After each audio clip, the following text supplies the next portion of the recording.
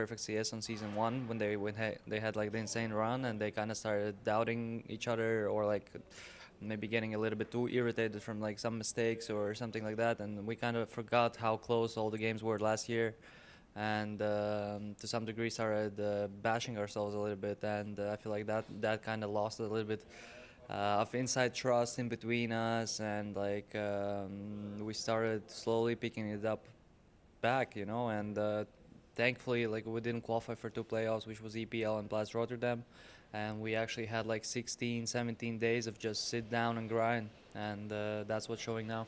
That's got to be some welcome time off as well, because I feel like just going back-to-back event, especially for a team like Vitality who are reaching the final every time, deep in playoffs, like you get no time off, you're straight off to the next event. So how did you use your time off coming into Rio? Yeah, I mean, like that. That's the thing I'm kind of bringing up a lot during interviews and everything, is like the scheduling is just it's just very hard to be. I feel like people are so like, oh, the level of CS right now is very low and everything. Yeah, of course, because there's event after event after event. You don't have any like at least a week of just like practice in between the events can do a very deep change in the playbook for a team or everything. And otherwise the team's leaders or whoever are like from the tactic sides or like the whole team, you have to do it like extra. Every event you need to change something, you need to think about new strats, you need to think about the new system and everything.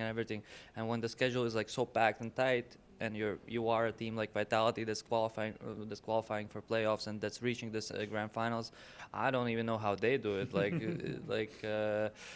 It's super tough, and having these like 16 two week kind of period of time, this is like a blessing. Well, you're into the semi-finals, so you at least get another extra day off. Final question: would you rather play Na'Vi or Vitality? I mean, the thing is, we've played Navi this year twice. I believe we played them in Cluj and we play them now, and it's very nice. I enjoy playing against Navi, but it's always very hard. But I feel like every team in the world right now wants to play against Vitality, because even looking at the last year, like the biggest improvement happens when you play against the strongest opponents, and obviously we would want to have. I think the arena would be sick for the Vitality Fury game. All right, you're on the harder matchup. Well, best of luck, good luck, and enjoy your day off as well tomorrow, as well as media. Obrigado. Bom dia. Let's keep moving. Let's grab someone else maybe. Fallen, can I bother you for a minute? Oh, busy day, you kind of just said, but is it nice to be back in Brazil? Definitely. A lot of familiar faces. We're playing very good. Everything's perfect so far. Your track record in Brazil has been semi-finals at best, so what's different today? What's different in Rio? Not really. I've been to finals.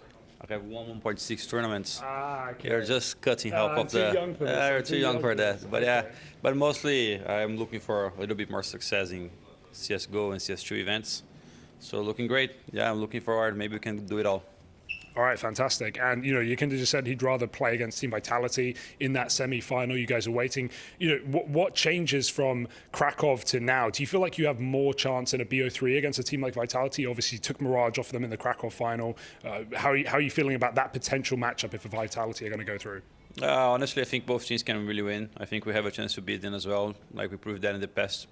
But it's really going to depend on who's going to show up on the arenas, and they usually show a lot, so you've got to make sure that you're playing your A game as well. But the way we have been playing lately, I think we definitely have a chance. So cannot predict the results, cannot really know if we're going to win for sure, but there's definitely a chance there.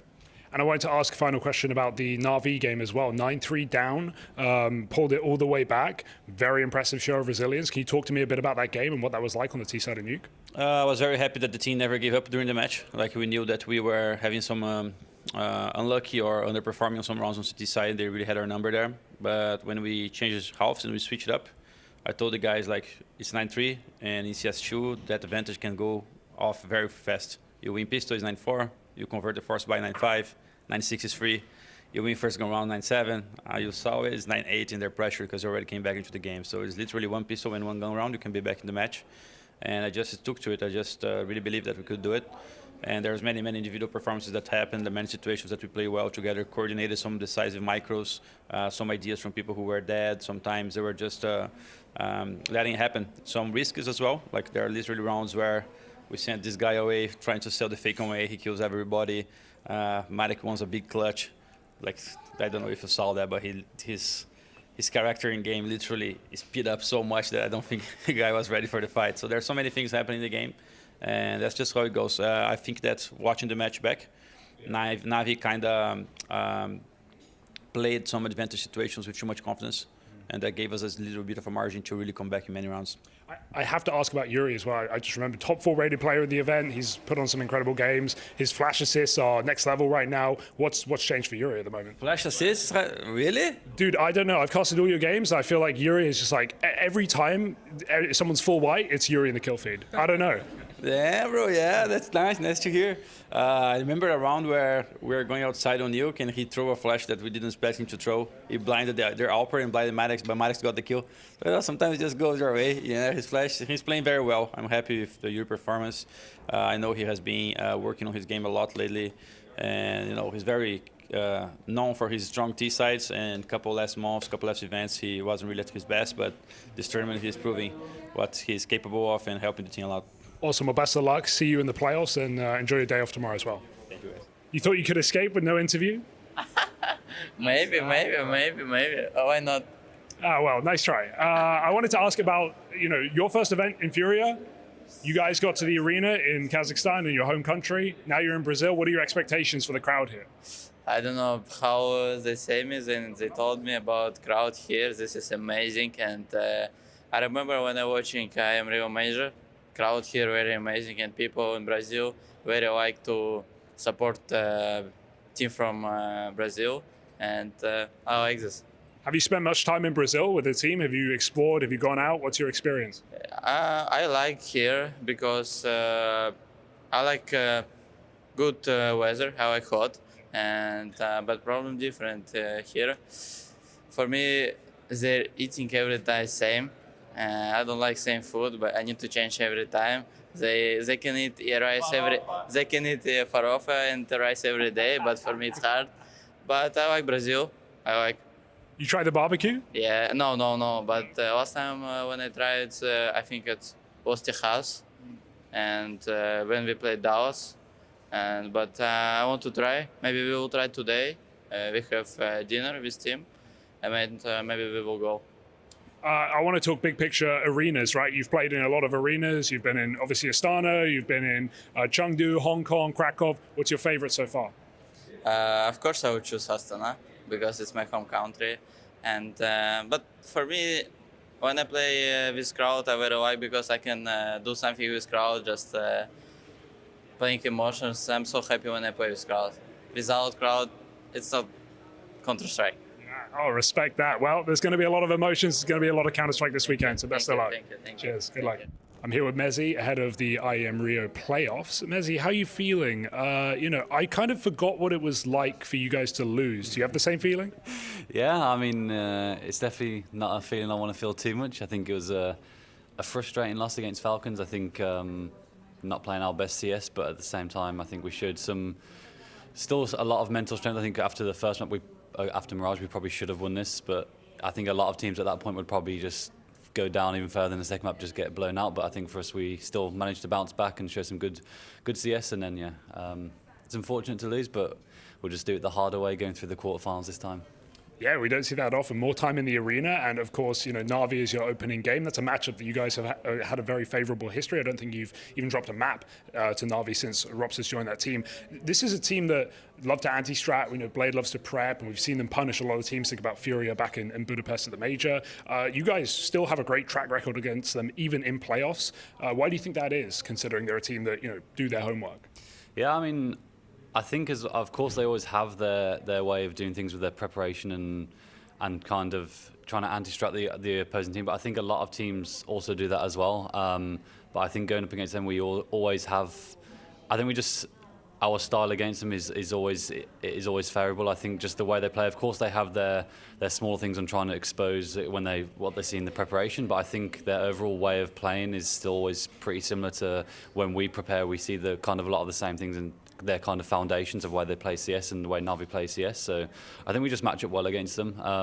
But it's never easy. I think they're a team that are kind of improving with each tournament, and their individuals are are shining as well. I think MOUZ is playing some really good CS, so it's always going to be tough against them. And I think something that we need to step up this going into the playoffs is definitely our individual level. I think we're kind of not playing as well as we have done in the previous tournaments. So I think if we want to win, of course, our team CS and our foundations needs to improve, but overall as well, our individuals also need to improve as well. I think, including me, I think we haven't been at our top level, and I think if we can just add an extra 5% on that, I think it will become a lot easier in these games as well. And if you do win that game, you go on to face Furia on home soil as well. Now, Apex is used to being the villain. That's nothing new. But are you ready to get booed by 10,000 people? Oh, no, for sure. I even said to the guys, I think, like in the Rio Major, when I went to the game in the playoffs when Furia played Na'Vi, and it was like honestly one of the best atmospheres I've been to a lot of football games, different sports events, and this was like, it was insane. So I think if we can get past Na'Vi, which I'm hoping we can, and playing against Fury in this arena will be crazy. I mean, we're ready for it. I think we've had it a lot of course, it's maybe on a lower scale, but in some other arenas we've had it where the fans are against us. But I mean, Apex and all of us enjoy it. Whatever it is, if they're for us or against us, we're going to feed off that energy and do our best to win as well. You guys have been pretty nonchalant when it comes to pressure and all the streaks you've had and all the expectations and setting new goals. Now, obviously, you've had your map series or your map streak broken and your series streak broken at this event. Does that remove pressure? Does it not bother you? Do you not think about it? You know, with the Grand Slam on the horizon, does that kind of make it easier or harder, or do you just not care? Do you just show up and play your games? No, I think those type of records are always nice to have.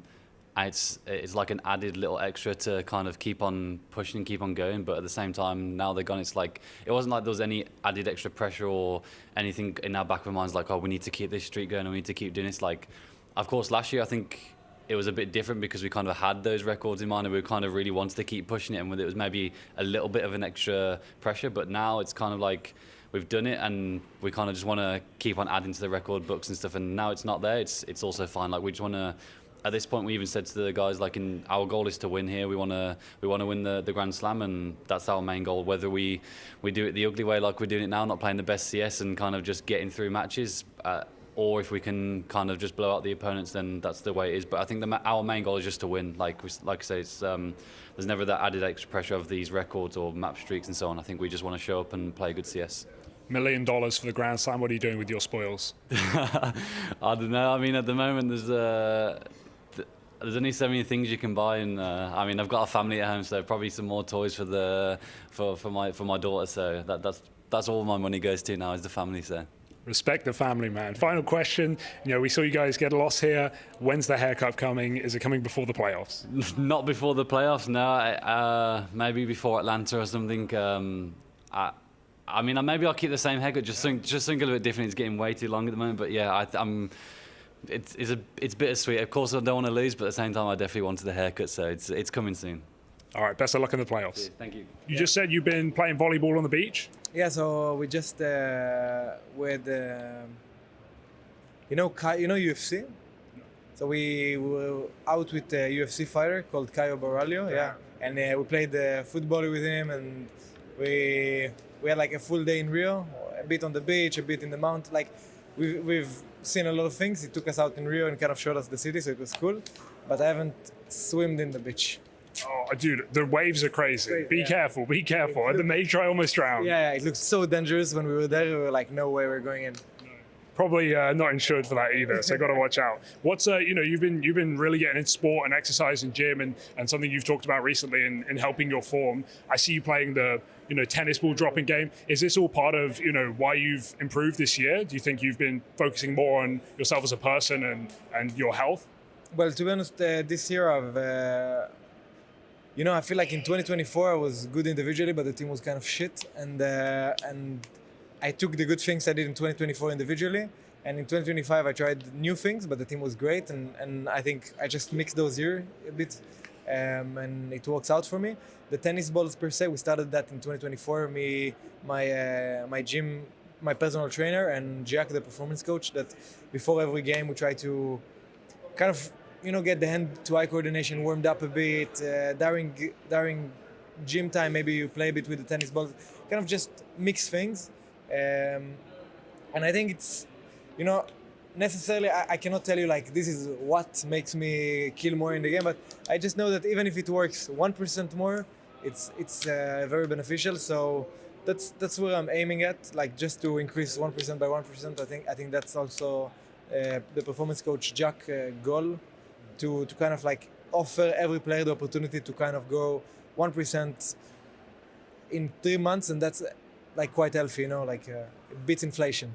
Yeah, true. Take any edge you can, Yeah. right? I wanted to ask about Mirage right now for you guys. It's a map that I think a lot of teams have actually struggled on at this event. You lost it twice, obviously to G2 and to Falcons. It's even some safer Mirage teams like you'd think Spirit and MOUZ, they've also had some struggles. What do you make of this map right now in your map board? It's looking like the weakest one at the moment. Well, I think against G2 we're kind of sloppy all day long, like not Mirage related or anything. And I think against Falcons we had like a really good city, but we decided we kind of rushed into some things. We lost like 2 rounds that if we won like those 1v1s, we win the game potentially. And I think they played well. I think for us now we're really good in like those tactical maps, and we find per se a bit of a struggle in Mirage, even though I think we're really confident on the map. But you know, for me, maybe it's different on the perspective of the coach, of Dan, the IGL.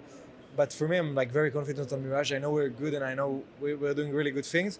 But just, you know, if 2 rounds don't click, if the headshots don't click in 2 rounds, everybody's so competitive that you cannot capitalize off that. So I think that's the case for now. Do you like MR12? Because I feel like this is a resounding thing I'm getting for every player about how quick these games close up. We see all these comebacks, 9-3. You guys did it yourself back the other day, or back yesterday against Falcons into overtime. Like, do you enjoy this more than MR15, or do you not really mind?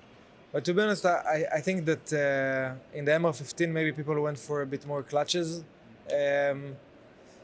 But I don't know. I think the faster the game becomes, the better it is. The more entertaining it is, the more like I fucking in the end of CS:GO when it was a bunch of nerds baiting, saving every time, I was getting bored of that game. So now I'm happy with CS2 being aggressive, and Donk kind of changed like how people look at like the way of entering and stuff. So people became way more aggressive in their rifling, like in how they rifle. And thank God, because I was getting CS:GO, end of CS:GO, I was not getting bored. It's not fair to say that I'm bored, but it's just the game is so dead. Like there is nothing happening. So when they did the AG, when you can break the smokes, that made the game a bit more faster. This kind of things, man, that's the thing I love. I think the more Valve do that, the more I enjoy. I think some people maybe would call it like the game. Actually, I think it becomes more flashy but less smart, less like wow, what to play. But I think it's better for the game. It's more entertaining, less time that is like gray zone watched, you know, like people saving, people doing nothing, people waiting. I think it's for me way more fun when the game is just round, over, next map. Like it's way better for me. I love that. On changes to the game, have you tried the new anim graph beta thing? I'm sure you guys are too busy to like get too deep in it, but I think we got a team playing it later for some content. Do you have any takes on this? Have you seen this? Have you seen the changes? I just saw some video on Twitter when it came out, but I didn't try it. I actually don't know how to go into that. But I think once we settle with all the tournaments, maybe I will try after Atlanta, basically. But I'm not sure when does it come out. Maybe it's gonna come out soon, so I'm gonna have to play on it. But yeah, I don't care. Whatever they bring, they just gonna. I think no matter what update they do, nobody likes it for a while. Then everybody gets used to it. It's the same shit over and over. So and for me, I don't think it's too bad what they do. But I think recently they're trying to make the game a bit more realistic. But by those terms, a P250 bullet to the head should kill anyone from a lot of range. You know what I mean? So. I think don't try to make it too realistic. It's still a game. Keep it between the game boundaries. So don't go crazy. It's my new AI, the Robin Cool. All right, we'll let you follow them. Final question: 5-7, busted, nerf it? Fucking nerf it. No, I'm joking. Keep it the same. I think it's. Okay. CZ, we need to buff. Oh, okay. I respect that. CC, enjoy. Well, best of luck. See you in the playoffs. I'm ambushing you on the way to the media day. How you doing? How'd you sleep? Good. I slept good after this smacking yesterday. It was a bit of a smacking. What do you make of it? Just our unfortunate usual. Sometimes we just don't show up on the day. And how are you feeling about the playoffs? Obviously, Spirit first game. That's a match you guys have had some trouble with, in the past few months. What do you think about that game right now? Yeah, I think they feel like we are a comfortable opponent for them for sure. They won 5 or 6 times in a row now, so we're definitely the underdog. Doesn't matter what form they are in. But we're just happy to be back in playoff, and hopefully we're able to show a better level than we did last time against them. Well, also, last time in Rio, which was a couple of years ago now, you guys had a great time in the playoffs. You 2-0'd Furia, you destroyed them in front of the home crowd. Was that do you remember that game? Was that like a library in this arena? Yeah, it was a bit of a library, but I think that for the Brazilian fans, it would also be nice to see Furia go far and have some good matchups. So I think this time they are a completely better team in all the aspects. So I don't really think that no one will do that to them again in this crowd. And I think that they really cherish in this tournament. So I'm excited for the crowd and for them to play with that stage without that energy. You guys had a great last year. I know it's obviously rough sometimes to look back at some of the arena games, but you were the most consistent team in that top 4. You were safe, second place the whole way. What's the goal this year, right? Is it to establish that again? Is it to try and find your consistency after a slow start? Are you thinking big picture at the moment, or are you just going tournament to tournament? Well, of course, it's pretty obvious that our form at the moment is not as good as we were last year. Definitely, we felt a drop-off in terms of individuals and also as a team. So I think that at the moment, it's kind of hard to say what is our goals. We came into the year with the high ambitions, but unfortunately, our level is not was not good enough to reach those yet. So for now, we're just taking a step back and reevaluating during this time after we lost now last place in Rotterdam to figure out what is going wrong, because not the same MOUZ we were last year. So yeah, we want to be better, but at the same time, we just need to grow back to our form again. And what does that look like? Like consistency is one thing. The question for you guys was like, how are you so consistent in 2025? Now that you've hit like a bit of a bump, what does that look like trying to get back in form again? Yeah, it's a good question. I think it's really difficult, to be honest, when you are having such high highs. But we never won a trophy in 2025 except the first tournament with Spink. So just so many finals lost, so many semis lost. We were the most consistent. We were also happy to be that team, to make playoffs so often. It's so much experience for the players and us as a team. But at the same time, every tournament losing in such a fashion in playoffs is just devastating. And it caught up to us on 2026. And for us to go back into it, we just need to refine our form, the trust in each other. It's a bit difficult at the moment. So many tough losses and not the best games from us. So we're trying our best, and we are working a lot with our staff around the team. And hopefully it does click back together, because at the end of the day, you also need a little bit of luck and a good momentum. Yeah, it's Counter-Strike so form dependent on the day, how you're feeling. I like the point you just made about how you guys have so much stage experience. Are nerves completely gone when you hit stage games? Right, everyone's very comfortable. It just feels like another day in the office, at least. No, of course not. I think there is not any team or many players that can say that about themselves. I think they would be lying, in my opinion. So I think there is definitely some nerves, but we know how to handle better the losses now than we did in the past. But I think when it comes to the day, we definitely still have to be better when it comes to these top 3 teams that we play. I don't know, Furia, Falcons, Spirit, or Vitality. That we need to show up a little bit better to the day, be more of a team. I think that we have not been doing our best at that. And other than that, gonna keep it a secret to what we need to work on. All right, I respect that. Final question: are MOUZ a contender here for the trophy at Rio? I would not say we are a contender at the moment. I think that we need to refine our form. This is not also the tournament we want to peak in. It's more to regain the confidence in each other first. We're not looking at who we're playing against. We're looking more at how we are playing at the moment. So for us, it's, of course, I would like to say we want to win the trophy, but it's not our main goal at the moment. All right, honest answer. Thank you for your time. Best of luck. Magic's big news. Have you heard the news? No cries to BC game at Atlanta. Thoughts? I think he's a fraud, and he's washed, and he's just farming in A plumbers and washed with no HLTV profile. How do you get washed that quick? I mean, we have seen his rating throughout, like the first rumors and the first his social media presence, and after that, he is not farming them.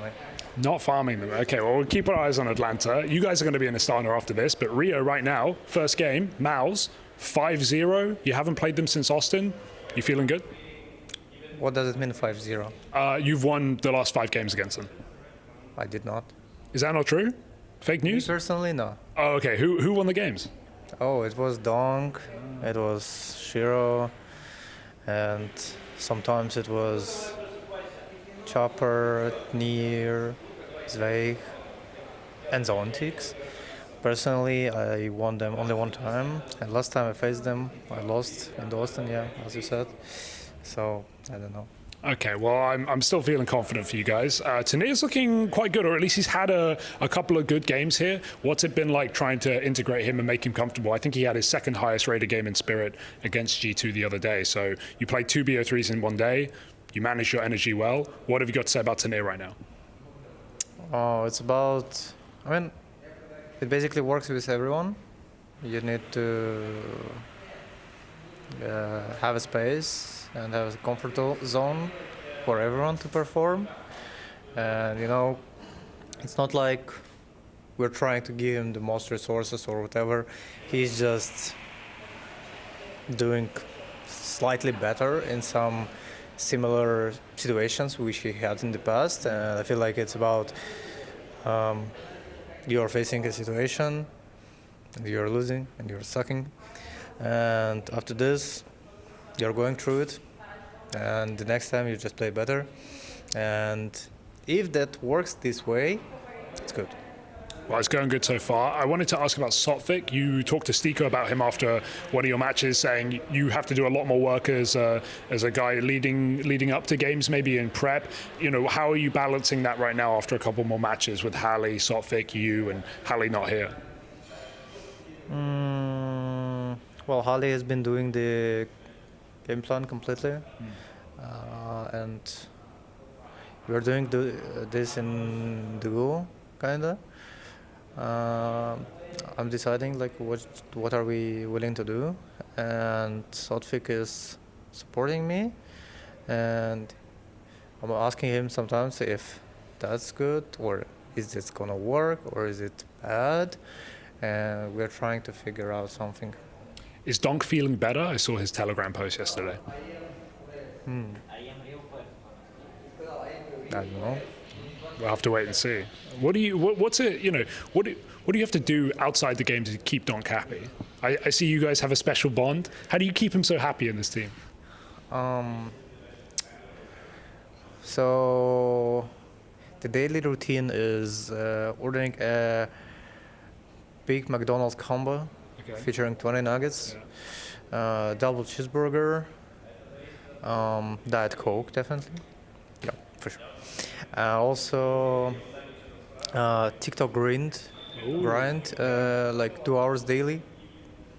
Yeah. And this is like the basic, that's the minimum. Can I see your algorithm? Do you have your phone? Can we scroll some TikToks? No. No? It's private. It's very personal. You don't want to see it. Why don't I want to see it, Matrix? Just don't do it. Instagram or TikTok Reels? Or Instagram Reels or TikTok? Well, I'm mixing them usually. Sometimes it's exclusively TikTok grind, sometimes it's Instagram Reels. And, you know, when things get rough, we're going to YouTube Shorts. YouTube Shorts? Yeah. Surely the algorithm sucks. Yeah, but, you know, when everything is falling apart, you just get to this point. Are things going to fall apart at IEM Rio? I hope that we will not have to open YouTube Shorts again. Wow, that's inspiring. Thank you for your time. Best of luck. Our 4th year in Rio de Janeiro, and by the end of this weekend, another name will be added to this city's legacy. Of course, it all started back in 2022, where outsiders came out of nowhere, quite literally, to secure the trophy at the Rio Major. Vitality the year after in 2023, and Na'Vi, of course, our most recent victors in 2024. The latter two having the opportunity to do the double here this weekend.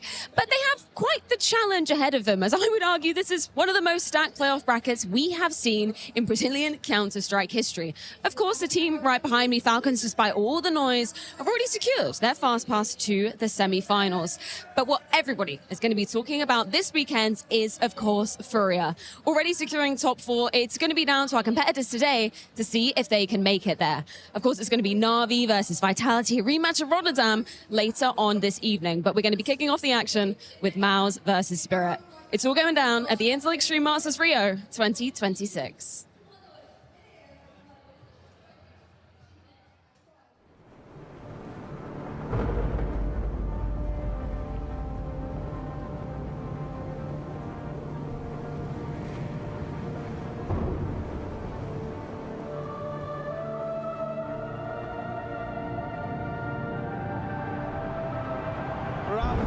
Really making history.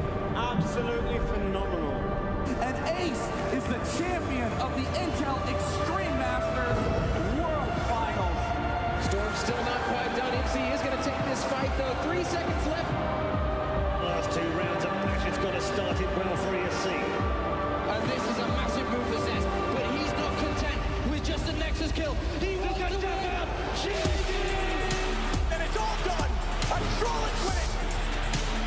Unbelievable Rogue with a 4-0 victory over Classic. And they did it again in the grand finals. It's MOUZ! Give it up for your Intel Extreme Masters World Champion!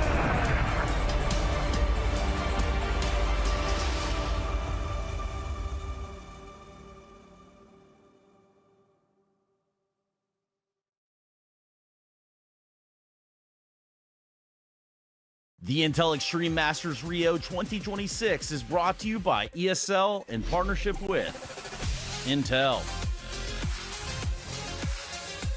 Acer Predator, and DHL.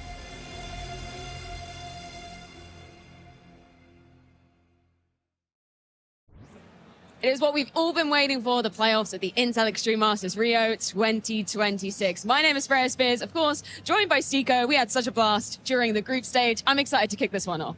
Absolutely. I mean, this is the loudest crowd we have in the world, probably. So this will be just awesome weekend coming up. I'm so excited to get this one started, but it's not just going to be us for today. We have a very special guest indeed. Tago, welcome. It's so great to have you here. How are you doing this morning? I'm good. Much better now with you guys. How is it to be back at a tier 1 Brazilian event? I imagine you want to be on stage, but getting to experience the atmosphere here, it's pretty great. It's actually good to have a big tournament as IEM in Brazil. It's actually a pleasure being here and watching, and I mean that's something new for me, right? I used to be on the stage playing. I really miss that, but also it's good to be on the backstage and doing things and watching it. We were talking about your t-shirt. This is a throwback. I absolutely love this. 2018, my first major I worked. You guys, could you just tell me your memories of that major? It was a brilliant event. I was playing for Liquid at that time, and that was the Faceit major in London. And I think we lost the semifinals to the champions, Astralis. It was a great major, as always. The group stage was really nice. We played at a different place. Then we went to the actual arena. So yeah, Faceit major was a really good one. And it was your first major, right? Yeah, first major that I worked. It was great times in my home city as well. It happened for me that I happened to be at that major last place. So wildly different stories. I'm sorry to bring up that trauma, Stico. I have to ask though, because you obviously played against Astralis right in their prime era, right? Who do you think is better? Vitality right now or Astralis from back in the day? Wow, it's really difficult, but I can tell from my own experience, Astralis was very difficult to play against. The level of team play was insane. I'm not saying Vitality is not the same. They probably are, and they probably gonna be better than Astralis in the future if they keep going. I don't know if there's much more to do for them. But yeah, right now I still think Astralis was the best team, but Vitality is getting there for sure. Second Grand Slam could help their cause. Astralis only got one, if we're saying only about that. If you go by the metric of achievements, obviously Vitality are a little bit step ahead. Obviously one tournament away from another Grand Slam. But also if I think about back at playing against them, it felt like Astralis, you knew how to beat them, but you couldn't do it because they were so good. But with Vitality, you don't know how to beat them. You know, like it's kind of like a different story where you're not even sure if you're skilled enough to kind of pull it off. And for a lot of the teams, they're still figuring it out. Finally, we've seen some weaknesses this tournament, so there might be some interesting playoffs ahead of us. Literally only one team able to beat them this year. That's Falcons. They'll be in the semi-finals coming up tomorrow. But I think we need to dive into our Czechs predictions. So if we bring up the bracket, we can go through these games one by one. Let's start with Vitality. They're going to be going up against Na'Vi. Is Na'Vi in for a rough time? I do believe so. I think it's really unfortunate that Vitality, despite showing their, I would say like a B game this tournament, they are starting in the quarterfinals, and Na'Vi have to be kind of this kind of first guy to try to stop them. I do believe that Vitality are just steps ahead, even when they're playing their B game. We've seen a couple of individuals stepping up for Na'Vi, but I do not believe that will be enough to stop Vitality, even if they're not playing their sharpest game. What are you predicting, Taco? Is it Vitality to take down Na'Vi to go through to the semis? Yeah, I think Vitality is going to win this one. It's good that it's a European derby, let's put it that way, right? So the both teams know each other a lot, and I know that Na'Vi knows that it's very difficult to beat Vitality. But Blade is a really good coach. I think he's going to come up with some special thing, and maybe they have a chance. But if not for that, if Na'Vi is not in their best day, a good day for them, I think they're not going to beat Vitality. I have to say that in Rotterdam, they actually got beaten 0-3 in the final, but Blade actually came up with a really sick game plan that Na'Vi individually couldn't like kind of convert into a win. But the game plan wise, they were ready for Vitality. It feels like right now, it could be that individuals step up because MOUZ is having an insane tournament, and also IME is having a couple of really MVP-like performances throughout the group stage. So this might be actually way closer than Rotterdam. I like your argument, but we can still slap a Vitality W on this, right? They're going to be progressing to take on Furia. Let's talk about the other quarterfinal, though. First game coming up today, MOUZ versus Spirit. Did you ever get the opportunity to be in a server with Donk? Have you ever even played just like, you know, faces against him? Yeah? Few practices. What was it like? Difficult. the kid's good since always. I feel like already in CS:GO he was already good. In the end of CS:GO, he was already good. Donk, well, I think he's gonna show up today and he's gonna play insane, and he's gonna help also Spirit to win the semifinals. But I think it's also gonna be difficult for them. I've had a couple of words with Spirit, because Donk mentioned on his Telegram that he's feeling sick, extremely sick during the group stage. Whenever he's focusing on the crosshair, he has an insane like a headache. So I asked, how is this happening? How is this looking right now? And yes, he's feeling better. And what you just said, it makes perfect sense. Like, he was demon in practice, but he was tenfold better in official games and on arena. So I do believe that Spirit are going to take this one home. And MOUZ just don't have a good record against Spirit either. I mean, like, you've been there obviously back in the days. When you're going up against an opponent that just keeps on beating you, that's so tricky, right? Like, does it get in your head mentally when you're like, okay, I've literally never beaten these guys? Yes, in Liquid with Astralis, I think we lost maybe 10 times, 10 grand finals against them. Not 10, but 5 grand finals to Astralis at the same year, which is insane. So yeah, it definitely is a thing, like a mental, let's go with a mental block against some teams you don't know how to play, or even also some teams, they have a lot of confidence playing against you because they know your style or something like that.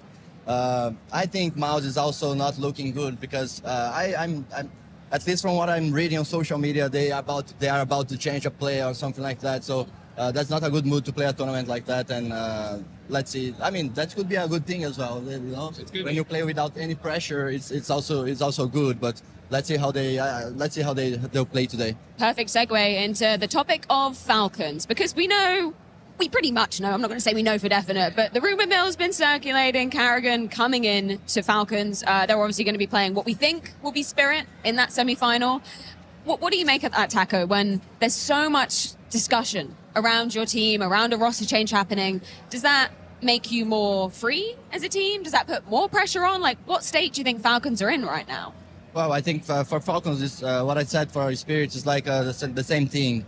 I think playing a tournament without any pressure is good for them because they already have that pressure. People talking about them. People expect Monesi, Nico, Kyosuke to win tournaments and stuff like that because they are great players. They are big players, and playing without this pressure because they kind of gonna change a play.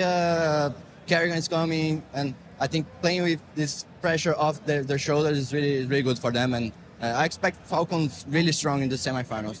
And not only from the individual's perspective, but also from team's perspective. No pressure for Kixen. It just does help. I mean, calling-wise and individual-wise, he was really, really solid throughout the group stage as well. And whatever he's answering through these questions when we're addressing the elephant in the room, I like the answers, even though there might be PR trained. But if you're a team like Falcons and you do not perform and you're not winning tournaments since the last time they basically brought Monesi in, well, there are always going to be rumors about the replacements, and leading is a huge part of this team when you have so many strong voices.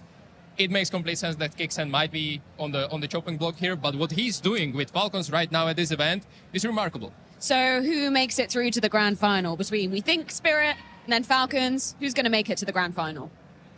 I think Falcons is going to make it to the grand finals. I think they are the clear favorites, at least in my mind. I'm doubling down on this. Falcons are making the finals. Oh my gosh. Okay, so the other side of things, this is where maybe we're going to have a bit of a disagreement, because Vitality, in theory, we predict are going to face Furia.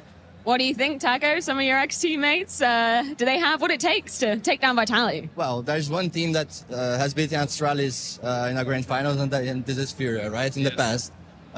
They know how to do it. I think they are really in a really good mood as well in the team, because they had some time to practice.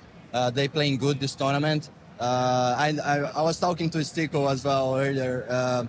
I'm not sure if that day off is a good thing for them, because in a way it's good to kind of warm up on the stage with the crowd. You know, it's gonna be loud, and it's difficult to play. So for them, I'm not sure if that's a good thing, a day off. So in my mind still, even though I'm supporting Furia, I think Vitality is going to win because they are the favorites. But I think Furia, if there is one chance for them, I think it's this tournament, you know? They're looking really good. I would throw in a spanner and I would say Furia. I mean, Wait, they have a what? sixth. They have a sixth. Are you Brazilian? There's a lot of Brazilians behind me. I have to say Furia. I do believe that sixth man on the server in terms of audience is going to make a difference. I felt it. I felt playing against the Brazilian crowd back in 2018. That was a hell to play against. I am not thinking that Vitality are not able to pull it off, but I do believe that Furia has just an upper hand in these terms. Okay, so what are we going with? We've got a split decision here. Should we go with Furia? Should we follow our hearts? Let's go with Furia. Yeah, let's go with Furia. Okay, Otherwise, people are gonna kill me in Brazil. Okay, so Furia, Falcons in the grand final, a best of 5. Who takes it? Who's winning? I'm gonna be honest. I think Falcons are winning this tournament. It was destined. It was destined to win. Okay, I do believe that there is some higher power here orchestrating everything, because the way Falcons have been playing this tournament, we have not seen that Falcons in a long time. Maybe IEM Melbourne last year, when they could have denied the Grand Slam of Vitality, they didn't do it. And Apex, right after that final set, or a little bit after, like 2 weeks, said that they should have lost that final. He thinks Vitality were not actually a better team on the server back then. So I do think that Falcons right now, with this off-pressure environment, they're going to take it. Yeah, Falcons they are looking very strong this tournament, and but I think if Furia make it to the grand finals, then it's gonna be very difficult to win against them. Okay. Then the crowd factor, I think they're gonna be warmed up from the semifinals. They're gonna get used to the stage. So you know, I will continue with my argument, you know, with my opinion. Yeah, sorry, Seiko, you're null and void in this one. It's going to be Furia. They're going to be lifting the trophy on home soil. I think we should get the show started then. We're really kicking off. It's our first quarterfinal coming your way.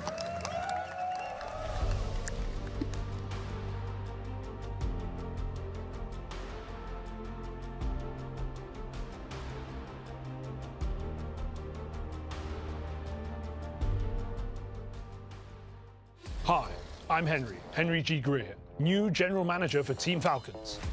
And today, I'm going to give you a peek behind the curtain as I build a colossus on Colix's new fantasy mode. We're going to kick things off with a triple pickup. Kisuke, Monesi, Nico, my boys, welcome to the team. And I'm biased, sue me. So, Daniel is a personal friend of mine. Lovely lad. Seems the site has a technical error. Cut! Right. you've gone over budget. What do you mean gone over budget? It's fantasy, right? The idea is you build a team within your means. Well, that's not very realistic, is it? Look, it's classic fantasy. You can pick any player within reason, and you can build your roster.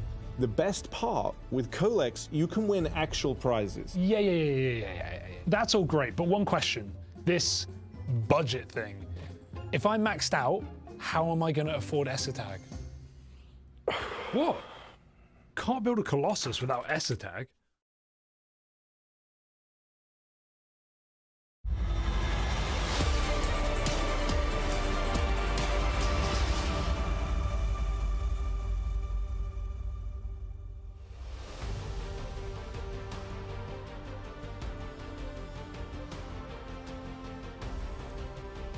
We got MOUZ in the house, ready to take on Spirit in their quarterfinal. Spinks, could I bother you just for a few words? You're used to this by now. Tell me about yesterday. No games. Did you guys manage to get out and see the city at all?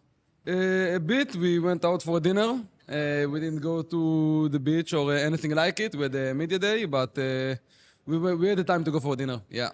Lovely. What's the routine in the morning when you have the first game of the day? What do you get up to this morning? So as a team, we wake up, we go for a team walk, 30 minutes, enjoy the sun. I love enjoying the sun. We play a bit of ball. We go breakfast, a bit of warm-up, some DM session. Everyone have their individual way. And then we are coming here to the arena. Okay, great. So nothing too strenuous for you, Spinks. Final question. Memories of this arena. What's the most memorable moment for you here in Rio?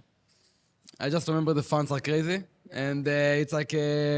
Here it's not like an esports or a CS game, it's more like a football game in the arena. And as long as you are not against Fúria or any Brazilian team, it's nice. Well, thank you so much for your time, Spinks. Good luck. Thank you.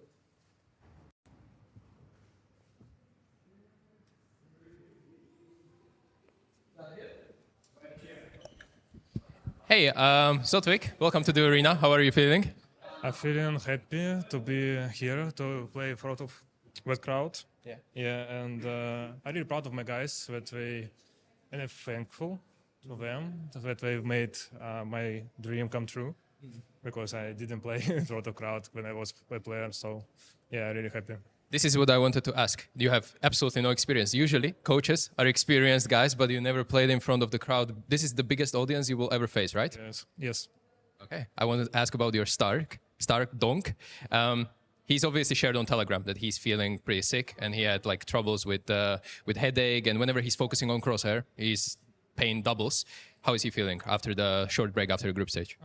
He's still a bit sick, but he will do whatever he needs to perform. All right. Yeah. I will not waste any of your time, and good luck. See you on the stage. Thank you. Yeah.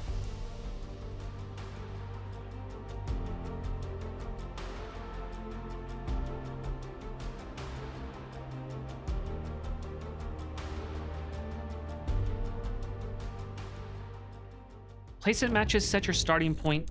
Face It rating measures your impact as you climb. The soft ELO reset narrows the gap between the highest ELO players and the rest of level 10. Your starting point will be based on your recent ELO in activity. We're introducing Face It rating, so you can see exactly how much you stack up against others at your level. Face It rating measures how much your actions have increased your team's chances of winning the match, taking into account the full situation. Season 8 launches April 22nd. Good luck and have fun.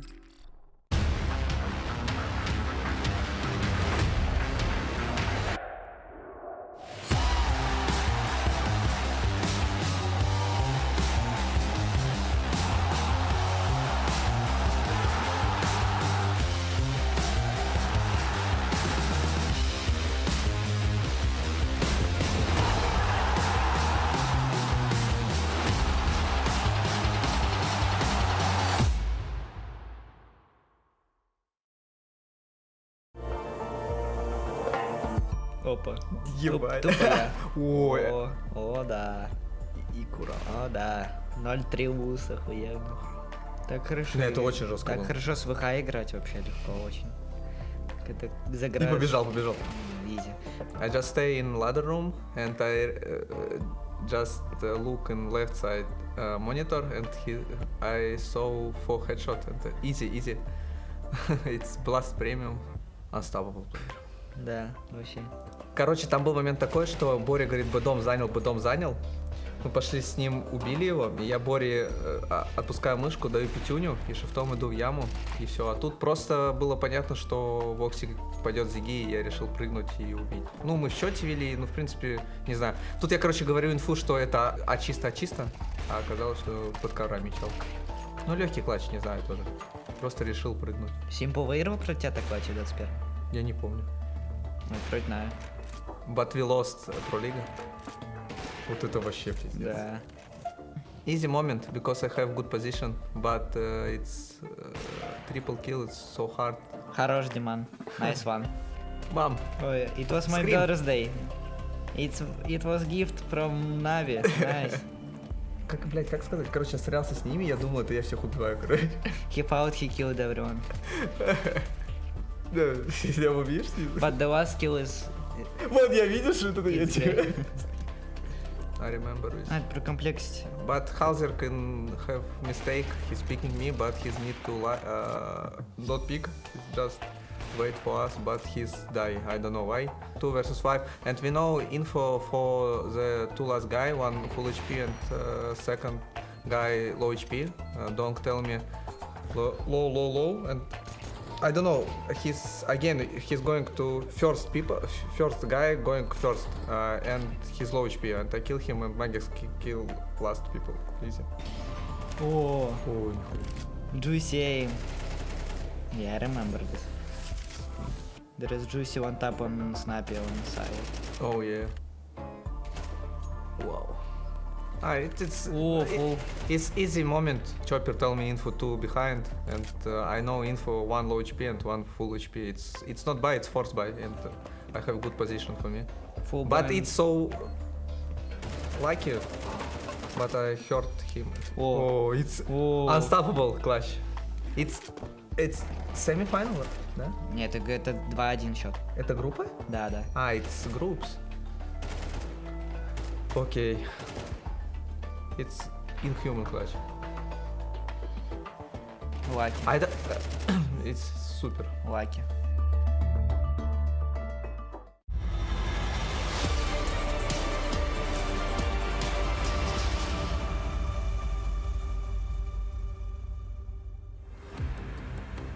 Well, did you hear? The Gladiators terminate Phelps' contract. FaZe replaced Neo with NKJ. Ho2 benched the Duke after exiting Rio 9th through 12th.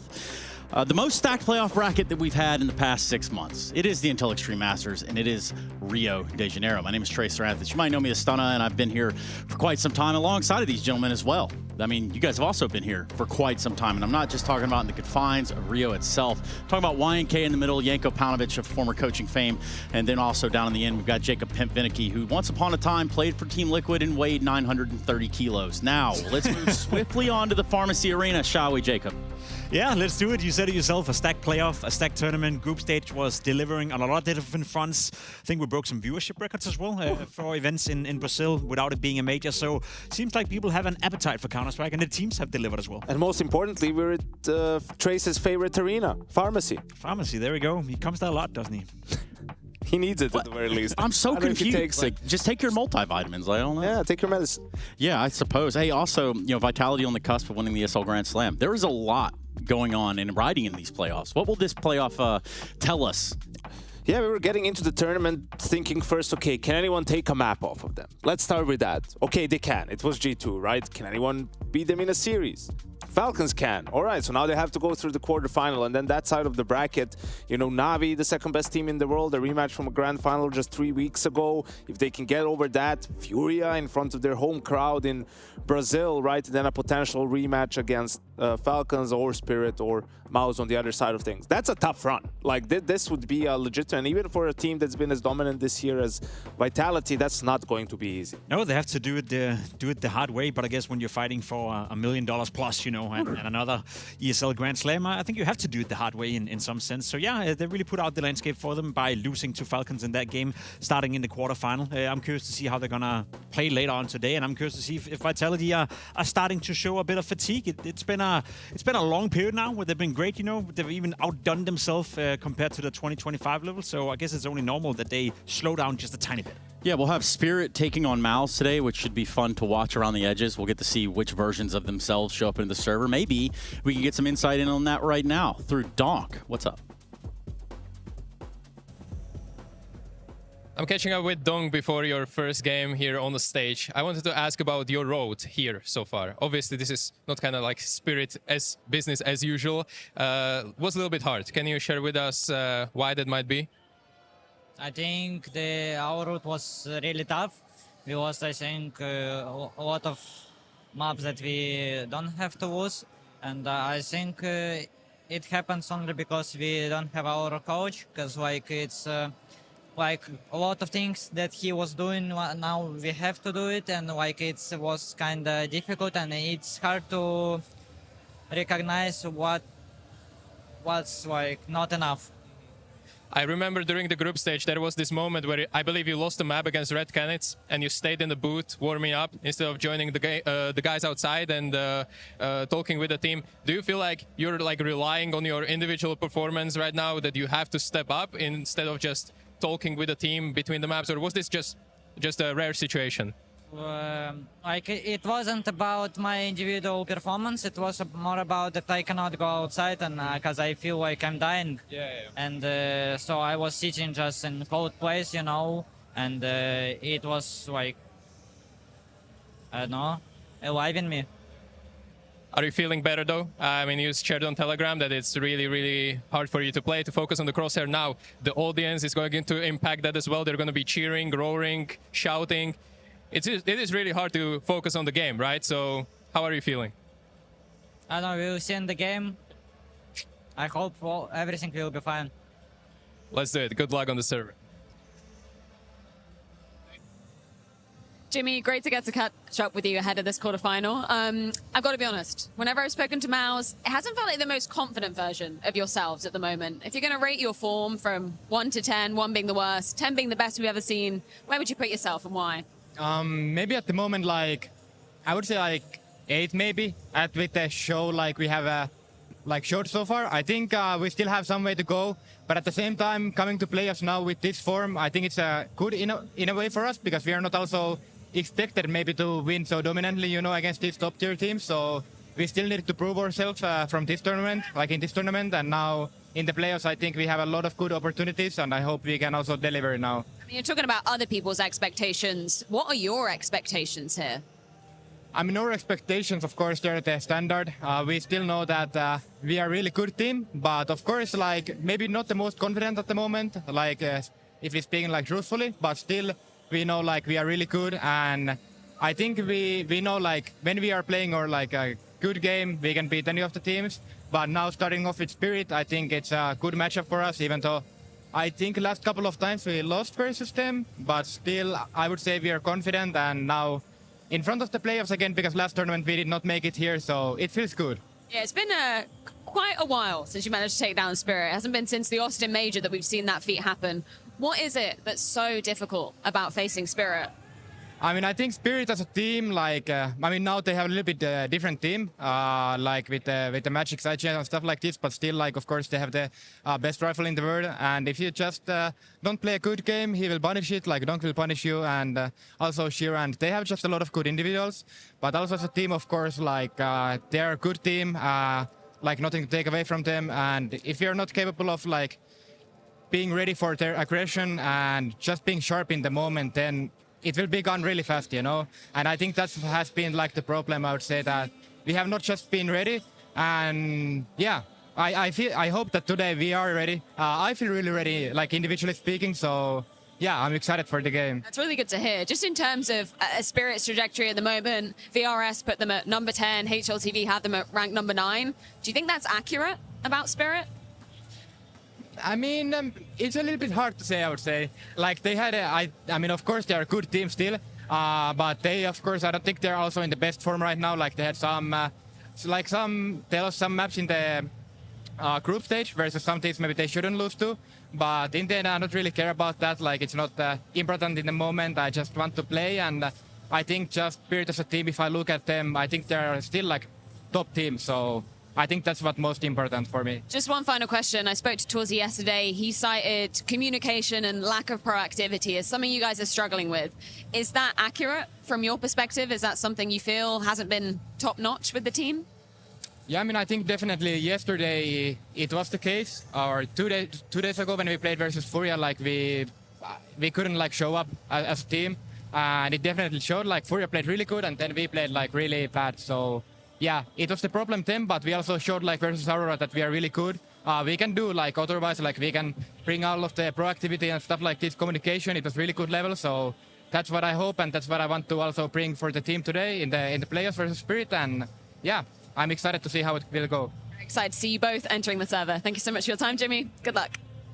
Yeah, let's talk a little bit about that performance right there. Of course, for Team Spirit dominating MOUZ, they're not the only ones. Sometimes it's either you do the doming or you get the dome. And in this instance, it was MOUZ that were a dumpster fire versus Furia. Yeah, I think those results on your screen speaks a clear picture in terms of this being a rough matchup for MOUZ. As Jim had also said, maybe that can change a little bit, you know, new in-game leader and Magic's coming in and Spirit themselves also look to be struggling a little bit in 2026. But it goes without saying that historically speaking, MOUZ have had a problem beating Team Spirit as of recently. Before they lost these 5 games in a row, they actually won 3 in a row. So it's not they haven't done it before, it's just as of recently, it's been a strugglesome matchup for them. Yeah, and the one that stands out is that Cologne Grand Final, obviously, because that was the first time last year that MOUZ took down Vitality. They were the favorites in that one. In the semi-final, they're going into the Grand Final. Finally, they got over the hump. It's MOUZ this time, German organization in Cologne. No, they just got 3-0'd, right? And actually, it ended up being even worse from that point on for them. And that's the issue, right? Like, a lot of these games are on stage in the playoffs where Spirit doesn't fall off in their level whatsoever, and MOUZ sometimes struggles. Which is a scary concept. I mean, you think about the MOUZ that was promised, what, about a year ago? A little less than a year ago. Does it seem like some of that volatility, some of that firepower, is it dispersing? Is it dissipating even? What's happened here, Jacob? It's a good question, and I think they're asking themselves the same question. What exactly is it they can't figure out at the moment, and why have they dropped, 5-10% in level? I think there's no clear-cut player or no clear-cut reason that you can point out and say it's this guy or it's because of this reason, but I have a feeling whenever I watch MOUZ play that it comes from all of them almost, that every single player within this lineup are struggling a little bit, maybe lacking a couple of percentages, and when you add that up against a very competitive field of team, it just feels like they lost a bit of that oomph. One of the players that I've been looking towards, and something Foya also mentioned in the interview, is Torzi on the AWP. The lack of proactivity, the lack of impact coming from him with the AWP. He used to be a player that you'd watch, and then he would have moments in the game where he would explode, he would take over. Statistically speaking, not always putting up, the greatest of performances, but so far this year, he's off to his worst start to a year as a professional player, and he's lacking. Having a presence with the AWP in today's day and age of Counter-Strike, well, a lot of teams seems to be struggling with it, and MOUZ is one of them. Yeah, a complete 180, right? Went from talking about him as maybe one of their best players in arena settings and playoffs, or being the heart and soul of the team, to being somewhat of a liability, right? And we know that for oppers it can be tricky. Sometimes you do a lot of supporting, you do this, you do that, but on the CT side, there's not much hiding away in that regard, and you need to find ways to be impactful, and for Torzi that has been a struggle as of recently. Getting throttled in that Furia game, 15-26, Jimmy across the series. MOUZ did not have fun in that game, and it's pretty obvious, isn't that right? Yeah, I think we'll, and I will point out Jimmy a little bit later on some of the specific maps, but I think it's been like that across the board. Obviously, Jimmy has suffered a little bit with the addition of Spinks. He's taking some of the space from him in terms of the lurking and whatnot, but I think a lot of these individual issues and worse performances come from just no changes in the lineup, really, in a way as well. They just hit their ceiling as a lineup, I feel like, right? And that's why people were expecting a roster change during this last break. It didn't happen, so how can you expect better results and better performances? You didn't do anything. I know they're working constantly and practicing, but we even heard from Torzi, he feels like they're over-analyzing now, like they're overdoing it, because you're running out of things to fix and to focus on. You've been together for so long, like it just has to change. Jacob, put yourself in Cyclone's shoes right here, right? You've got to really grab the wheel here behind the driver's seat. So how do you navigate that sort of post-shuffle, maybe not, sort of breakup idea? I think that's the first step, right? He has to come to terms with the fact that a roster change most likely is needed. He's been asked that question a couple of tournaments in a row now, and he's been open to the fact that maybe they will make a roster change. He's considering it, so I think first and foremost, that's what him and Sipnix, who recently re-signed a contract with MOUZ, have to figure out. To me as well, just to to add on what Janko was saying right there, it's the lack of development, right? If you think of this roster and you think of the 5 players, can you hand on your heart say that any of those 5 players as of recently has progressed or are playing better Counter-Strike or have developed as an individual? I'm looking at Exertion. I think a year ago he was better than he is today. I'm looking at Torsi. I think a year ago he's better than he was today. Brolan has declined as well. Spinks is doing a decent job being stable, but he's not getting any better. So it's just a lineup right now where no one is really developing, no one is really getting better, despite being relatively young still. So whether that's Cyclone, whether that's MOUZ, a change of fresh breath air, I don't know what it is, but something needs to change within MOUZ. We talked. Wait, just a second. How ridiculous is that quote from Cyclone? It's up there. Remember that no one does second place better than us? Is that like, was he saying that in a joking manner? Like, I don't know, because no one's in this to get second place, man. And that's why people have wanted MOUZ to make changes. And that's why they won't be getting any first places until they change the roster. But that's just crazy. It is a little short of what you want to hear, what you want to feel, rather. No, I want to go back to the idea that the MOUZ roster itself had Brolan come in at the helm at some point to be the IGL. You know, like what has that done to his trajectory, and what can he do to come back from that? Where do they slot somebody in? You know, we're theory crafting here a little bit. I think he did a good job in the beginning. You know, he was thrown into the role, you know, with no expectations whatsoever. I think a lot of people, including myself, were questioning, is he going to be fit for it? Him and Cyclone worked it out in the beginning, and as they said, you know, the one trophy they have was the very first tournament with Brolan as an in-game leader. Now, is he the in-game leader that can take them to the next level? Is he the in-game leader that can change the course of the team? I'm willing to say no, and that's what I spoke about before. There's no development. I don't see a new style of play. I don't see him, you know, getting more and more comfortable in the role. I just see a team who for a long, long time stagnated and now even declining. Well, decline as you might, you know, for MOUZ, it is kind of easy for us to focus on their shortcomings. So we'll do it right now in full screen. Let's do it, Janko. Yeah, I think also what they struggle with is when rounds break down a little bit. They have openings, good protocols and everything, but situational Counter-Strike is where they start to struggle, especially when the pressure is high. So this is against a half-buy, really, on the side of Furia in their game here at Rio. You can see the initial double smoke, actually, so that this break can't really happen from the side of Torji and a Molotov. There's limited utility on the side of Furia. Now the double smokes come in, Torji fires off a shot, so they have this info that the op was mid. Spinks comes down from B to helping. He's going to smoke off doors, right? Torji is going to start rotating back, but because Torji is down there, Exertion with the rifle has to stay on A, right? He has to cover if they just decide to run out Cat. So mid to be a little bit vulnerable right now. They're not playing together. Spinks does a good job of getting 2 kills, right? But they know he's the B guy. So they know it's just Jimmy left towards B. He has some still utility to block them, right? But now he's on his own. Yuri's lurking. Ikinder does a great job here of waiting for his teammate, putting pressure on Jimmy. And then a bit of a whiff here from Jimmy, right? Exertion now tries to make something happen, but dies to Yuri. And, you know, the round completely falls apart here for the side of MOUZ. Ends up being a 2v2 post plant, but Furia does a great job in the clutch with Ikinder and Molodoi to close it out, right? And this is where it's like, yeah, Spinks gets 2 kills, but even with that, when he died, it's because Exertion isn't in CT, can't be there to help him. Torji with an op, if he's there, he can't do all that much. So sometimes this tunnel vision of not understanding the macro and seeing where your teammates are as well, and zoning in on just yourself and your own crosshair comes to hurt Fury. Playing that big picture Counter-Strike. Isn't that right, Jacob?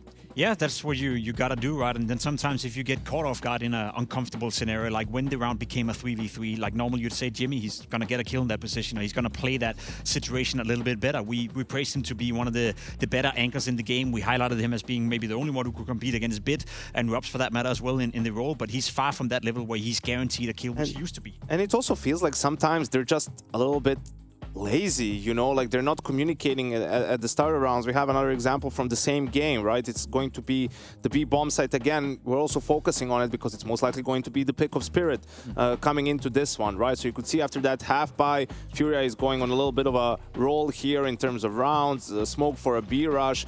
Jimmy and Spinks, and this was probably seen in prep, take a little bit of time to cross so they don't get tagged. But Jimmy with this closer spawn is going straight window, not using any utility, right? He's going to get caught by every single flash, and even though Spinks does use something, he uses an incendiary and an HE, the HE is too deep considering the timing, so it doesn't do as much as it's supposed to, and he also just gets blinded by the entry flashes. Like, this is the easiest B rush that you'll see executed, right? And this is such a sort of lazy way to lose a round, such an easy call for Furia to steal one away. I think that's a great way of phrasing it. A bit laziness, you know, maybe a bit of lack of focus as well, where you're like in the zone, you're laser focused, you do all the things correct. And I think when it comes to Dust 2 as a general, you know that as well from a coach. It's not maybe the most, I guess, hardest map to play, but you just got to do all the basics right. You know, you got to make sure that you always have the protocols to stop a B-rush. You got to make sure you always have the protocols to take shot control, etc., etc. And they seem to fail in that department. And you target this in prep. Like, there's teams who just don't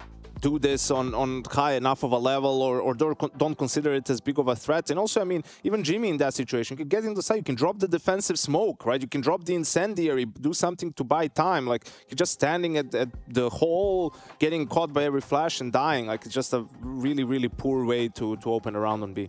Flipping our attention over to the other side of this versus battle would be the Spirit side. This is a team that went through and got smashed on by the Falcons. Falcon punch, even if you're a Super Smash Brothers player.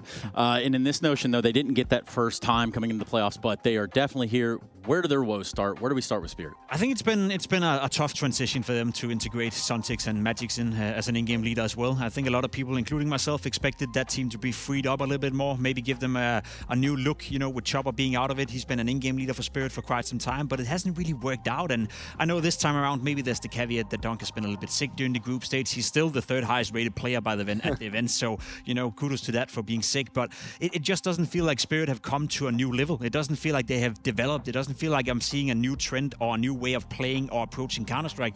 To me, I don't know how you see it, Yenko, it's more of the same. Obviously, you rely a lot on Donk. It goes without saying that when you have the best rifler in the world, you got to rely a bit on him. But I don't see another layer added to this team with Magix as an in-game leader. And personally, I thought, you know, yeah, sure, we'll give them some time. But by now, I would see, you know, tendencies. I would see signs of life. I would see something getting better within Spirit, but I'm having a tough time spotting it. I want to see what Donk means with get a Lotus. Yeah, like I'm Googling it right now. What is he talking about? What is he talking about? Man? But yeah, absolutely. Like, for Spirit, this is the poorest start to a season ever since they added Donk to the starting lineup. Yeah. Right? Goes without saying. And they made changes to improve on last year and last season. If anything, they've regressed, you know, deciding to skip Cluj, gave them 5 weeks to just practice and iron things out going into Pro League. Well, they get 2-0'd by Astralis there, not making the playoffs of Rotterdam. I mean, that's unheard of for Team Spirit, really, in a way. So here they do a good job of bouncing back to get into the playoffs. There was that,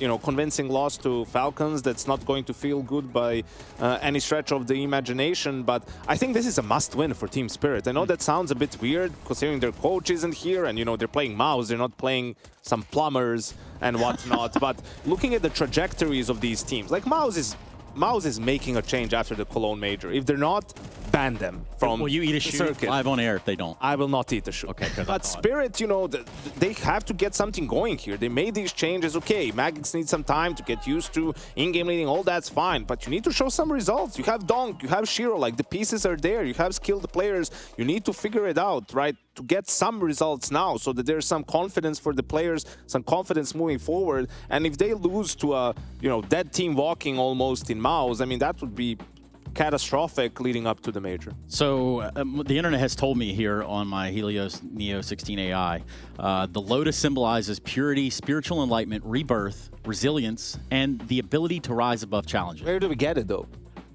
I don't know. I haven't seen any around here. We might need some of those if you got any spare, big man, Donk. Hey, let's talk about map pool comparison. It is about that time to play the game, so let's do that. Where do we find ourselves?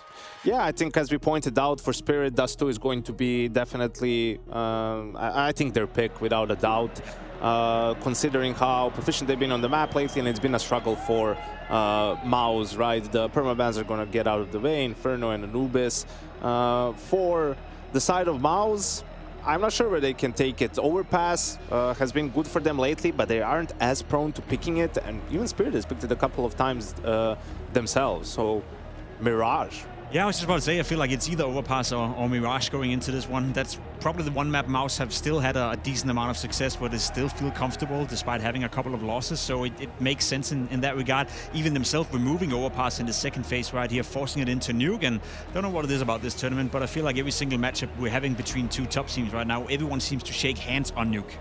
I love it. You know, I think this is an exciting map pool. Obviously, every time you have Donk, the opportunity for fireworks. We've seen some issues on their Mirage lately, teams trying to punish it with, you know, varying success. But I think considering that Dust 2 is a surefire win for Spirit, I feel like they're going to take this series. Jacob, do you agree or disagree? Is this the MOUZ that could or couldn't?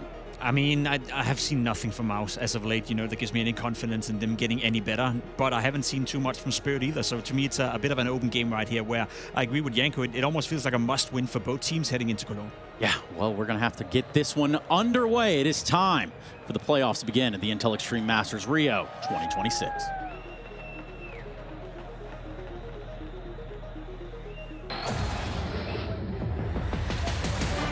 Winning the first Grand Slam in Melbourne and just around a month after going straight to Dallas and starting that step to the next Grand Slam as well, it's a great way to instantly start the next run to the Grand Slam.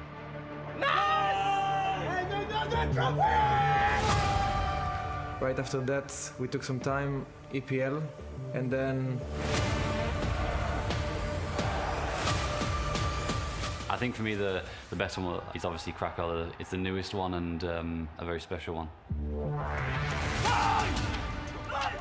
Everyone is looking to stop Vitality from winning tournaments. We understand as a team, if we want to lift this trophy or any trophy, it would be good to include winning Vitality.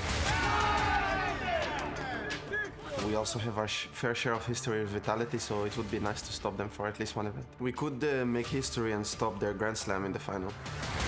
There's not really anyone around, but they maybe scale a bit too quick. Still looking for fights, and the ace now comes into question. Springs has got all the right ears. 3 for him to shut down Fee. Stopping Vitality another Grand Slam would be great. I think they have conquered way too much already. If we can do that on the semis, it would be special as well, because they are actually a team that everyone wants to beat at the moment. Molyneux all up in the right place. They always are willing to give this guy it all. He gets it every damn time. Molyneux hits it with a bang.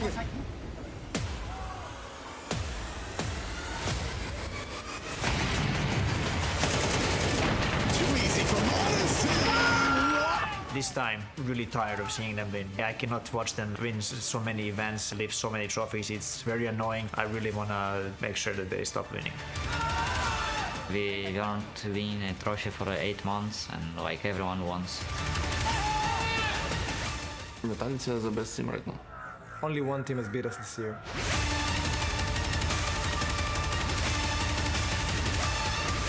We will be the first 2 Grand Slams. When you swing for the king, you better not miss.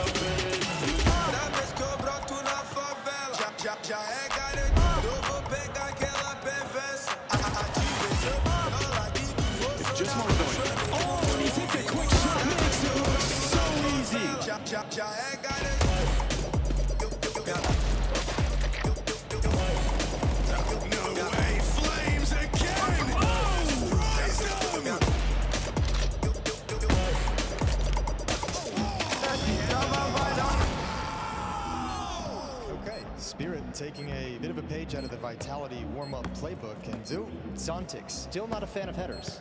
This fucking guy.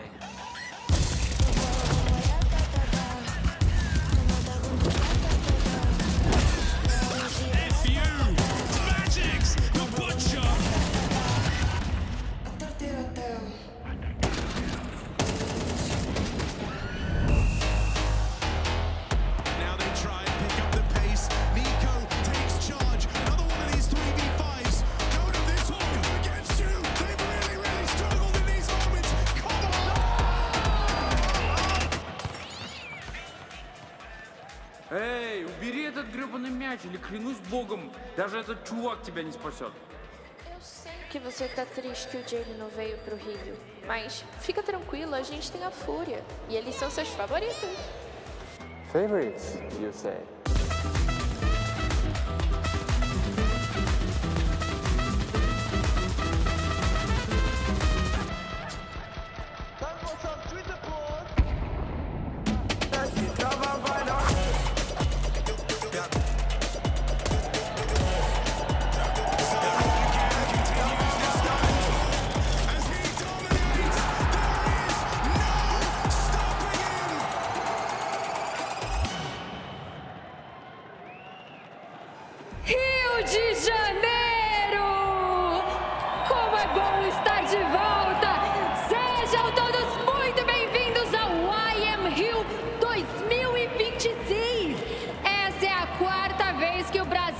dia o Campeonato Mundial de Counter-Strike. E isso é graças a vocês, a comunidade mais insana e apaixonada do planeta Terra.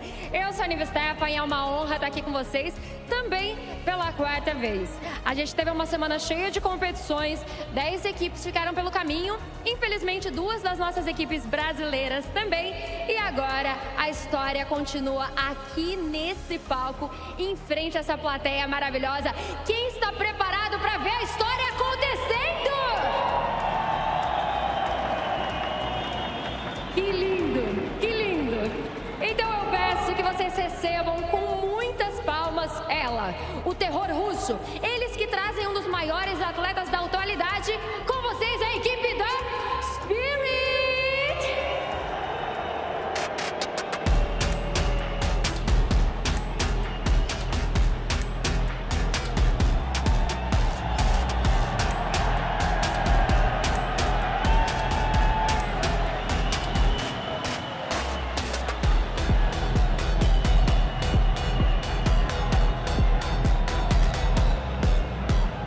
E do outro lado, a equipe europeia que também briga para tentar voltar ao topo do CS Mundial. Barbas e Arena, recebam com muitas palmas a equipe da MOUZ!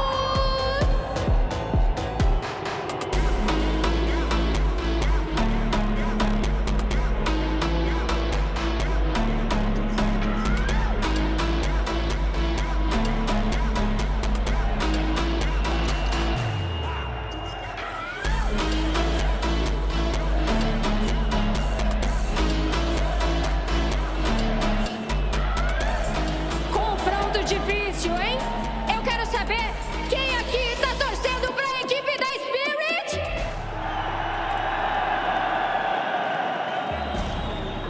E agora faz muito barulho somente quem tá torcendo pra equipe da MOUZ? Eu acho que vocês têm um favorito. Então apertem os cintos, because it's time for the showdown.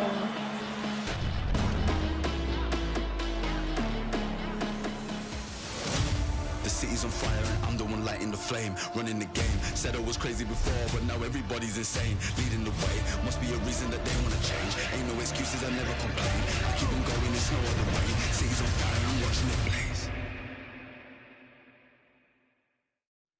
Man, imagine being MOUZ and walking into any building, any room, any arena, anywhere, and you are still getting booed hardcore. You can't be the hometown in anywhere. You can't be the hometown team. Honestly, it made me wonder what would have happened if Kerrigan joined MOUZ. Like, what would have happened if he would join this lineup, if that still would be the case? Because you're right, it doesn't matter where they go, even in Cologne, for Christ's sake, couldn't get their home turf. Well, surely that gives them the aura. It might even figure out the problem with them having to have Roland be an IGL. But it doesn't matter now. Didn't we get an answer for that, Jacob, in Hungary at Budapest when it was FaZe, MOUZ, and Toji still was the underdog, you know, in that one. But it is just crazy. I think maybe it has something to do. They beat like Furia last year or 2 years ago. Like 10 years ago. You know, so that's why they still remember. The Brazilians never forget. And absolutely shouldn't. Has there ever been a lower hanging fruit in esports than MOUZ? on a Brazilian jersey in front of a crowd? Like always, someone always does it. This time it's Tenier. Somebody had to do it. Maybe it worked. It might have worked. We have to go to Dust first, and I do mean Dust 2, not Dusty Moretti. So let's talk about the confines of Dust 2. But speaking of Tenier, I think it's great to put a bit of focus on him, to be completely honest, because if you ask me for the reason as to why haven't Spirit figured it out, sure, there's still some, I guess, some tendencies they need to figure out with Magix as an in-game leader, but not being able to enable Tenier. We saw him in Heroic. We saw what kind of individual he is, what kind of individual level he displays from time to time. He himself said in an interview to HLTV that he feels super, super inconsistent and he doesn't know why. I think one of the most important things Magix can do for this Spirit lineup is figure out a way to enable Tenier a little bit more consistently, because we know what we get from Dunk, we know what we get from Shiro, but we never know what we get from Tenier. I think the problem is some of their inconsistencies as a team, right? And tactically just not a ton of opportunities for him in some of those lurk positions to find the impact, right? It's hard to find consistency that way, but that's no excuse for the CT side, and it's been a mixed bag there as well, right? I don't know how much the dynamic has changed with the coming back of Zontex, Magix obviously in the in-game leader role, but you know, this is the second season Tenier has been on the lineup, so you need to start showing some improvement fast. Yeah, you absolutely are. Guys, I think we're ready to do the damn thing. We're going to find out if MOUZ can have some gym pact or if it's going to be Tanir turning it up today in the server because a quarterfinal is about to get underway. Dust, Mirage, and Nuke, should we need it. Spirit versus MOUZ. On the other side of that, a semifinal tomorrow featuring the Falcons, who are eager and waiting to grab themselves a trophy as well. But don't hear it from us. Let's hear it from the commentators. Sponge and Machine are your storytellers. Friday in the Farmacia Arena, and it's filling up. Friday afternoon here in Rio de Janeiro. We've got 4 big names taking to the stage today. And up first, a reformatted Team Spirit taking on a MOUZ with wavering confidence. It's going to be Dust 2 to start. Spirit's map pick up first. Doesn't matter where they go, huh, Chad? Yeah, it's a common occurrence for MOUZ. I think they're over it now. But they're downplaying their expectation, as this side of the bracket is all about that word. The expectations of Spirit reconfigured is much higher than the season they've had. It's not been sunshine and rainbows for Spirit either. Turning it around, running the gauntlet of that lower bracket. MOUZ couldn't beat Furia for the semi-final bye. But it was Falcons that sent Spirit down to a quarterfinal. About to take place. Spirit's turf to start.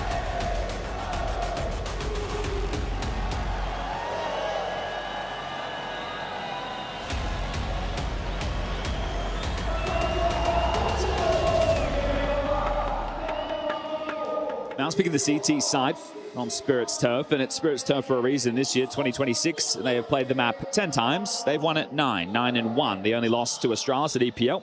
Romans by the desk. Freeze time ticking on down, and we'll get this one underway in a moment. For MOUZ, this is a weakness. Played 15 times this year. Won at 5, lost at 10. So constantly point of contention, but that's a lot of reps and official that they've been getting in. And you go back to the head-to-head this year, back at Krakow. That was a third-place decider. Completely different stakes to today. Elimination on the line. Straight up the guts of middle. Spinks is looking for a fight. They swing on through, and he doesn't get a chance because Donk immediately starts as he means to continue. Nice attempt from Prolan. Swings on down and denies Donk a third. It's a clumsy block smoke, but it might serve its purpose. Tough to play nameplate Counter-Strike on the pistol rounds. Things are a whole lot more varied. You see Exertion, a rotating rifle on the pistol, entrenched in the tunnels. It's going to be tough to get past with these dual Berettas. Mid to B smoke ripped out from Zontix. It's Jimmy and Brolin over towards A. Oh, and they confirm Exertion has pushed, so that now the B player occupies the tunnels. It's Magic surging forward on the long side. Jimmy to bring him down. It's an equalizing frag. It looks like Zontix wanted to go, but it's actually this cross of the bomb. Trying to get across his... Here comes Zontix. Zontix late long, still taps the head of Jimmy. Nice from him. Shiro partners up, long range clock to the spine, and the sight has fallen. Well, they knew exactly where Exertion was, but hey, he's got legs. Is he going to give this one a look? Highest rated player for MOUZ so far this tournament, and he might just be calling this one off. Got the dual Berettas, got the Kevlar, and gets himself a kill. Zontix goes down.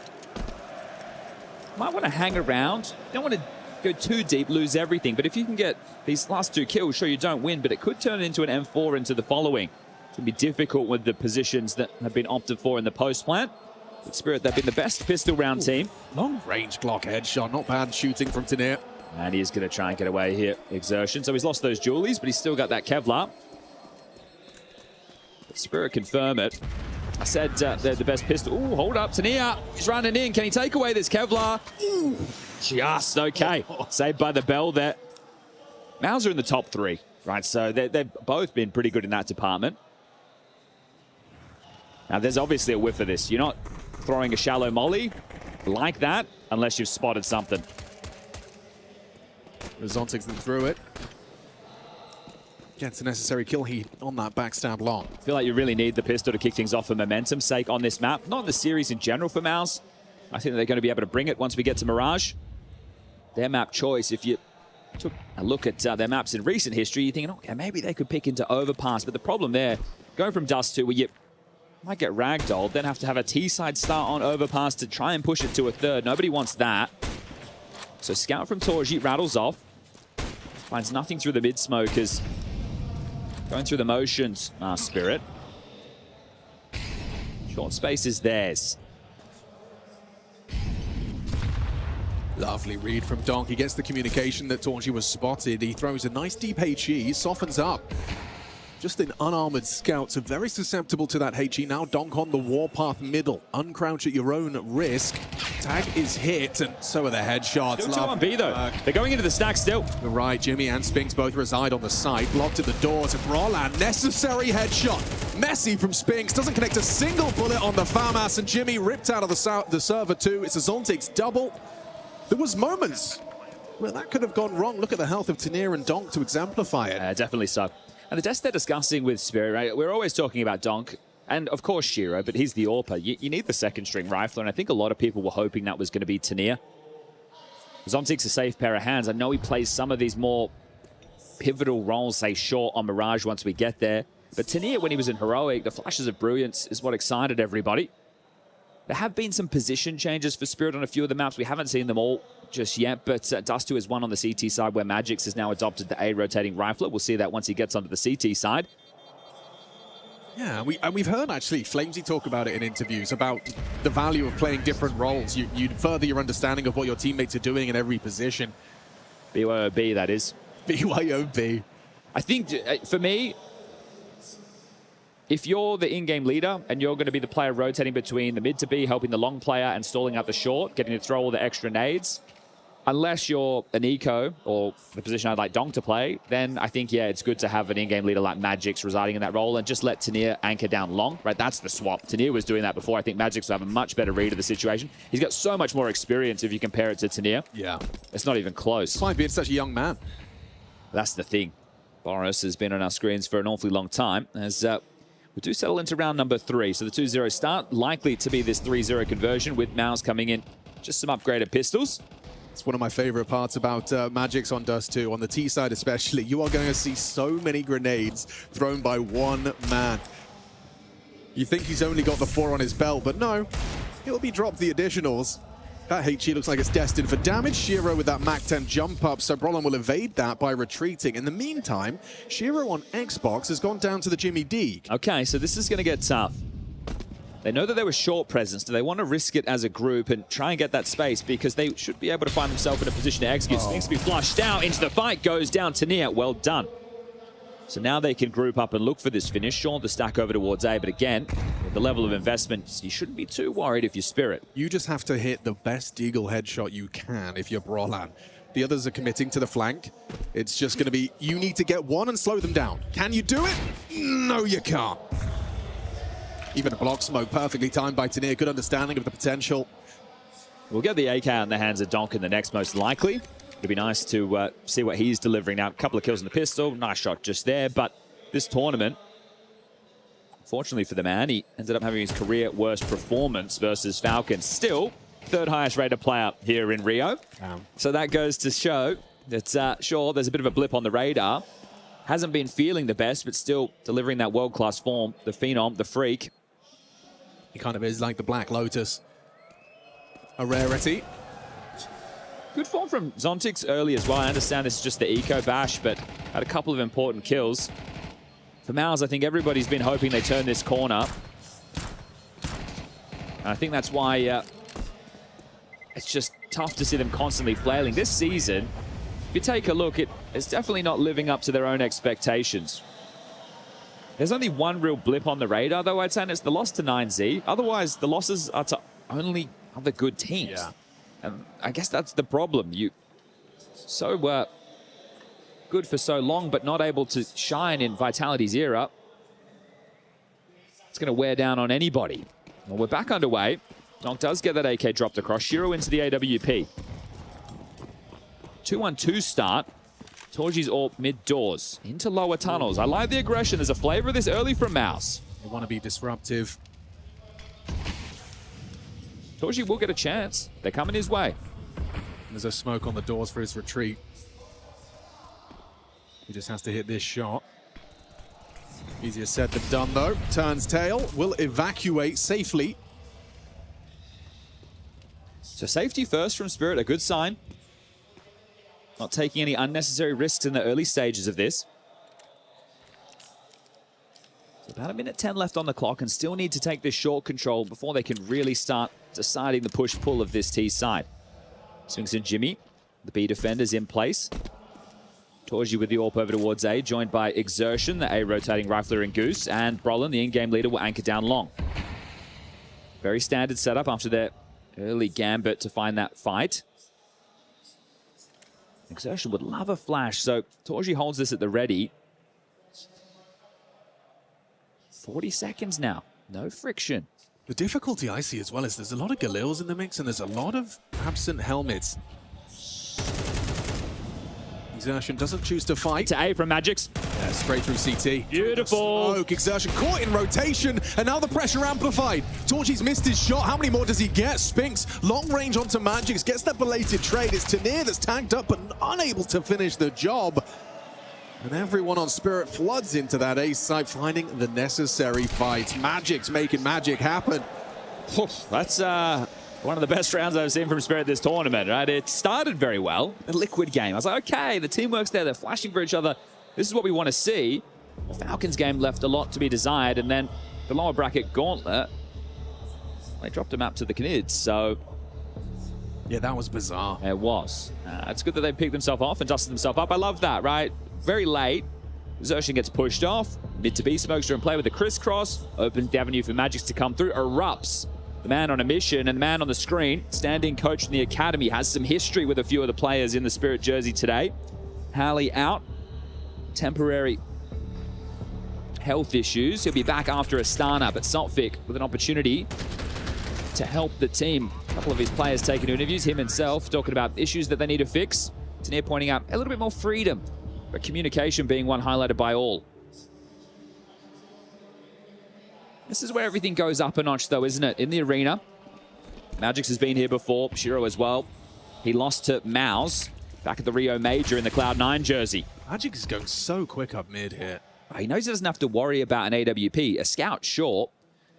But this is great in terms of changing the tone from the previous. The rifle round, very slow, very methodical. This one is about to erupt into A. There's a stack again. Spinks, tucked in Goose. The other three dealing with Long. This could get a bit sketchy. Yeah, there's a world, especially if Torji's Deagle does that. Puts Donk in the dirt. Spinks on the Goose position, wants to swing on out, catches him looking the wrong way, but he can't finish it off. Running back out. Yeah, they're trying to pull the evacuation chute. Look at the health as well. They're so susceptible to the pistols. Brolin and Exertion combine. Tanir, very late arrival to the party. Spirit, they walk into the stack. And they leave with MOUZ finding their first, unless Tanir can go 1v4. He's got a decent chance in this. There's Kevlar and guns picked up, but Tanir has so much time. The flashes did connect, but it goes both ways. Exertion didn't have the vision to go swinging off of it.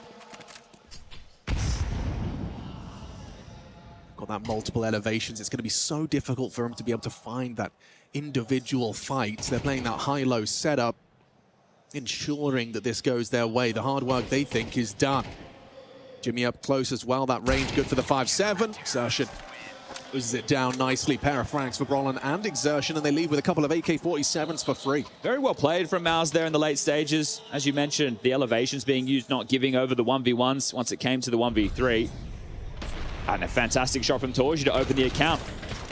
You can see how sketchy it gets. Spinks gets to play in. And there wasn't a full commitment with as many numbers as required, so that's a great fire starter for MOUZ on this CT side. Shiro, booster's been fumbled. Might not have gotten the information he was hoping for, but regardless, nobody into lower tunnels this time. No aggressive start from MOUZ towards short. This is just standard, going through the motions from the defense. Danko pointed out on the desk that this B defense, it's been exploited before with some faster plays. So they got to make sure their protocols are on point. This is what I'm talking about. Magic's going to be doing all the juggling.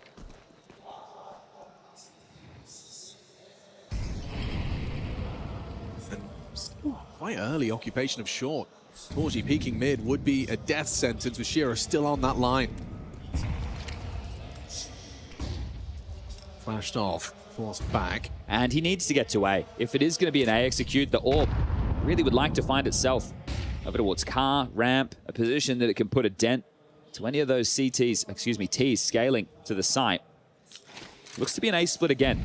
Tanir mid doors, 3 congregated around short. Yeah, Zon takes late long lurk.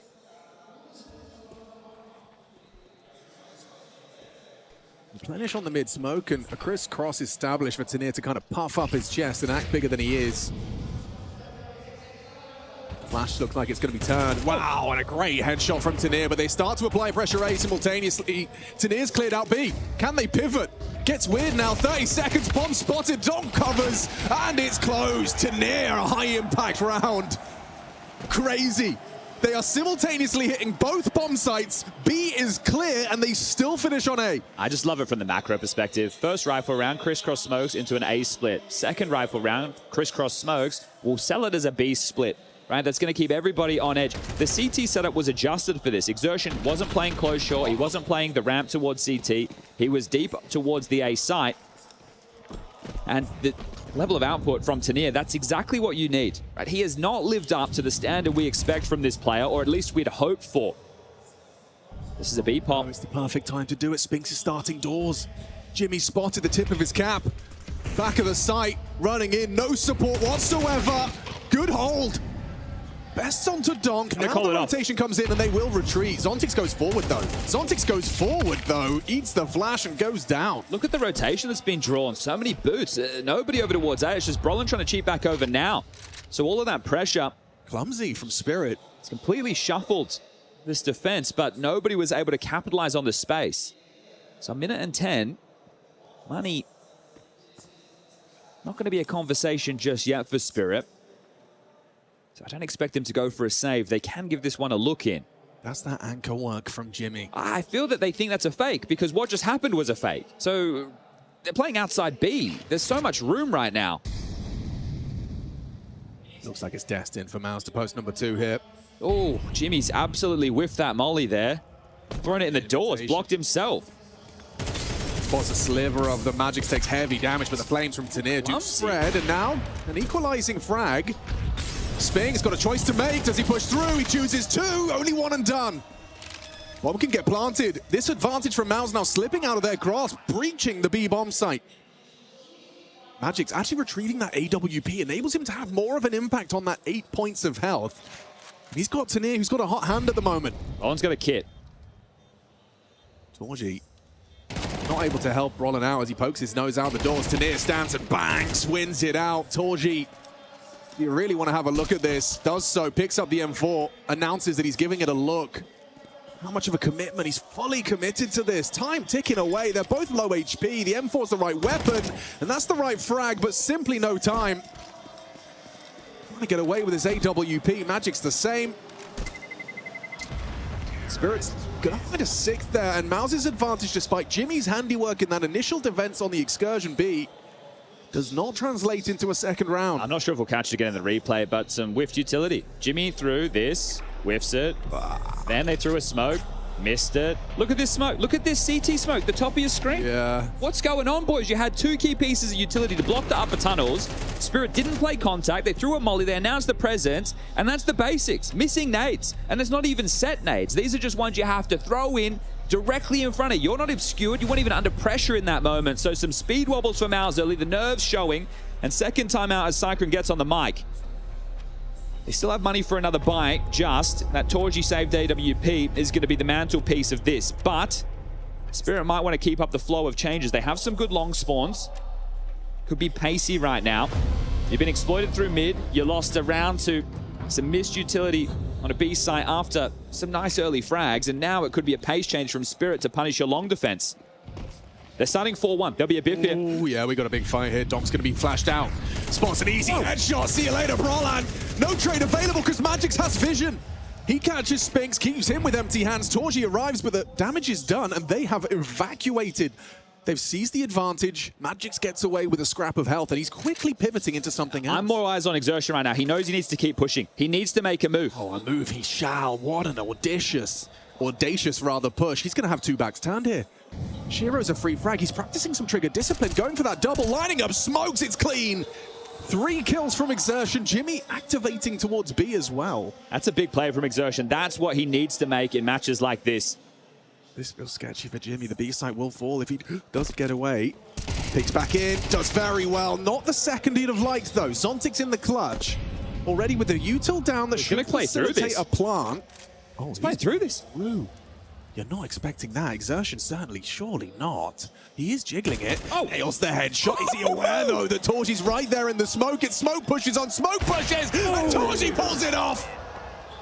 Only his third frag, but it's MOUZ's second round thanks to it. Converts upon Exertion's proactive CT maneuver. Okay, some big plays from multiple players in that round. I'm liking what I'm seeing. The pace change from Spirit out long to take the fight. The four-man start from MOUZ doesn't go in their favor. But Exertion, this is a thing of beauty, right? This is the type of plays that you don't see him getting away with once we get to stage matches, or maybe it's not even stage matches. The game's against Vitality. Yeah. So nice to see him doing it here. Still can buy Spirit. 6-2, 4-round gap. Oh, we got early first blood there. That was long. Yeah, Brolin had a glance. Didn't anticipate the AWP to be starting on that line, and understandably so, rather rare. But profitable. Smoke break, perfect setup for Spinks. Catches Donk, sat on the Xbox. A second one, this time with less vulnerabilities. Very important clawback kill there from Spinks. So now the round essentially resets. A man advantage no more. And a gamble from MOUZ. The AWP over towards B. It's just Exertion on the A side. So they are essentially selling short. They don't think that Spirit will just walk out A unannounced. Block from Spinks, going to give the angle over the top of the smoke if there was to be a split. They're fighting this. At least they were. Gap behind this for Magix to peer through. CT smoke is going to fade. There's the AWP noted. Yeah, that's the B lurk. Tunnel's clear. CT smoke's fading. Jimmy spots them, confirms they're on their way in. Torchi trying to profit off of the distraction, hits Tanir through the bricks, looking set up to succeed here. Couple back though, Shiro and Tanir not going down. They know where Torchi is. Flash in. The unknown is Exertion, likely long, up and over. Torchi bogs, no bullets, onto the clock to finish. Tanir can plant. Oh, and it's an ugly one for Exertion. Feels so disconnected from the play. Both have AWPs right now. It's weird, and it's going to work. Shiro catches him on the gap. It was set up so well for MOUZ. The frags were flowing until they weren't. Tanir having one hell of a start to this quarterfinal. 11-3. We've been waiting for it. We've been wanting it, and right now we're getting it. You know, the 5 straight for Spirit over MOUZ. You look at that and you go, this is... man, I thought the knife was coming out for sure in that moment. But confidence on display. And down to the pistols. MOUZ, you're getting owned. Oh, and they are really in the dirt. No, he's tagged the second. Cross again. I dare ya. Well, well. Not even a moment to catch your breath through it. From bad to worse.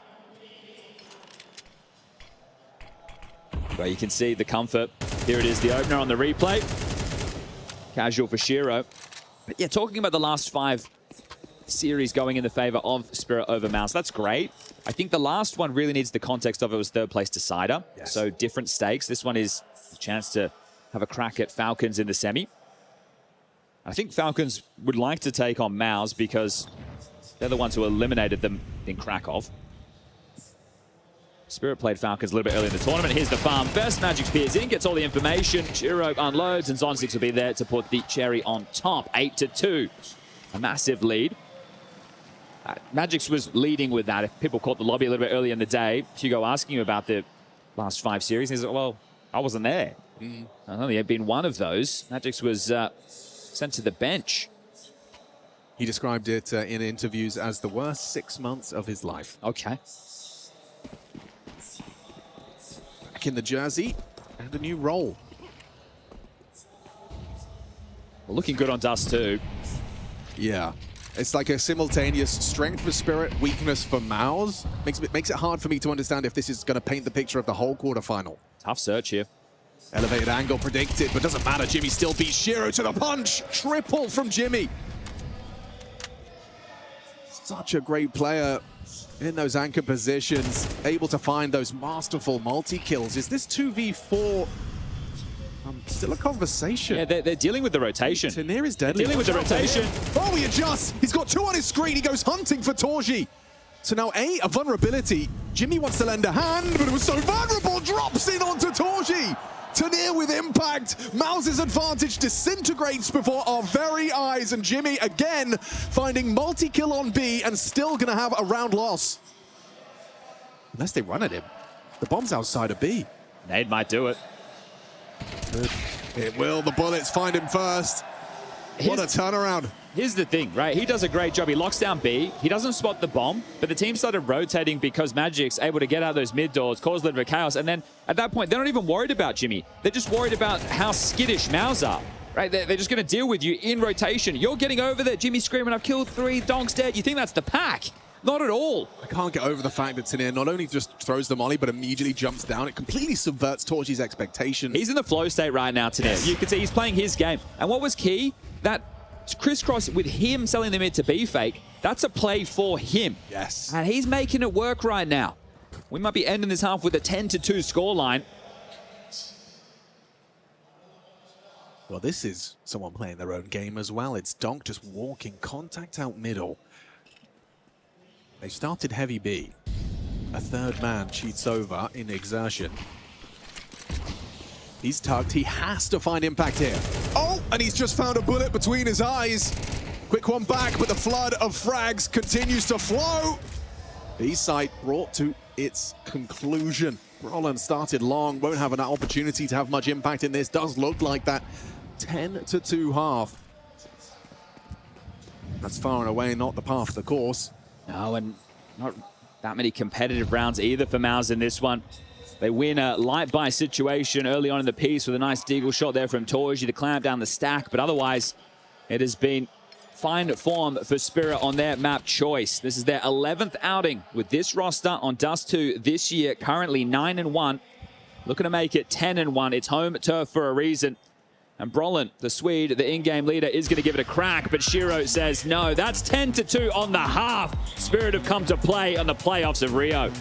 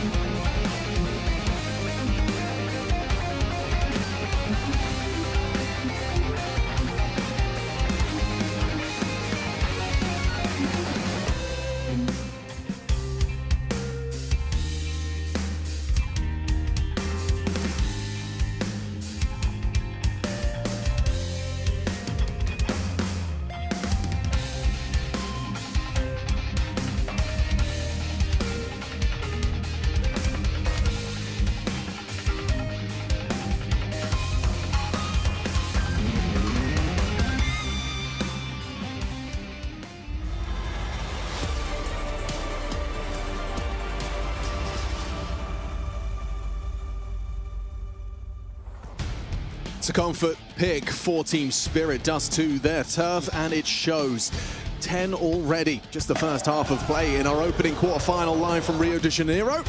We've got the crowd in, the Pharmacy Arena starting to fill on up. We've got Vitality Na'Vi later on in the day, but already this one is amusing us all. Mirage more comfortable for MOUZ, and it does look like we might be there quicker than anticipated. This one's been tough for MOUZ. Their woes on Dust 2 continue.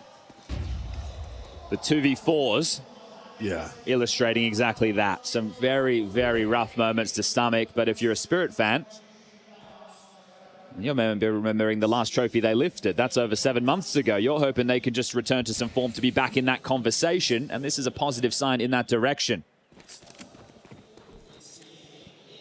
A pivot back towards B on this pistol as Tania spots out mid, sees nothing. So long is the concern, but Donk hasn't moved a muscle.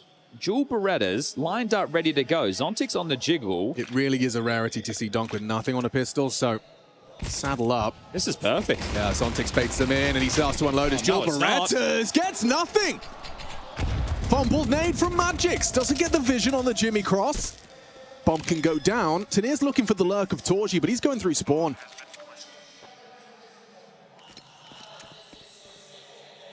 Not sure they're going to be giving this one a go. It might just be getting this kill. There's really no conversation to be had. So MOUZ, simple approach, get that long space, drop back to B, execute in.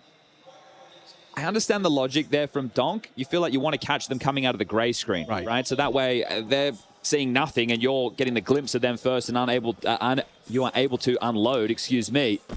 But see that him swinging and couldn't connect the dots. So the B defense of Donk and Zontix, which didn't over-rotate, which didn't bite down. There are a few players, you know, that make the Dual Berettas truly look like they aren't a coin toss. Zywoo, one of them. Typically Donk, but his looked to malfunction a little there on the attempt. Yeah, so that's come down to the micro. There's nothing wrong with the way that this round was structured from Spirit. They didn't over-rotate. There it is, right? Couldn't connect on the first. And then, yeah, the B site stripped. So is there more to come? Force fight, the follow through. MOUZ able to get some guns in their hands. Felt like a rarity in the first half of play. And even when they did, only getting one rifle round of the CT side. Their other coming from a light investment. The T side is going to be an uphill battle.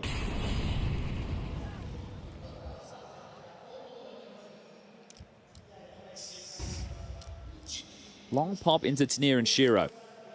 Need that insta headshot, but the flashes are going to be coming through. Tanked up, actually. That's softened up for the Desert Eagle. Just stabilized. Body shot conversion. Would love another, but they both will go down to the Galils. Will MOUZ choose to immediately commit on this? They've thrown a blocked cross smoke.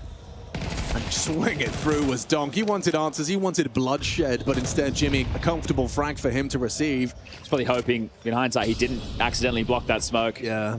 Gave him just longer pathing, and well, this one will be mopped up, so well done from MOUZ. Simple stuff. They pop in. There's a bit of a threat. The scout and the dig, they deal with it, and then as the persistent Spirit players continue, they're just swatted away one by one. So 10-2, goes 10-4. Might be 10-5 because it will have to be the eco coming into the next. I don't know about Zontix's whereabouts, but I wouldn't be too concerned with this as soon as he... Oh, yeah, never mind. He's cleared. Exertion deals with that. Right now it's a 6-round gap. It should become a 5-round gap, and that becomes manageable.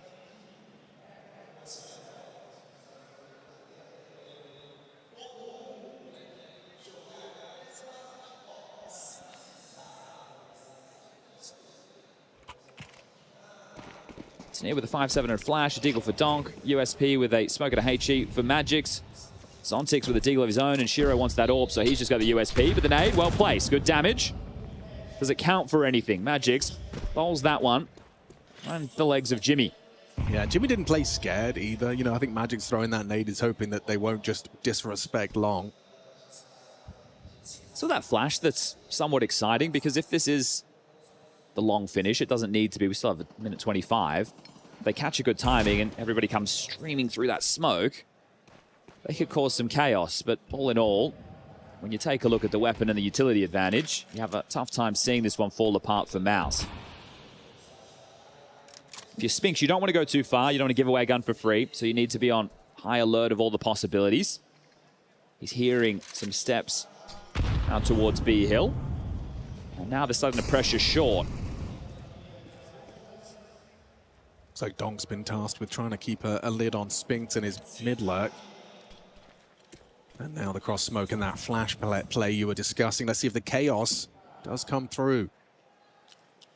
Needs to be now. Exertion's ahead of it. He's going to have full vision. They back up into him. Backs are turned and the Galil unloads. Just the one from the Deagle. Donk brought down. Combination of bullets and that HE grenade. And now just Shiro's USP to be dealt with. MOUZ will make it a 5-round game. All right, well, it gets serious immediately, in my opinion, because if you don't win this first rifle round of your Spirit, the board gets wiped. At that point, you're down to just another partial. You saw the tumble dryer that MOUZ was in the first half. Things can get out of control quickly, and we also know that Spirit, they're not immune to a little bit of tilt creeping in. So you did have a dominant first half, sure. Losing the pistol, okay. First rifle round, you would love to at least make it competitive at a bare minimum. Standard start looking likely out of Spirit. Tania being set up by Shiro to lock long. Magic's over towards short to harass the default. You can see he's going to jump spot for lower. The Grenadier lobs it in, and it's an awful lot of damage. Exertion brought down to 69. Zontix has a kit, so if the bomb does go down on either of these sites, Spirit do have an opportunity to give the retake a look with the 5-second defuse.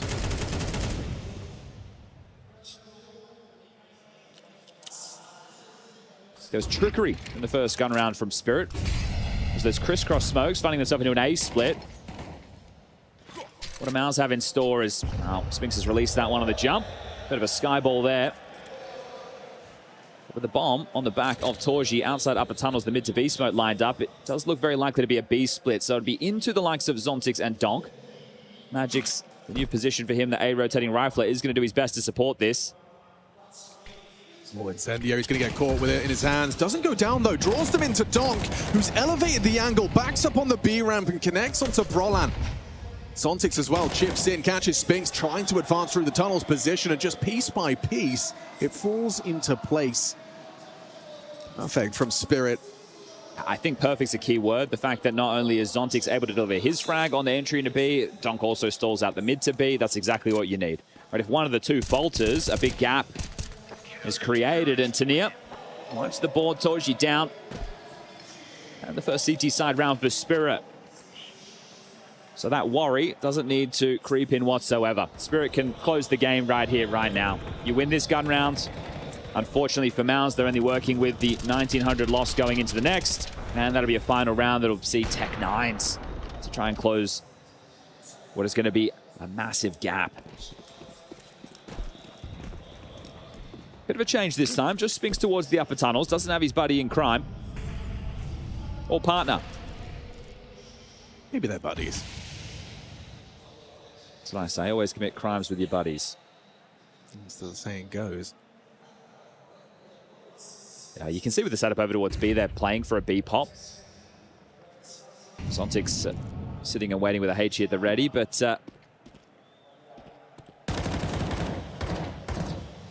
now that smoke has faded, they rejig. His biggest concern is if anybody's on the right side. He does have that incendiary if he wanted to force that fight. Doesn't feel the need to. Yeah, there hasn't been any pressure whatsoever applied to Spirit so far within the first 55 seconds of the round. And there's still more util where that came from.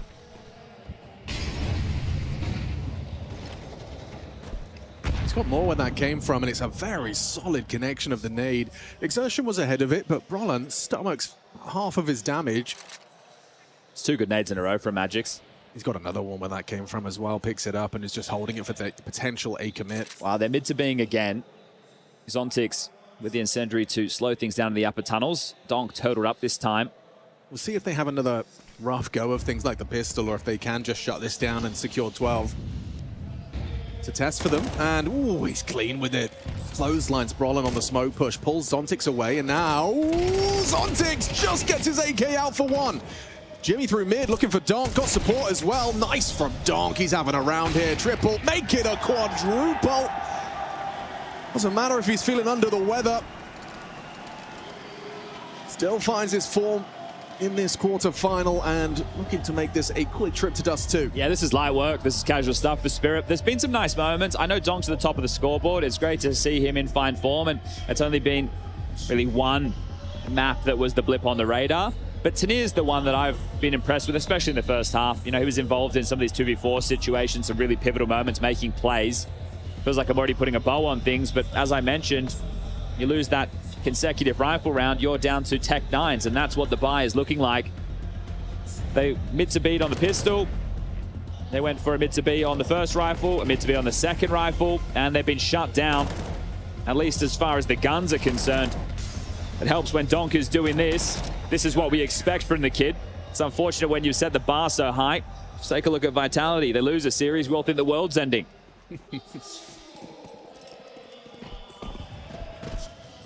Well, this is the form that you want to see from Spirit. You have to ask yourself, does it say more about them or more about MOUZ? Well, the head-to-head, regardless, ringing true, even if it was just that third place decider back in Krakow with Magix. Have a good read, a good understanding of how to play against the international squad. That newer variation of the hinge smoke thrown by Jimmy. So limited right now on MOUZ. Weaponry sure, but util. Bunch of smokes, a couple of flashes, that's it. Zertian wants to go because of the gap, and it costs him. Shiro clips him through the corner, and already does look like you can put the bow on this one, Birchall. Jimmy and Spinks late long. It's just going to be a question of if they can draw Shiro's attention from the short side. These two smokes are going to be thrown. Tanir, will he be calling for backup? Gives him an extra HG. Colin, is he dropping? Yeah, he is going to try and change the elevation despite the flash work. Tanir comfortable with it. Long, a missed shot from the sniper. The spray in support though, and a team kill. Jimmy has put Spinks down. From bad to worse. Yeah, sour note for it to end on. 13-5, storming start from Team Spirit. Oh, this one's just getting the crowd warmed up. If this is the form that we can expect from Spirit, the game against Falcons tomorrow could be a completely different kettle of fish. But first, Mirage, and that's coming up next.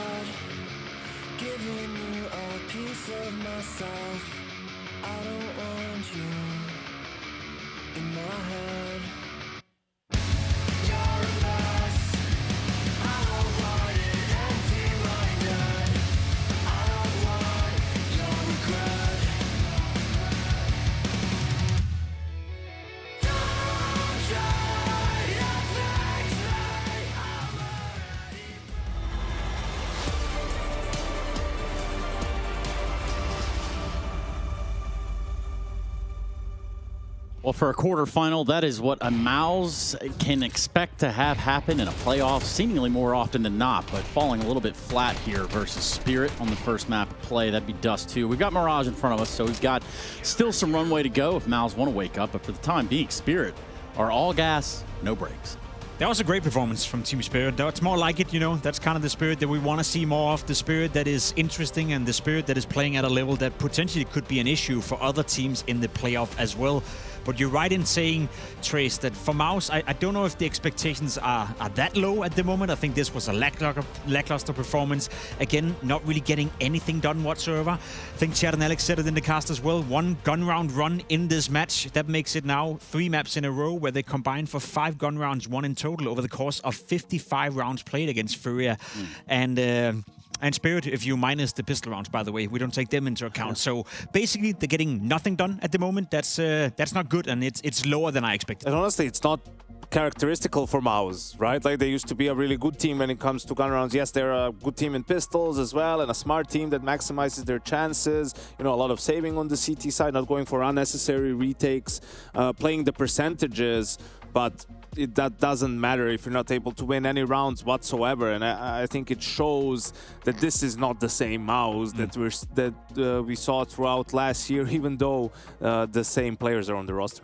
Which is, it's rough to watch around the edges, especially when you think about this first map, this first half of play. 2 rounds is not giving you enough runway, not giving you enough leeway to even put yourself back in this game in the second half. Let's say you grab that second pistol, then what? Yeah, I think the problem is also they lost rounds in so many different ways. True. Right? Like, they were outplayed from a calling / tactical perspective. They lost a 2v4 somewhere in there. They managed to win even a half buy, right? And, yeah, exactly. And it didn't matter, right? So everything, nothing was really working for MOUZ, and it didn't seem like there was a lot of fight in them on this map. No, that's what I sense as well when I'm watching them. One thing is a team that is maybe not hitting their strides individually speaking. We can dive into that. Torsi having another game where he doesn't get anything done with the AWP whatsoever, but it does feel like, you know, body language, the way they conduct themselves on the server, that they're not really believing in it anymore themselves. You know, I know for a long time we stopped to believing that MOUZ would ever go into finals and win anything, but it at least felt when you spoke to them in interviews that they still had some sort of belief in themselves. That seems to be gone now as well, so it's very hard to find anything positive about this. They would say that, though. You have to put on a brave face, right? You can't say, oh, we're here to just play, you know. No. You have to say the things that you're saying, but I think we're seeing on the server actually, you know, what the real state of affairs is.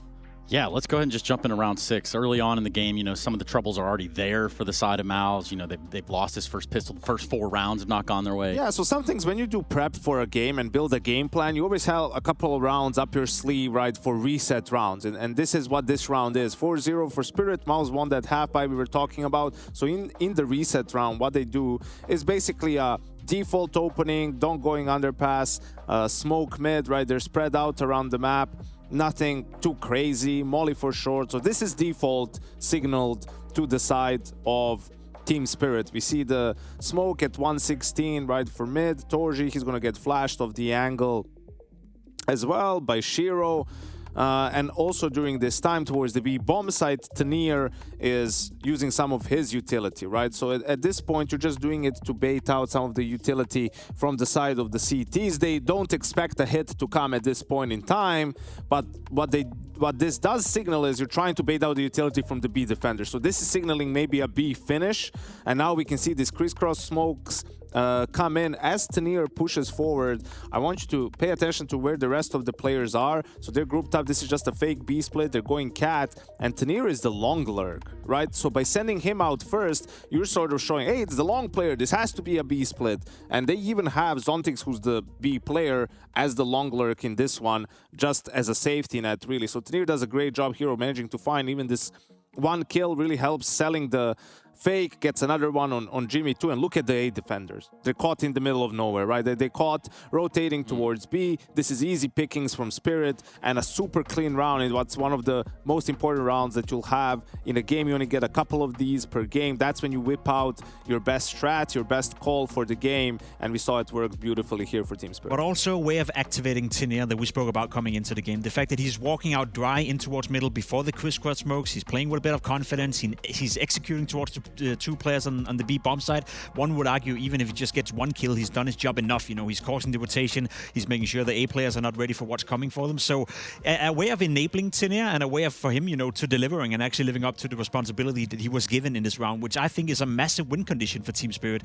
To me, as I said, we know what we get from Donk, we know what we get from Shiro, but if you can add this guy into the mix as well, finding a bit more impact in the game, setting him up like they did right here, that's when you go a long, long way. And you need to do that, right? Yes, Donk is the superstar, right? But you need to find rounds for other players too. You know, they have abilities as well. You know, when I was coaching MBR, we had Stewie on the team. He was so good at running with utility, playing around smokes, playing in chaos, that we had a few rounds where, you know, we call them Stewie suicide rounds. We would just send him in a similar way with a lot of utility for him to create some chaos, and he was very good at finding openings, drawing attention to himself. The rest of the team could explode on the other side of the map, right? So maybe it's finding more tailor-made rounds. You know, this is not a round for Tanier, right? Like, he's just the bait here, he's the fake, but if he enjoys doing that, like, that's a win-win, because he can do it well, and then it opens up more space for the rest of the team.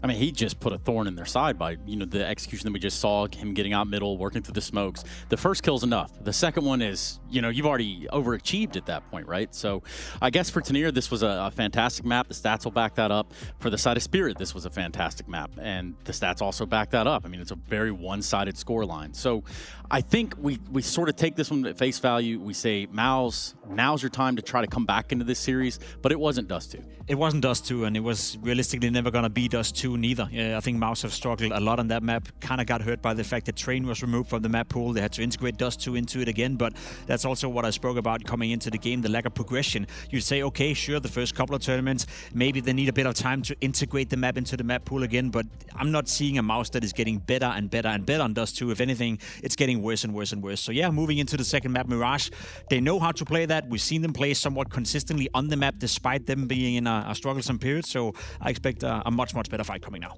I will say one thing though, for this MOUZ lineup, they feel a bit incapable of coming back into games. Yeah. You know, I don't think they have the mental fortitude and the unity that it takes to grind games out. So even though they're probably a slight favorite on this map just because it hasn't been great for Spirit lately, the win has to come from playing from ahead, right? If they fall behind, I don't think they have it in them to have a comeback win. It's just a different mentality that is within MOUZ, because we've seen Falcons at this tournament. Right? We know the rumors with Kixen and Kerrigan perhaps switching roles, and we all agree that, okay, that's probably a good thing for Falcons. They come in with no pressure whatsoever.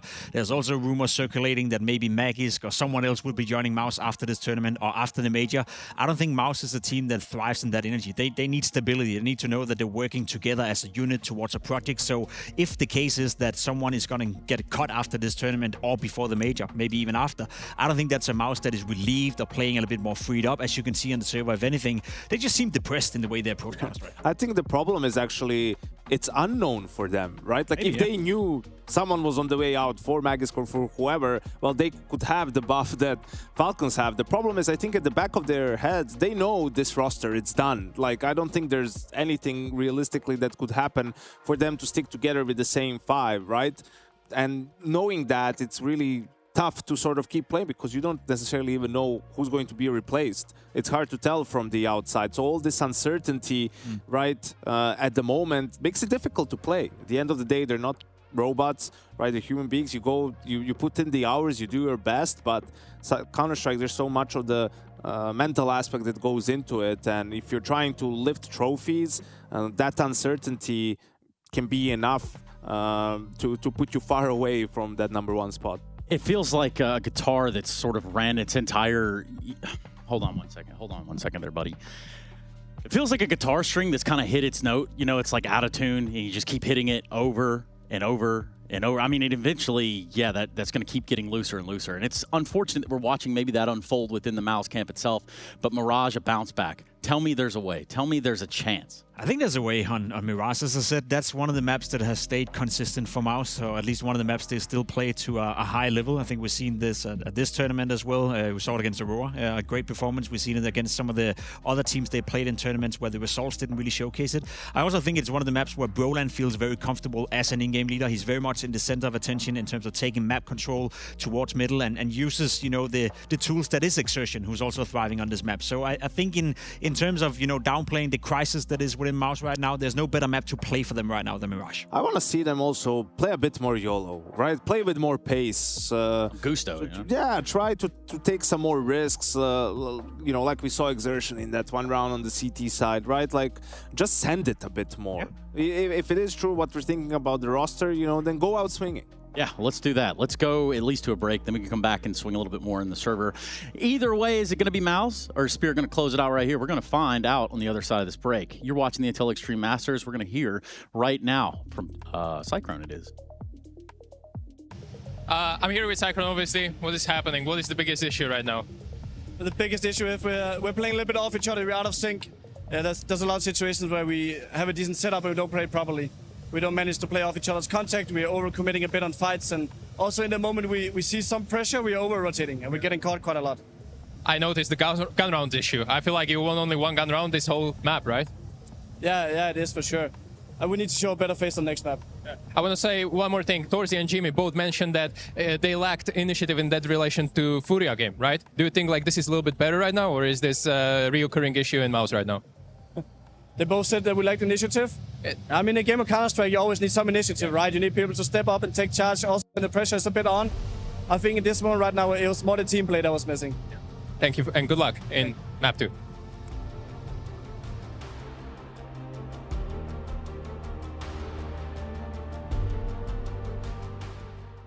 Placement matches set your starting point. Face It rating measures your impact as you climb. The soft ELO reset narrows the gap between the highest ELO players and the rest of level 10. Your starting point will be based on your recent ELO in activity. We're introducing Face It rating, so you can see exactly how much you stack up against others at your level. Face It rating measures how much your actions have increased your team's chances of winning the match, taking into account the full situation. Season 8 launches April 22nd. Good luck and have fun.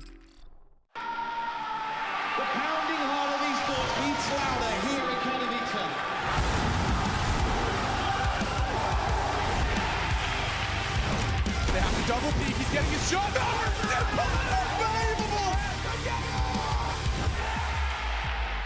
Something special to throw this decoy, and that's exactly what happens. Katowice! We are back!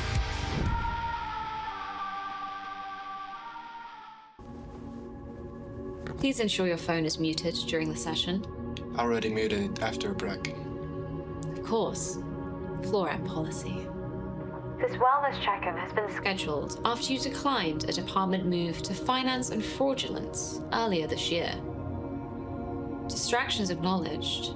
Your records do show you've been underperforming in your aura disposal duties. Exceeding the aura cap imposed by Floor M must be proving stressful for you.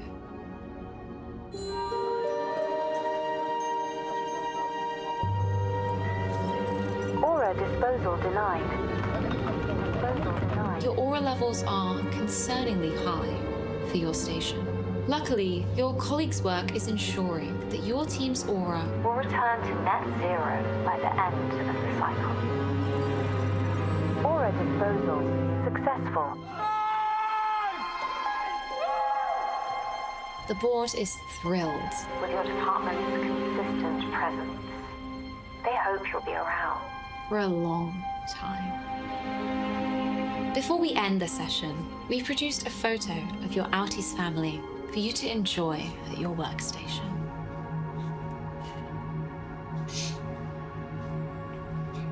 Thank you so much, Jimmy. Oh, and Jimmy, please refrain from locking the break room door whilst inside. It is a communal area. I haven't been locking it. The room is monitored 24 hours a day.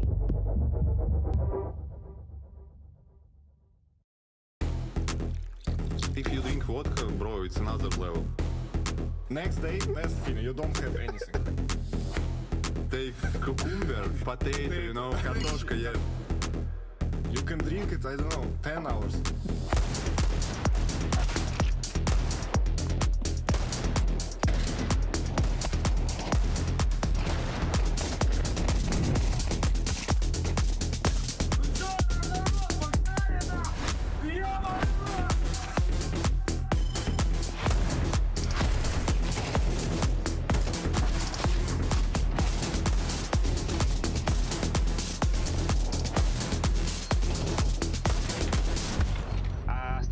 Резкие биты, всю хуйню. Все хуйня или заебись? Все охуенно.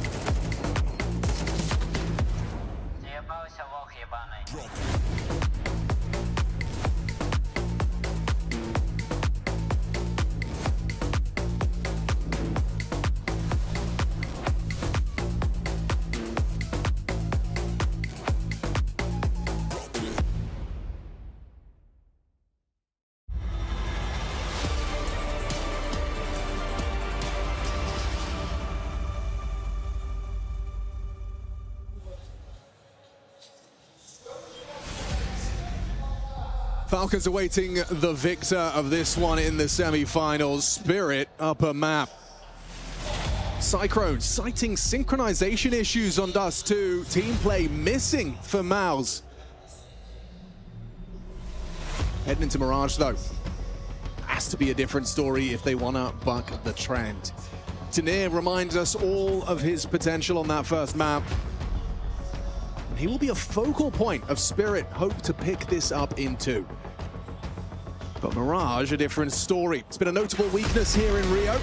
A career worst for Donk in the tournament on this very map, and a lost map to the Knits. Local hometown heroes, Red Knits, pushing Team Spirit, and a loss on Mirage could be pointing to a third and decider. MOUZ, on the other hand, they've played this 3 times. Here in Brazil, they won it twice, they've lost it once. That was to Furia, that was a seeding match, and now this is for their survival.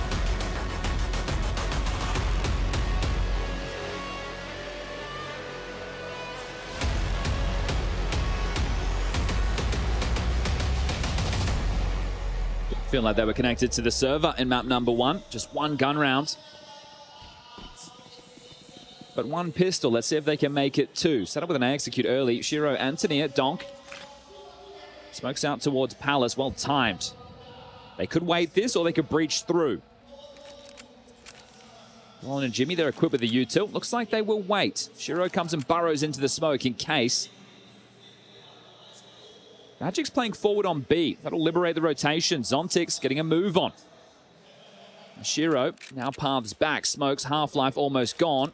And they'll have 4 strong as another smoke into Palace. This is 2 smokes in the pistol. Feels like an anti, doesn't it? They even got a flash for the Ram player. Torchy's lost the ball. It confirms their suspicions. A second from Shiro. The dual Berettas ripping the ramp apart. Tanir holding on to the Sphinx Palace push, and this could be flawless. R-O-U-G-H, rough. Jimmy in a 1v5, and this one has fallen apart at the seams. It didn't even get going, and that's a little bit like Dust 2. Tanir. 2 Palace smokes? I can't quite, but that's the thing. As soon as Magix gets info on B apps, he was playing forward. Yeah. At this point, they have a very good idea. Hey, likely to be A, so very well timed to get that in to really stall this out, but it's beautiful. This is the opposite of what MOUZ are getting up to. They're not connecting, they're not in sync, the teamwork's not there. Whereas Spirit, this is what we saw when they took on Liquid to kick off the campaign. It was a thing of beauty, it was that well-oiled machine. It's going to be the eco now for MOUZ. This all started against Spirit back in Cologne. That loss, well, for Spirit it was a win against MOUZ in that grand final. I guess if we frame it from the MOUZ perspective, either or, as we just get this eco bash, they're going to mow this one down with ease. It's the Glocks just steering themselves out top mid to be farmed. They're not wasting any time. But wins consecutive now for Spirit. Cologne to Malta to Budapest to Krakow. Now Rio, it's the World Tour. And we've seen this with MOUZ before, especially versus Vitality, but that felt like a different story. Vitality, MOUZ, and Spirit, they were the top 3 teams, as far as HLTV were concerned, of last year now. Vitality well ahead above the rest of the pack. It was MOUZ's sheer consistency and Spirit's high peaks of last year that put those two alongside of Vitality in 2025. Yeah, 13 top 4 placements since their last trophy for MOUZ without a single trophy. And it's been spotless for a lot of teams, hasn't it? For Spirit, it was 8 months ago for theirs. It was the win at Bounty. Before that, with the win at Cologne. Since then, it's been up struggle street without a paddle. But we do get into the first rifle round. It's a bonus to MP9s, but there's a Shiro Orb searching. He's feeling himself as Shiro. Torji's just left that pixel, so as he sweeps through, Brolin could be a dead man. Should be a dead man. Shiro throwing aggression into the mix first gun. Normally they don't go in the same sentence, so this is nice to see Shiro taking some of these moves and chances. As now B will be blocked. Spinx's moves cancelled. This must feel like everywhere he goes, there's a perfectly timed smoke. Magix is housekeeping it as well, making sure that he could catch Spinx if he does try and flirt with a smoke push. A little boost as well to establish that corner silently. This is where it will be back to an A finish. So Spinx merely on the lurk. Maybe he'll try and sell this, or he might just have to head back through the underpass. 40 seconds as another smoke now lands at his doorstep. He will have to try and connect with the rest of his team. It's Jimmy through Palace, Exertion and Torji up the A ramp, and then Spinx hoping to catch something on the lurk. Here they come. Oh, and it's a clean headshot. Double ding to Exertion's dome. Jimmy down, caught crouching. Smoke spray from Donk, flawless. Just a continuation of what we saw on map number 1. Spirit dominating in the opening kill department, 13-5. Not slowing down as we move into map number 2, the choice of MOUZ. So we'll call this a save. And we'll call that third for Spirit. This is casual. This is a great way to kick off a playoff campaign. Just warm up, get acclimatized with the stage. I think unless your name's Vitality, if you skip that quarter-final, it doesn't always work out the best. So we'll see if Falcons are able to hit the ground running tomorrow. I'm sure we're still a ways away from this. I am still hoping, or at least banking on getting something a little bit more competitive out of the MOUZ camp before this series comes to a close. But so far, early stages of Mirage, it's more of the same. Sakrin, I appreciate getting in early. This is, for me, would be all right, boys, we're either going to start playing the way we know we can, or it's going to be more of the same.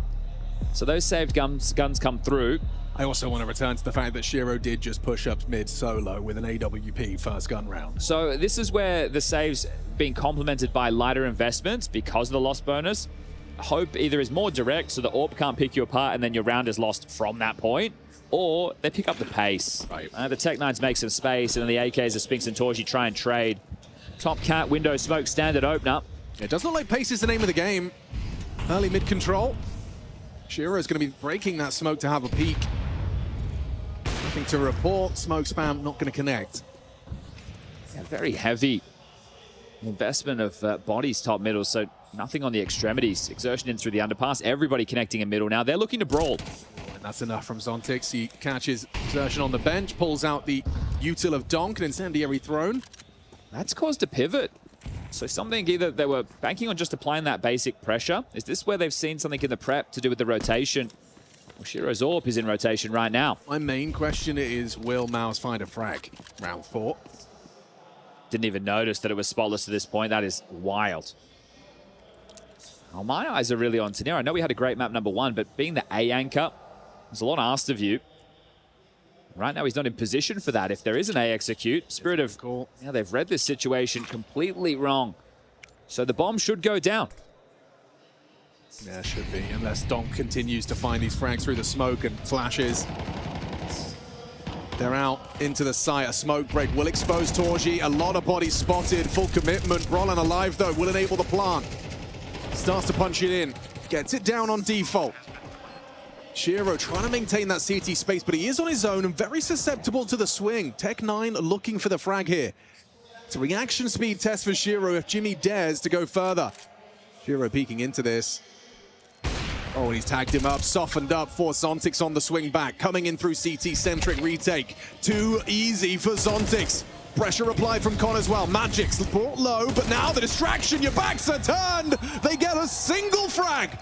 That is all MOUZ get, a plant and a frag to celebrate, because that's Spirit 4, MOUZ 0. And the rarity, it's a blue moon. Zontix just smiled. He is still smiling. That shows you how well things are going in the Spirit camp right now. I love this, though. They're playing a heavy mid and connector setup. The execute comes in. You're playing retake, right? You understand that if it is the execute on that site, you're giving it over, right? You've conceded that fact. But then, as the smokes fade, MOUZ are looking for fights towards Con, towards stairs, towards jungle. Nobody's home. They've all rotated through CT. Absolute marauders on that retake, and they force behind those saves. Now they're hedging with a half investment, but they are getting absolutely blanked right now. This is a mess. HE stack actually does significant damage to Zontix. He's still hanging on, though, at 30. Feels like Shiro's destined to collect if Exertion does choose to try and swing across to tap. He's pathing differently, though. It's going to be a fight with Donk. Shiro, oh, he nails it. I can't believe how easy this is coming to them, and it's very nice to see Shiro taking a lot of aggressive stances. I know it's something that people can be critical of him of, and I think, you know, T-side's a different story. CT side, though, you get to pick your shots, and if Shiro's in the flow state right now, keep it up. Maybe MOUZ should have watched some more Red Knids demos. The Palace re-smokes are really just stuffing that choke point round after round. This is the partial. Donk hears you. Donk spots you. Test, though. This is a big test. You've got to get past Magic's, though. Clean from Magic's. Spotless defense at the short side. Jimmy jumps out of the apartments. A constellation frag on the Desert Eagle, but the 5th round a certainty. This is flying by. Blink of an eye. It's 5-0. At this level of two teams of this caliber, I can't remember the last time I saw a game where one team only had 2 frags 5 rounds deep. I think this is exemplified the mental.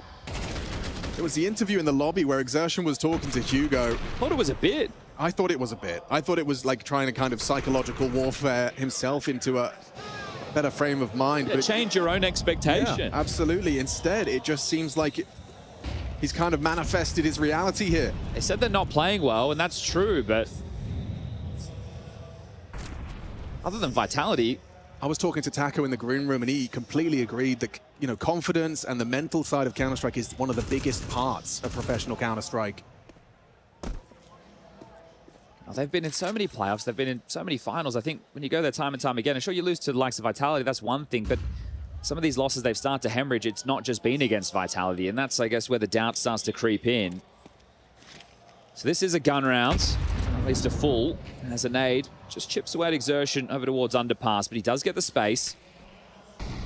Molly won't contain him.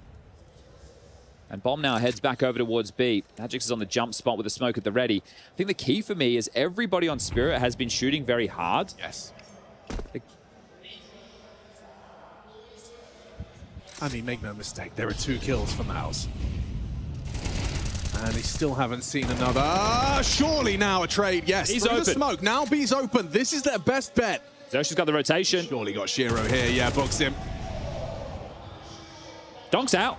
Here he is, and he's managed to nail the headshot. Necessary trade, but hang on. Tanir's in top form, and he's got a clutch versus Jimmy. A battle of wits between the two. Tanir doesn't have a kit on him. He's going to have to find one here. There's one. Scooped up. Up, and Jimmy's playing from the apartments. Sure, you've got the kit, but Jimmy, if he plays this reserved, he plays this passively. No, he takes the fight instead. MOUZ finally bucked the trend on the 6th time of asking. Yeah, you see the plan there if you're Tanir and you're thinking, okay, it's very unlikely he's played market side.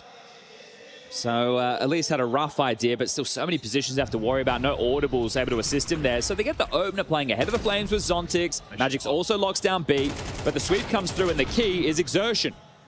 He was also the man on Dust 2 who made that long doors push, the one that really caused the issues and got them that first rifle round. And I think his play here has also helped cement them with at least one. Sometimes the first one's the hardest.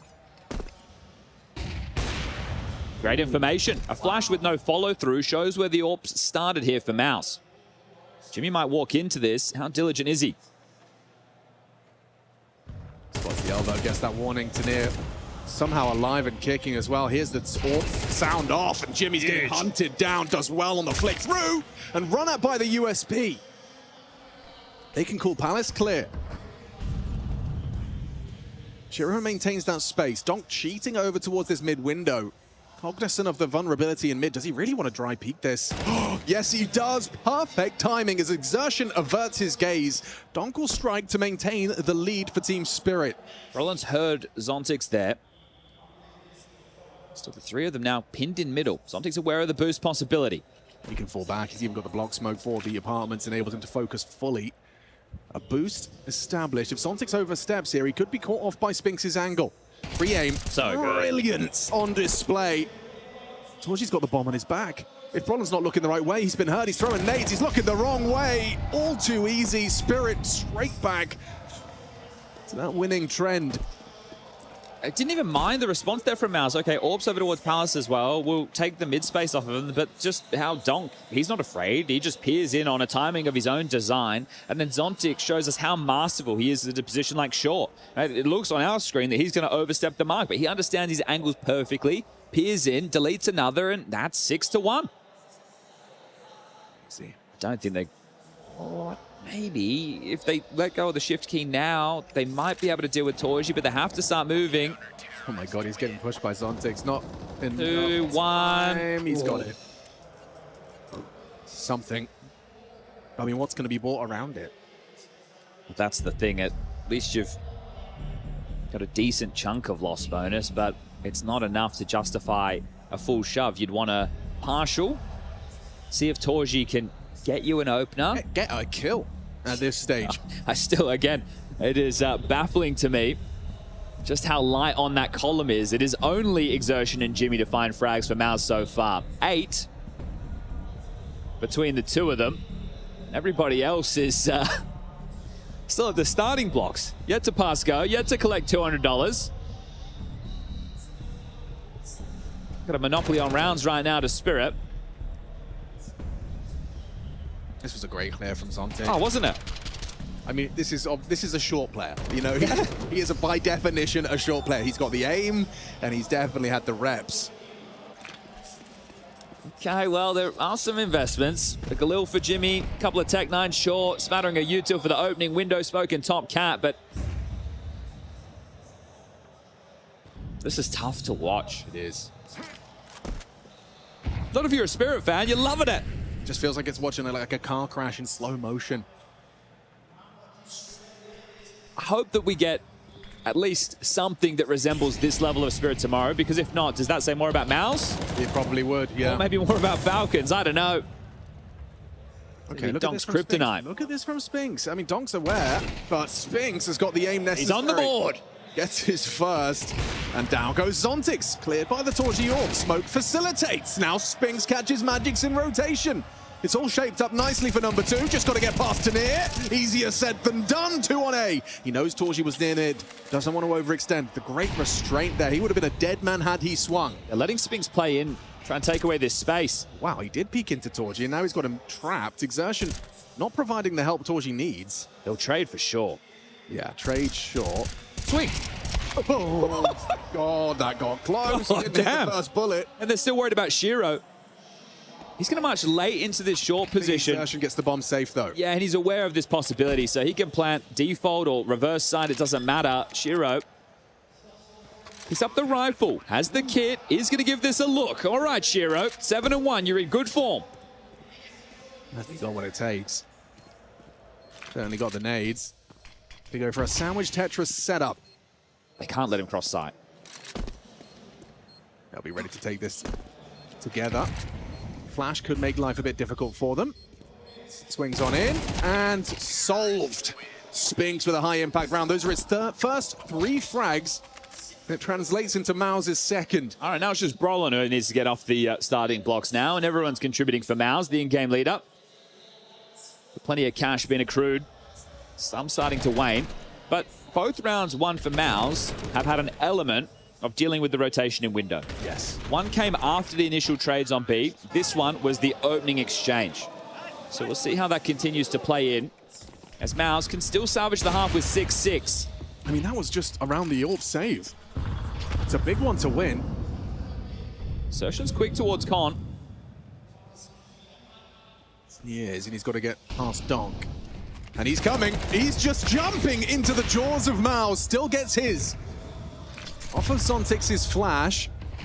Mid, flying that MOUZ flag. Jimmy towards the ramp, trying to draw attention, draw rotations, and take the head off of Tanir. Lovely spray control from the young Finn. Sights open, essentially. Hero's a dead man. Again, Spinks, he's starting to catch these timings through the middle lurk. Boosted up into the window and thriving. All too easy for Torji. Long-range shot favoring the scoped weapon. Zontix getting backstabbed by Spinks. That's 2 in a row now where Spinks' name has found impact through middle. Torji's AWP as well. Probably the best round MOUZ have played so far in this quarterfinal. Does short start with exertion going down, but the trade's immediate. And then they just work off of each other nicely. So better late than never, as the old adage goes. Money for Spirit. Mentioned starting to wane. You will see some emissions, whether that's utility or firepower, as Magix makes sure that he gets all the nades to anchor down on B. MOUZ, they're in it now. They win this, as 2,400 is the loss, and you, as mentioned, can still tie up the half before the break. Finally, it starts to feel like we're getting a level of resistance required for a quarterfinal.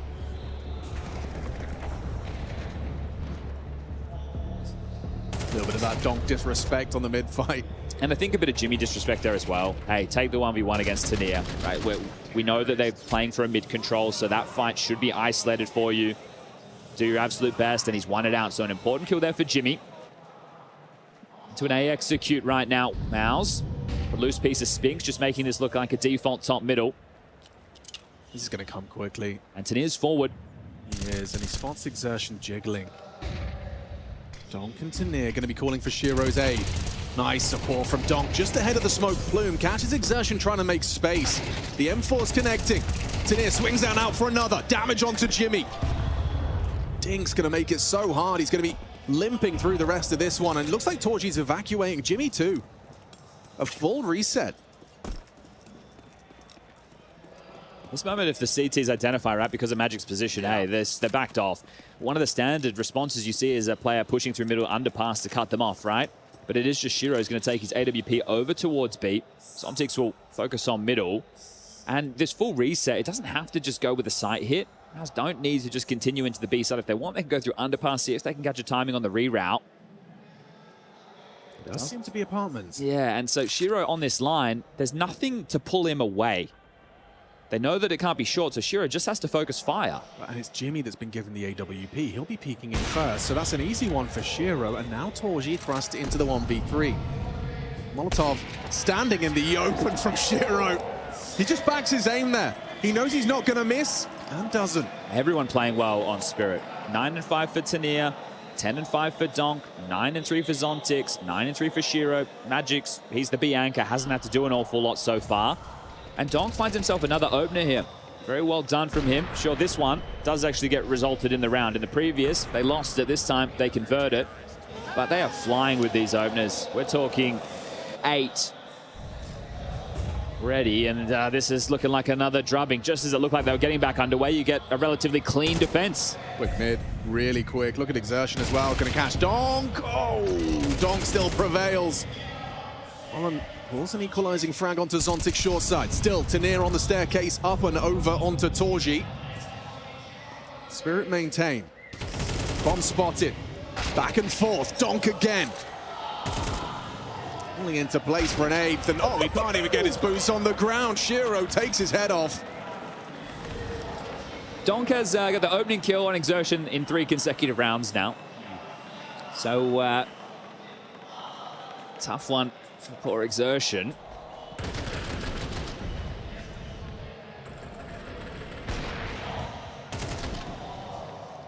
trying to take away whatever you can from this matchup being so one-sided. But for me, it's Tanir looking confident and comfortable. Yeah. He knows where the fights are coming from. He's taking them and delivering. He was phenomenal on Dust 2. Last round, first half, second map, first quarter final here at Rio. And this has been a speed run. Oh, another opening death for Exertion. Just running through the deep smoke. 0 and 5. And he is in the opening department. Typically, both kills and deaths. This time, just the deaths. Well, A's open, essentially. Yeah. Oh, Tanir catches wind of it. And Spinks catching Donk with empty hands. Nice from Tanir. Forced into the fight by Jimmy's Molotov and a long-range Tech 9 ain't the fight for Brolan. 8-4 sounds a whole lot better than 9-3. So much util for the retake right now, Spirit. Oh yeah, and that default box position from Brolan, so easy and susceptible to the incendiary. Magic still has the Molotov. Default plant's the problem. That's the Molotov. Brolan's going to be forced into the fight here. They nail him. Okay, weird now. Nice from Torchy, actually finding Zontix. And that time, it's very sensible. Gotta get on it. Looks like it should be MOUZ's fault here, unless they can just hold the defuse. Default plant. In the smoke, gotta find it with the Tech 9! Oh! He can't do it! 9 rounds for Spirit. They want to make this a 2-0. They want that semi-final tomorrow. MOUZ need a miracle.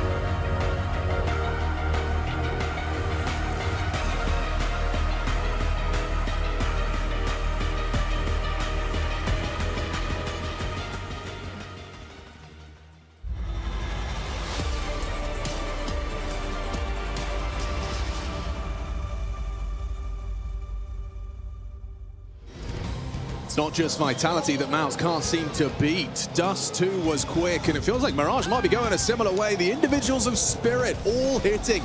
To near noteworthy performance as well across both maps, now joining Donk and Shiro at the top of the tables. It's been a masterclass, hasn't it, from Spirit? This is rapid. This is very, very quick quarterfinal. This isn't normally where MOUZ gets slowed down, but this is a MOUZ who continue to deteriorate. It's hard to watch, and I'm sure hard to play. We're 1 for 1 in pistols on map number 1. Let's see if we can do it again. MOUZ, you need something. It's going to be an early fight. Quick from Exertion, tested on the Rams side. Double kill from Exertion on the dual Berettas. Taneer losing his head. Roland finding Magic's jumping, mantling up through the connector as well. So you talked about the necessity for this pistol. It's come rather leisurely. I just think the problem at the moment is it's same as map number 1. It feels like a matter of time. Oh, that's a horrible headshot for Spinks. He can't get in cover in time. Zontic just chases him down. That'll draw the rotation because that was the bomb. Something that they were struggling with in the first map, right? Out of sync, over-rotating. The team play wasn't there. I don't know how you can lose this 2v5. I mean, with Shiro Exertion standoff, he's just getting caught on the ladder there, gets the info. And he doesn't know about Exertion. Exertion knows all about him. Hang on, he gets that info safely, and Bronner's still choosing to take that fight. Fortunately, the nade combined with Exertion's headshot through the boards has made this a 1v4 for Zontix. Up close, finally finishes off Bronner, but at what cost? You'd love to get the plant, but I don't think they'll allow that. They are giving you the cross to short, and Jimmy playing safe, so this is likely the next point of contact. Exertion playing safe sandwich, Torji in jungle. They're just going to let Zontix finish the round. Yeah, Jimmy as well, 1 bullet, all he needs.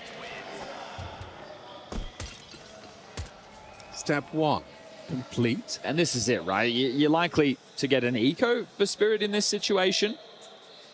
They bring the rifles out into the next, so you should get this one for free to make it a 9-5 scoreline. The same discussion we were having on Dust 2. It's all about stringing these consecutive rounds and rifle rounds, something that MOUZ have really struggled with.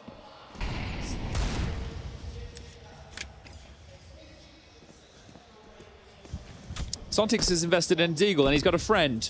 I wonder why. Donk hanging around to see if he gets to recycle that from... But he did just reload after 1 bullet as well, so... he doesn't want Donk to have the chance. I see, all right.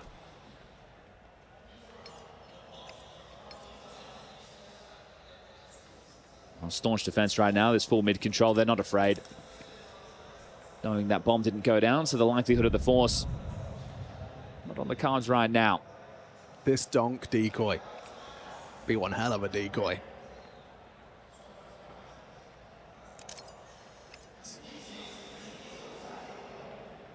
The Exertion would be nice to be able to pad the stats if they do come flooding out of middle. It's just Taneer and Magic's. Say that, Zontix is bringing his Deagle over there too. Torji, Spinks, all finding it. There's the Zontix headshot. That's what he's been waiting for. A singer of a second. And there's Donk's turn. See if he can match the output. Already decent damage. He gets 1 more. Yeah, great eco. Seriously. For the amount spent. Oh, and he's gone and done it. Okay, why not? Takes off of Spinks' head. Why not?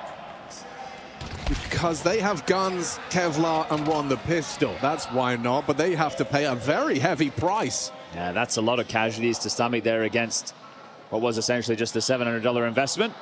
And that decoy. I can't forget about that. Never forget. Spinks a bit of an unnecessary extension from him, gets immediately punished. So they're teetering already. It's going to be worse this time than Dust 2. Missing nades. At least Dust 2, you got 2 rounds in a row where you had the guns. This time, you're only going to get the 1, and then it'll be the force. So straight into what is likely an A execute here. Standard mid openers, Exertion, Torji, Spinks, all kept busy by that, trying to identify, is it middle? Are they pathing behind that island box? And in the interim, the setup. Now Spirit execute. Roland is trying to block this jungle smoke, trying to disrupt. Donk will go down to the spray. Taneer caught flag 2. Palace exposed. Actually, Zontic's the one that profits from the smoke break. MOUZ lose out Xertion. Shiro's taking space. He dropped the bomb. Nice. He wants to keep moving. They've thrown a deep CT smoke. Jimmy's going to try and play ahead of that. And Shiro, he's there, perfectly poised to collect. Brought on from the staircase. Torji lingers, looking to catch a timing on the smoke push. Spinks flanking. Oh, lovely forward maneuver, forward momentum. Spinks feasts on the double kill. Default plant. Tanir can't win this. He'll give it his best shot. Finds the head onto one. And a double swing. Roman ensures the round. That was a test on his sight, and he's passed it. 5 kills between Spinks and Brolan. Smiles starting to creep onto their faces. Zontix must have been in the lab.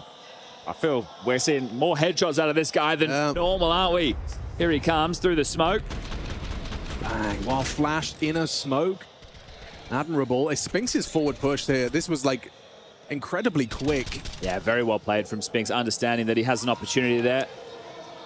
Underguarded, not expected. And now just a 3-round gap. Cyclone happy with that. Starting to see more of what he expects from the boys as the mid-smoke's lobbed out. Partial buy. Bomb plant helping them equip a little bit more. Another round where you want to make sure if you're Spirit, you're getting a couple of kills. Continue to apply the pressure for MOUZ. It's the opposite. How many can we keep alive? Can we start to make this look clean? Can we make it look competitive? But we're here to play today. Magic selling this over towards mid, but Zontix has already gone down towards A. Yeah, that'll stop Zontix, Dong from following through. Magic's confirmed Spinks in ladder. Shiro is out and about, but was counting on Brolan going down to the Donk Dig. Now spotted on the jump peak. Still something from Tanir. More than something. Could be everything. He pulled them back into a 3-on-2, not a 5v3 fumble against a Tech 9. The defensive smoke let Shiro plant. He might get towards Con and be able to pick out one of these guns. God, it's fallen into a post plant. This could go horribly wrong for MOUZ. They know Spinks was ladder. And that's what Tanir's playing for. Cashing in, crouching, can't hit the shot. Was aiming for that head, and then look at the wrong way is Shiro. So many ways that could have got a whole lot worse, but still, you get the bomb plant, you get a couple of kills. To Tanir. And you turn it into a 2-round game.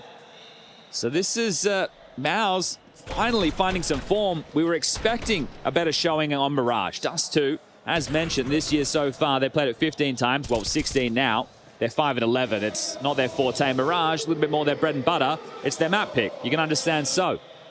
It's either going to be this or overpass, but just the idea of starting T-side overpass against Spirit.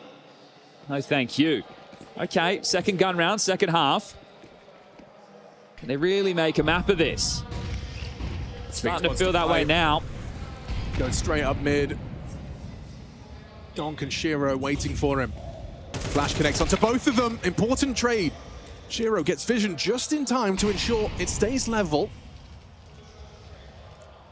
The opening stage is around 17. And not letting Donk be comfortable in all of these moments.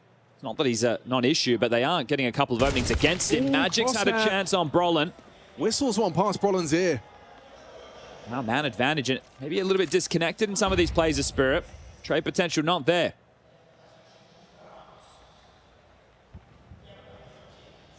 Xertion tucks on window. Torji going to be trying to lend a hand.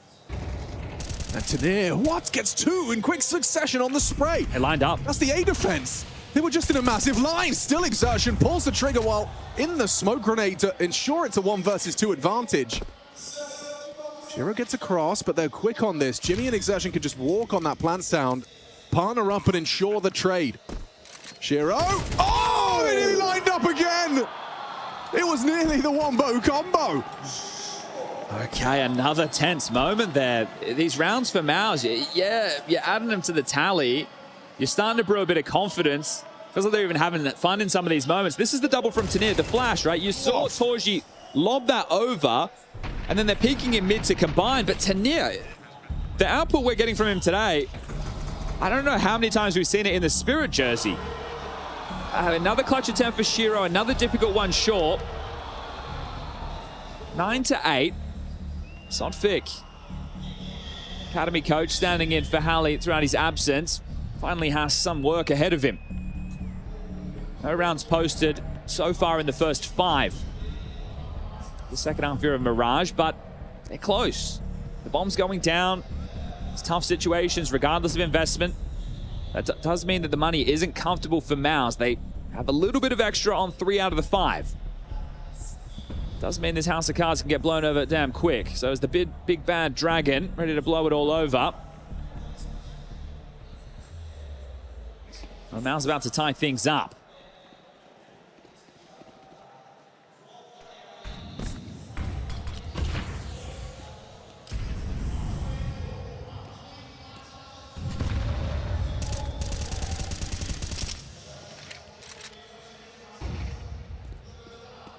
They want to establish this mid control and potentially turn it into a B split. The bomb over towards the B apartments. Spinks spamming, Jimmy playing forward. And the bomb not dropping back. If anything, it's picked up now. So this, in different stages, likely to turn into a whole bunch of different moves to get short control. CT's with a defensive con smoke. Jimmy forward should be such a strong position that even if he gets one, the early info also will bottleneck them and allow Spinks here to also contribute. The jump spot bait feels like it's setting up for success. Right, Spinks is acting like Jimmy. Hoping they start running him down after he's spotted. Ben Molly, this will help Magics now with the short control. Try and pincer in, Spinks' attention drawn, so no longer baiting. Jimmy, however, hiding out on his position. They'll clear him. Donk, oh, a lazy clear from Donk. Jimmy's alive though. Spinks tucks in, Exertion's already arrived on the site, so things shaping up. Still caught on the smoke spam. Oh, he's gotten away for a moment. There's 2 there, they can pivot, they can pivot. 2. Exertion and Spinks both on that kill. The bomb's still B up, so they're trying to sell A. They're trying to force a rotation. They still want to finish over towards B. There's only 20 seconds. They have to finish B with the bomb. Ambitious. They're hoping Tanir and Shiro can sell the A finish. They're both still B. There's 14 seconds. How's Zontix meant to get this done? Oh, and that's the kill. Zontix kills Spinks. It's just Exertion here, but they have to plant. 8 seconds. Zontix just has to get that bomb in, or they'll go for the kill. Chaos for Spirit's first T-side round here on Mirage. You think, okay, just pull the plug, we have the info, but they're thinking a layer ahead. If the rotation comes in from short, how are we meant to get up con? That's not an easy fight for us. But then it's still tense. It's a tough choice either way. The fact that that's a buzzer beater right there, how close these rounds have been. Spirit, they pull one off. They finally get on the board on this T side. They get to double digits first. And remember, MOUZ have been walking funny. These rounds, they haven't been easy to get by. You can see on your screen right now, there's an ult for Torji Shaw. A couple of M4s in the mix. It's Brolin gonna have to defend A with an MP9. And Jimmy just down to a 5-7. Util's lacking. There's no defuse kit. And 5 seconds, the final frag comes in. Tanir. Such impact. Everywhere in that round. Another showstopper from him. 18 and 12. Donk's been hemorrhaging opening kills in this second half.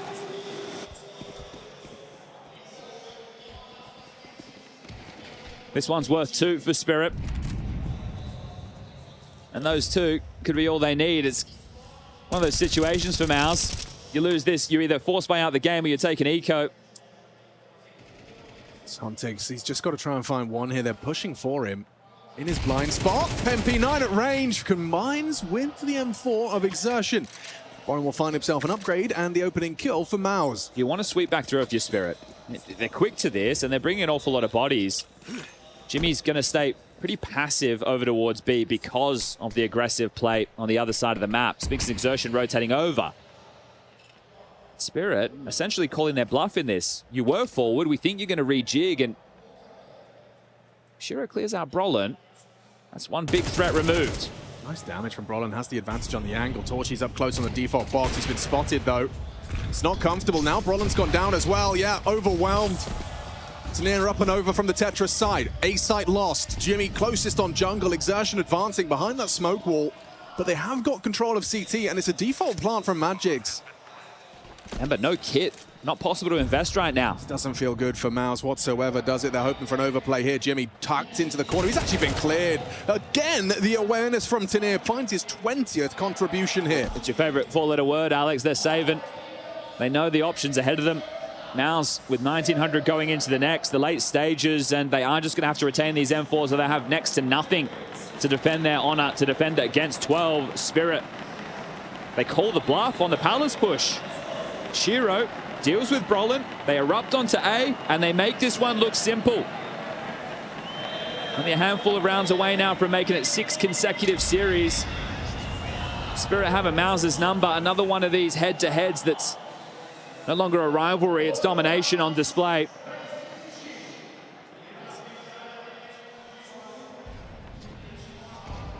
This is that 1v1 we saw off screen.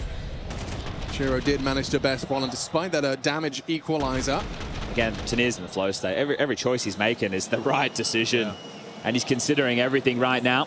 Every corner he clears. They're not forcing behind the M4s, so it's not an eco, but it's, well, it is an eco. But it's not a full one due to the saves. They hedge their bets, they gamble B. Your Spirit, you know, weapons were carried through, so you're going to take your time with this. You want to make sure you don't die to any early aggressive moves, whether that's Palace, a ramp push, up the guts of middle, jumping out the window, underpass, harassing your B defaulter. All of those considerations. You put out a wide net. You play slow.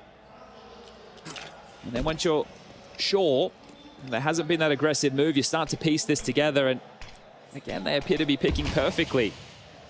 Take a look at the radar. There is absolutely nobody at home. The B stack from MOUZ starts to play forward for some info, but it feels like it's going to be way too little, way too late. 12 looks like a certainty.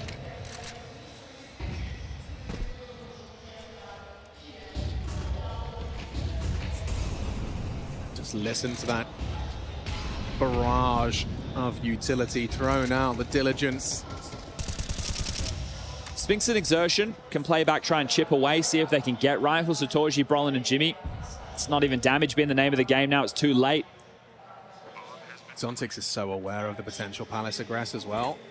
Even confirms now presence. Jimmy fires off a bullet of his USP, trying to make space for the M4, and now that's audible.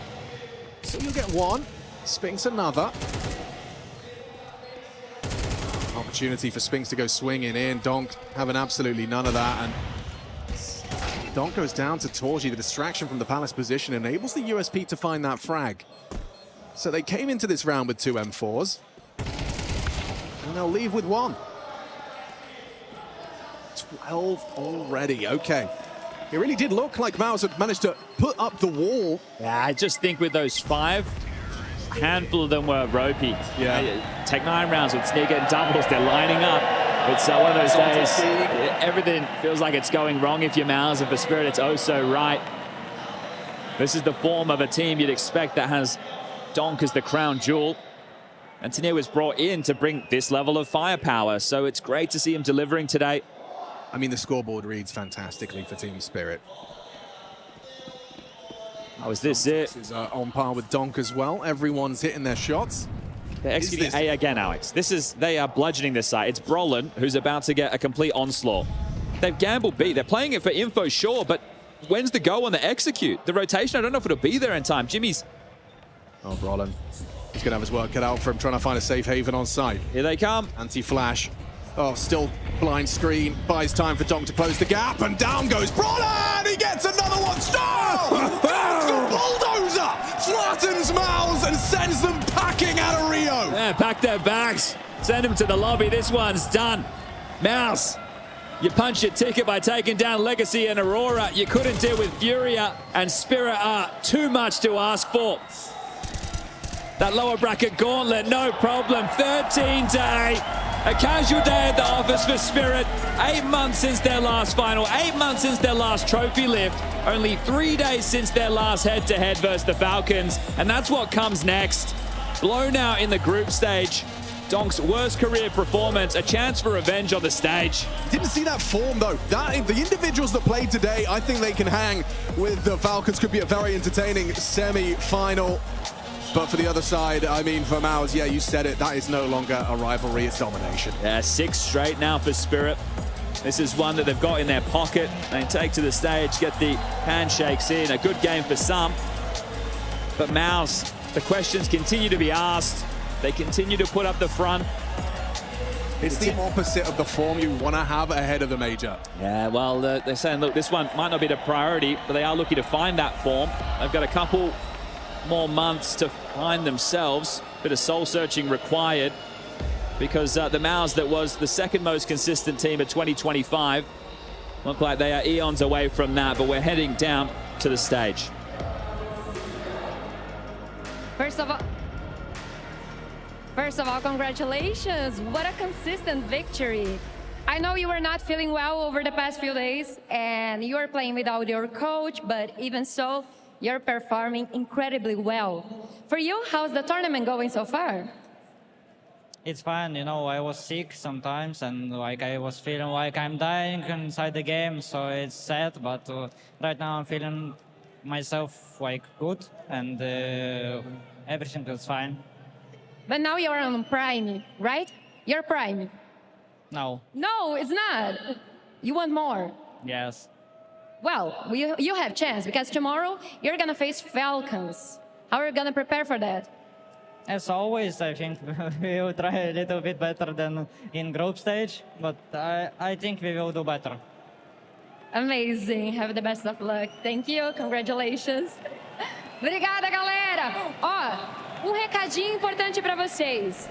Um pouco antes da nossa segunda quarta de final do dia, a gente vai ter um anúncio muito importante aqui nesse palco. Então, voltem aqui pelo menos uns 15 minutinhos antes de começar, tá? Não saiam daí que daqui a pouquinho a gente volta. Vocês não vão se arrepender de estar por aqui. Muito obrigada. Right now I'm feeling myself like absolute domination, and I do not mean by MOUZ. I'm talking about the spirit that came through here and reminded MOUZ that this is the way to the airport, fellas. So go ahead and get at it. Yeah, I mean, listen, we need to just, depends on in which, through which lens do you look at MOUZ, right? If you see this result, but you think MOUZ is still supposed to be a contender team, then you'll be gravely disappointed and, you know, you will be shocked by the result. But I don't think that's who MOUZ is at the moment. But if you look at MOUZ as a team who, you know, will be the teams below them, but is no longer a top 5, a contender team, then this loss is way less painful. And I think moving forward, going into the major, in their camp, I feel like they need to change their approach and how they play the game, right? Like, well, I don't think they should try to play default Counter-Strike, you know, try to play by the book at all times. I think they should maybe up the pace, be more aggressive, figure out the way to change your style so you can get something more out of these players, because it feels like everyone is done with the roster, like everyone knows that the changes are coming, their heart isn't in it anymore, and when you try to play that way, it's not going to go well for you. Yeah, I very much agree. You know, it is a better result for MOUZ, I guess, compared to the last tournament they played where they finished dead last, and they did have a couple of good showings here as well. The game against Aurora was one that gave themselves, and I guess us a little bit of hope that maybe they're finding out and maybe they're figuring out a way to play slightly better, but it's the fashion they lose into Spirit here as well. It's not a competitive game. It's not a close game of Counter-Strike. It's not a game where you at any point are like, ooh, maybe they're coming back now, maybe we're heading to a third, maybe they can kickstart themselves. It's the fashion they currently play Counter-Strike in that makes me agree very much with what you're saying. You know, at this point, it does feel like there's nothing to lose if you're MOUZ.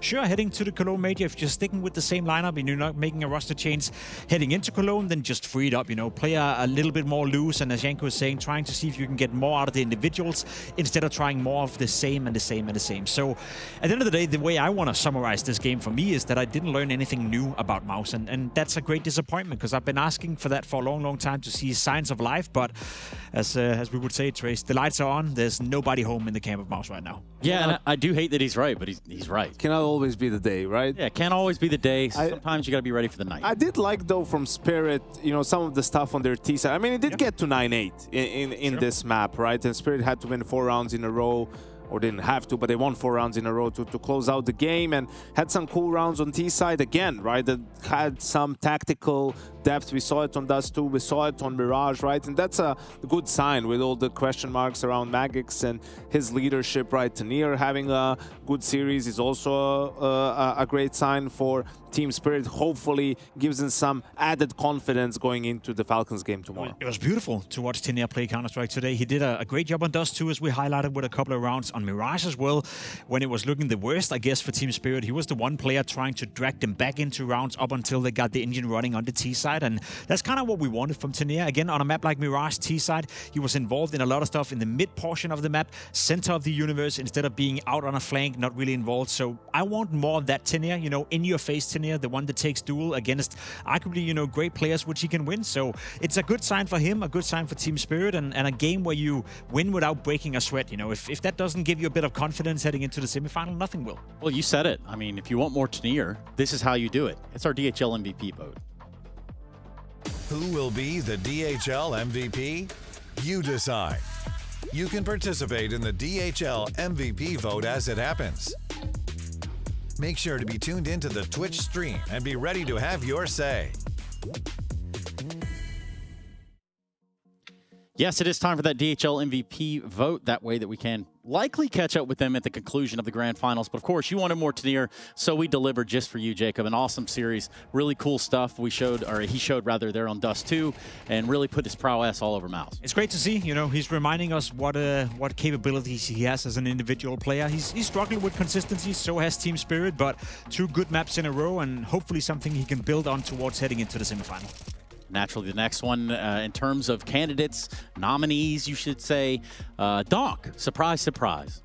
Crazy he wasn't the first name on the list, right? That also happens sometimes, sort of working his way up in this tournament. Heard plenty of time about his condition. So I think he'll be in good shape going into tomorrow. And yeah, his team is going to absolutely need him. Last time he had his worst map in Team Spirit against Falcons on that Mirage. Oh man, what a sweet, juicy game it's going to be. Also, Shiro. Where's he at? Where's he in the server? I think he's quietly doing a really good job, you know. Again, Shiro sure has games and moments where he's popping up even more, but I think he's been somewhat consistent in a period where Team Spirit haven't functioned too well. This game, let alone, again, getting the job done, I think he's a player that makes very few mistakes as well, if you want to get technical about it. A player that you could rely on, and a player that the teammates can always rely on as well. So good to see him play well, and also much, much needed in a semifinal. He's not flashy, he's a safe pair of hands, and, you know, the only time you'll see highlights from him most likely is clutches. That's where he's incredibly strong and does his best work. Yeah, so again, that's the DHL MVP. Go ahead and get your vote in. It should be up there on the top of the screen somewhere. We just showed you how to do it, so it shouldn't be super complex, super complicated. Talking to Twitch chat, by the way, right? Yeah, well, I mean, yeah, okay, fair. That's right. Yeah. Anything you want to tell them, Jacob? Nothing at all. Nothing at all. All right. Well, for us at least, like, yeah, putting a ribbon and bow on MOUZ, it's almost as if we're ready to put them in the box and wrap it with a present and put it out for Christmas. I think that type of box. Yeah, and that's a tough one. Right? I think the one interesting, you know, angle you can look at MOUZ is that change going to happen now, or is it going to happen after Cologne? Because I think we're at a point now where you kind of described it as well. There's almost nothing to lose in the MOUZ camp. So if you're planning to change after the Cologne major, why not pull it off now? I would have made it last off-season, right? So I would do it as soon as possible. I think they would be far better off with it, because this roster isn't going to achieve anything in the next 2 months. So if you have the opportunity, just pull the trigger on it already, right? Give yourself, and you cannot underestimate honeymoon periods, right? The extra motivation from a new start, a new beginning. So we'll see what they have in store for us. Yeah, I mean, I guess, are there any names that kind of come to your guys' the top of your head? Like, who would be a good fit? Who would slot into this MOUZ lineup that could make it make sense? I think the question for them, and the question I'm still left with, is it just going to be one roster change? Because if it's just a 1-for-1, let's say that they want to try something new instead of Broland, then I say do it right now. You know, you're looking at a guy like Magix being rumored to the lineup. You're looking at Kixen maybe, potentially free in the market, even though he's probably going to cost a bit of money. Do you want to re-rent the lineup and maybe remove more than one player? Then I think it gets a bit more complicated. So I think that's one of the only reasons I can come up with as to why they would wait until after Cologne to make sure that they get the 2 players they actually want. But for now, I think Kixen would be fun to see in MOUZ. I think Magix is a bit more of a wild card. I'm not sure if he's cut for you. Yeah, I think they need someone who's a bit of a fiery personality, who's not just an IGL, but even more so a leader of men, right? I think that's what they have missing somewhat. Exactly, right. And I'm not even sure I necessarily put Kixen into that particular category. Maybe Magisk a bit more so, because he's a proven champion and a veteran presence. But yeah, it's not easy, right? As you said, those guys are, for a reason, they're few and far between. And he's Danish, Jacob. Well, another great reason not to sign him. I wonder why Zipex extended his contract. Like, I wonder why he's still satisfied being an assistant coach. I think he thrives in that environment. I think he thrives not having... Like Matt on Vitality? Well, in a sense, but also not having the full responsibility on him, because we often, talk about coaches not doing their job well enough when the teams is not doing well enough. And I think he's had a long time in Astralis where he was being singled out as being the issue. And I think that's a different kind of pressure to work on. I've also spoken to him a bit about, making the transition into becoming head coach. And I think he wants to do that at some point. But for now, he thrives well, working in the background, not having to put his name to things, but still having an influence within the lineup. But at a certain point, MOUZ have to show something, right? Like, at a certain point, the MOUZ camp has to show that. They re-signed both Cyclone and Sipnix, and as much as it may sound fun to say, I think that was a great thing to do. I think that could be the cornerstone of rebuilding the project. I think they've done a great enough job, previously as a duo in order to make sure the MOUZ got to a point where we labeled them as the second best team in the world and one of the most consistent teams in the world. Question is if they're good enough at scouting new talent and then making that change. And honestly, I don't think MOUZ hasn't won tournaments or went to #1 because of, coaching or anything like that. I think it's ultimately with the players, but it is a different, challenge to get young players and get them to play on a high level and then get a team to be from the top 30 to a top 10 or something along those lines and get from that point to actually winning tournaments, right? Like that's a different sort of a challenge. You need different qualities to be able to accomplish that. So we'll see. A roster change is absolutely necessary, and then after that we can see if MOUZ maybe is back into that contender status. Well, it does sometimes come down to what you're talking about, Jacob, with regard to, is it better to change one player? Is it better to get 2 out and then get 2 new guys in? In an interesting perspective, considering, the coaching situation over there, how that would all unfold. But for now, for MOUZ, they're done here in Rio. That's the end of that. For Spirit, tomorrow they're going to go on and take on those Falcons. That's how the bracket lays out. You can probably see that for yourselves. Anything you want to add, Jacob? I think it's going to be a fun matchup, Spirit is definitely playing better today than they've done, so far in this tournament. Donk seems to be getting a little bit more well and not so ill anymore. Tenia having a great showing. It kind of lines up for a fiery matchup, whereas for Falcons so far, what we've seen is a team that is relieved of the pressure and a m0NESY that is firing on all cylinders. So I can't see a reason as to why it shouldn't be a fun game to watch. You'd hope so, and I see a lot of teams are high on Falcons now with how they've been playing in groups and the fact that they beat Vitality, but we saw all of that before. Yeah. What we haven't seen is them string good performances in the playoffs when it actually matters the most. And Spirit, who they beat countless times, right, in Falcons, and Nico and m0NESY even dating back to G2, the one time they lose to them is when it matters the most, at the major in that quarterfinal, right? When everything is laid out for you in a way. So it's not until that game tomorrow and potentially Falcons winning it before I could even consider them potentially going all the way in this tournament. Crazy stat line, the whole, Nico, m0NESY versus Zero and Donk. I think it's at 11-1 or 12-1 at the moment in favor of Nico and m0NESY. So yeah, it's going to be an interesting matchup, but one that Spirit and Donk in particular have struggled with. Yeah, and it's exciting stuff. That'll be tomorrow in case you are just joining us. Gentlemen, I think we go to a quick break. We can come back. We've got a lot of cool stuff going on here at the Intel Extreme Masters, so make sure you don't go anywhere, because when we return, if you can imagine it, Vitality are going to jump back into the server. This time, they're not starting the semis. They're going to find themselves in the quarters, and they're going to be playing Na'Vi when we come back after this.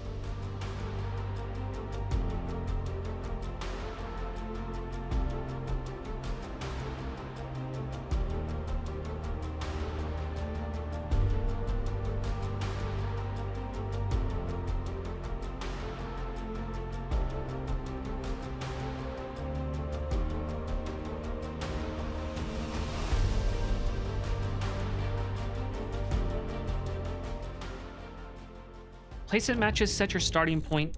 Face-It rating measures your impact as you climb. The soft ELO reset narrows the gap between the highest ELO players and the rest of level 10. Your starting point will be based on your recent ELO in activity. We're introducing Face-It rating, so you can see exactly how much you stack up against others at your level.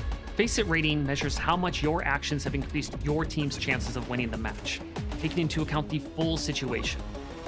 Season 8 launches April 22nd. Good luck and have fun.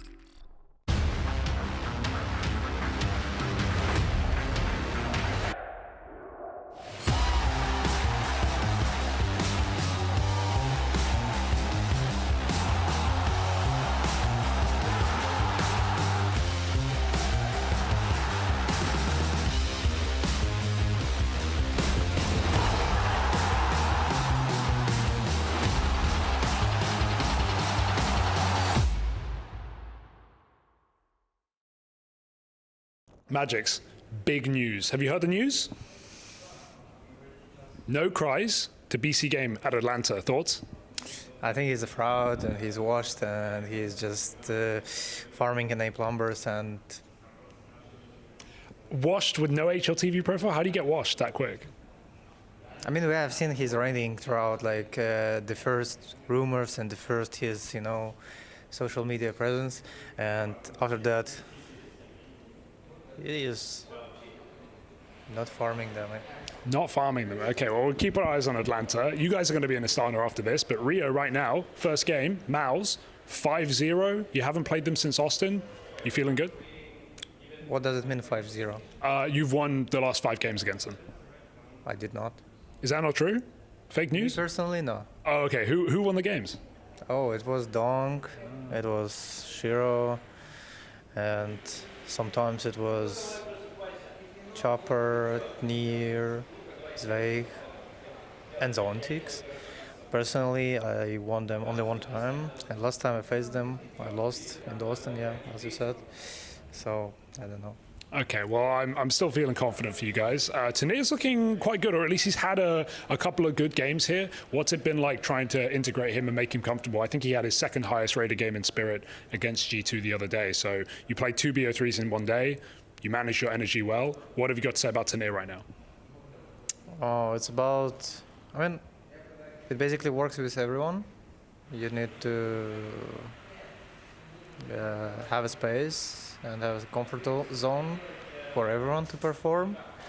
And it's not like we're trying to give him the most resources or whatever. He's just doing slightly better in some similar situations which he had in the past. And I feel like it's about you're facing a situation, and you're losing and you're sucking. And after this, you're going through it, and the next time you just play better. And if that works this way, it's good. Well, it's going good so far. I wanted to ask about Sotvik. You talked to Stiko about him after one of your matches, saying you have to do a lot more work as a guy leading up to games, maybe in prep. How are you balancing that right now after a couple more matches with Hallie, Sotvik, you, and Hallie not here? Well, Hallie has been doing the game plan completely, and we're doing this in duo, kinda. I'm deciding like what are we willing to do, and Sotvik is supporting me, and I'm asking him sometimes if that's good or is this gonna work or is it bad, and we're trying to figure out something. Is Donk feeling better? I saw his Telegram post yesterday. I don't know. We'll have to wait and see. What do you have to do outside the game to keep Donk happy? I see you guys have a special bond. How do you keep him so happy in this team? So the daily routine is ordering a big McDonald's combo featuring 20 nuggets, double cheeseburger, Diet Coke, definitely. Yeah, for sure. Also, TikTok grind, like 2 hours daily. Yeah. And this is like the basic, that's the minimum. Can I see your algorithm? Do you have your phone? Can we scroll some TikToks? No. No? It's private. It's very personal. You don't want to see it. Why don't I want to see it, Magix? Just don't do it. Instagram or TikTok Reels? Or Instagram Reels or TikTok? Well, I'm mixing them usually. Sometimes it's exclusively TikTok grind. Sometimes it's Instagram Reels.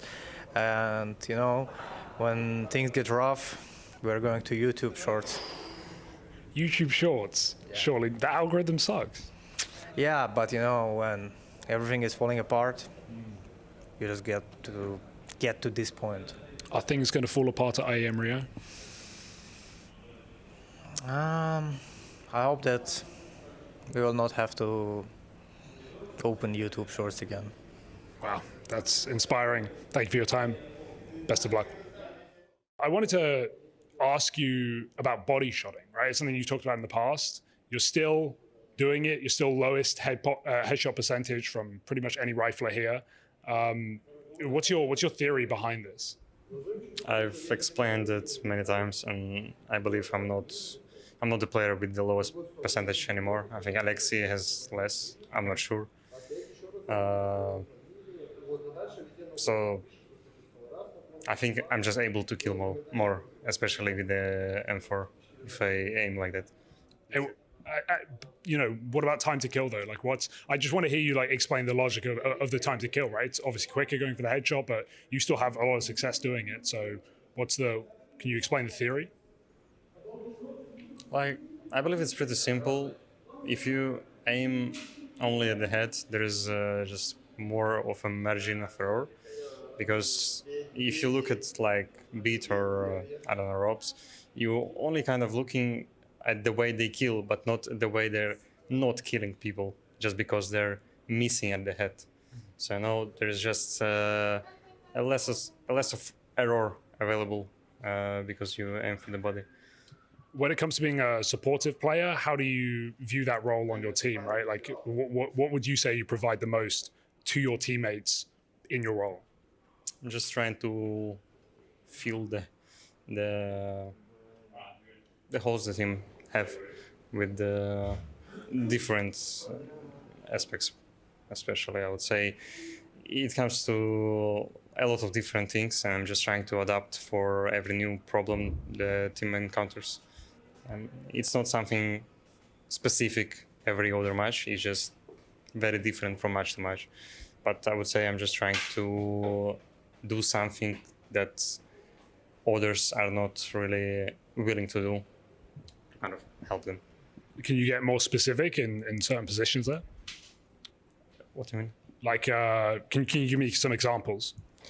Yeah, I would say I'm trying to, for example, talk more if my teammates are not talking enough, and a lot of stuff like that. But it just depends, to be honest, on a specific situation.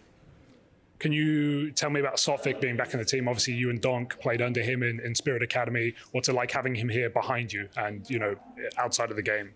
I would say he's a lot like he was 3 or 4 years ago when I was playing with him, with Donk. But he has a little bit different approach to the game. And I think we are kind of using it to our advantage. And I would say he gives a lot more freedom, because I think that's his goal here. Because we had a problem with trying to play very different Counter-Strike. Just everyone wants to play different, and right now we're trying to collect everything together before we playing the game, So even the game plan, it's more of just opinions from different players, and then there's a game plan of what everyone wants to see inside the game. And because of more freedom, I would say we're able to play more of a Counter-Strike we would want to play, probably, but it depends. I wanted to ask about the group stage. You guys played Falcons again. That's been a typically hard matchup for you guys. Why do you think you struggle so much against at least the Nico Monesi core, or two players? Even in G2, you guys had trouble there. So can you isolate that? Can you figure out why that is, or what are your thoughts? Firstly, when we played our first 3 matches against G2, they were all close. Then we kind of choked, I would say, on IEM Cologne 2024. Yeah. We played bad against everyone. And then I think it was 0-2 or 0-3 against G2 in our matches against them. And then just psychological problems. Even though, we had, I would say, good game plans, but we were never able to play the way we wanted against them. And it's not like they ever did something we didn't understand, but we just couldn't play the way we wanted against them. And then I would say it's just really, with every new loss, it's just more of a psychological problem. But right now I would say they're just in a better individual shape than we are. But even if you look at G2 match, I would say we played way better against G2 than we played against Falcons. So we're already better. Okay, nice. And finally, moving away from CS, if you want to talk about it, I think you're a bit of a closed guy. We don't know a lot about you. Would you be willing to talk about your routine, your interests? I see you at the gym all the time. Is this like something that's important to you? Staying in shape, staying active? Do you care about this? Yes, I wouldn't be doing that if that wouldn't be the case. And do you think it helps your performance? Yeah. But the problem is here, not that it helps my performance. If I'm not doing it, it really harms my performance. So the problem here is changing your routine always bad for your stability. So even though I'm not very consistent player right now, but I would say changing stuff like that, if you're going to the gym all the time, then you're like not doing it for a week, you will already feel worse than you usually do. And what about hobbies? I know you're a reader. What are you reading right now? I'm not reading anything right now. You used to, or no? Am I making that up? Yeah, I used to. I was reading a lot, but I'm not reading that much for books right now. I'm reading topics and some scientific posts and all of that, but not books. So you're not getting sucked into the TikTok grind, as Magic calls it? Not that much, probably, but to some extent. It's hard to get away from. Probably. There's no problem in that unless you're doing it for 6 hours a day. Yeah, true. All right. Thanks for your time. Best of luck. Defending champions as well, but obviously you guys are drawing Vitality in that quarterfinal. How are you feeling about that game? It's been a rough head-to-head recently. Yeah, it's been rough, but I think that, Falcon showed that they're beatable now. And maybe it's better for us to face them earlier than later. I think they have a pretty deep map pool, so best of 3, maybe it favors us. But at the same time, they're gonna fuel their, energy to, bring back the vitality that we know. But we just need to be one step ahead now. Like, we can't let this chance slip. And if we want to lift the trophy, we need to beat them. Well, you've had recent experience against them at least, right? You're coming off the back of back-to-back finals. I know we always talk about Blade and the master plan and you guys peaking at the right time, but did you expect to come into this year as well as you have with these back-to-back finals with another playoff appearance? Was that the expectation for Na'Vi, or did it happen sooner than maybe you were ready? No, it was the expectation. Like, we knew that we were capable of, like, the amount of time we've spent together and just like building the project and understanding that Makase got all the experience that he needed.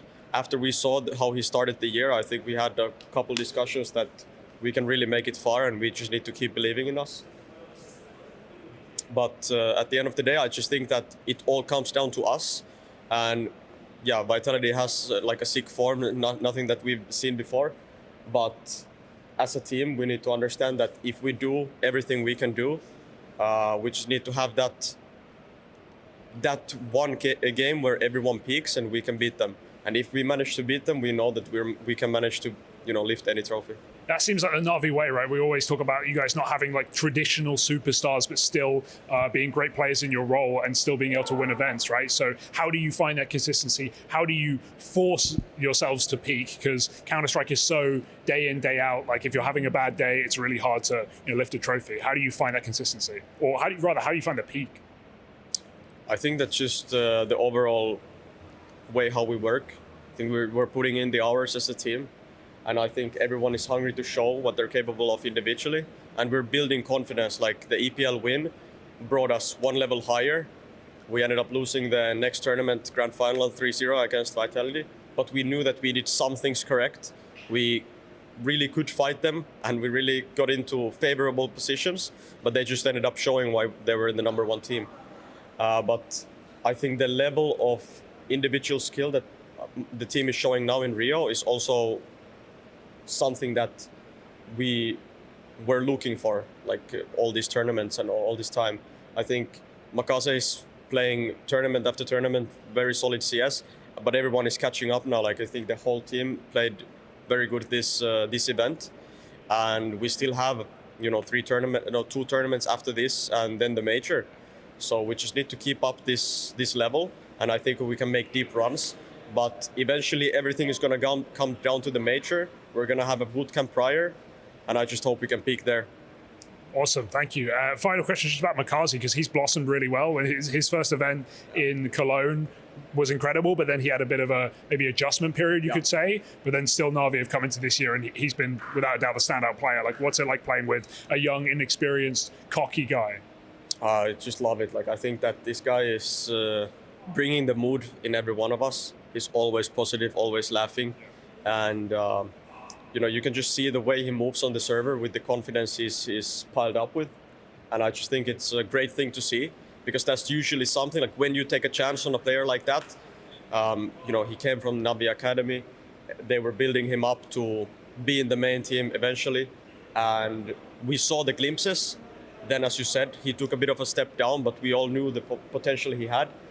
But some individuals can't show it. But he's really showing up, and I'm really proud of him, and I think he's proud of himself as well.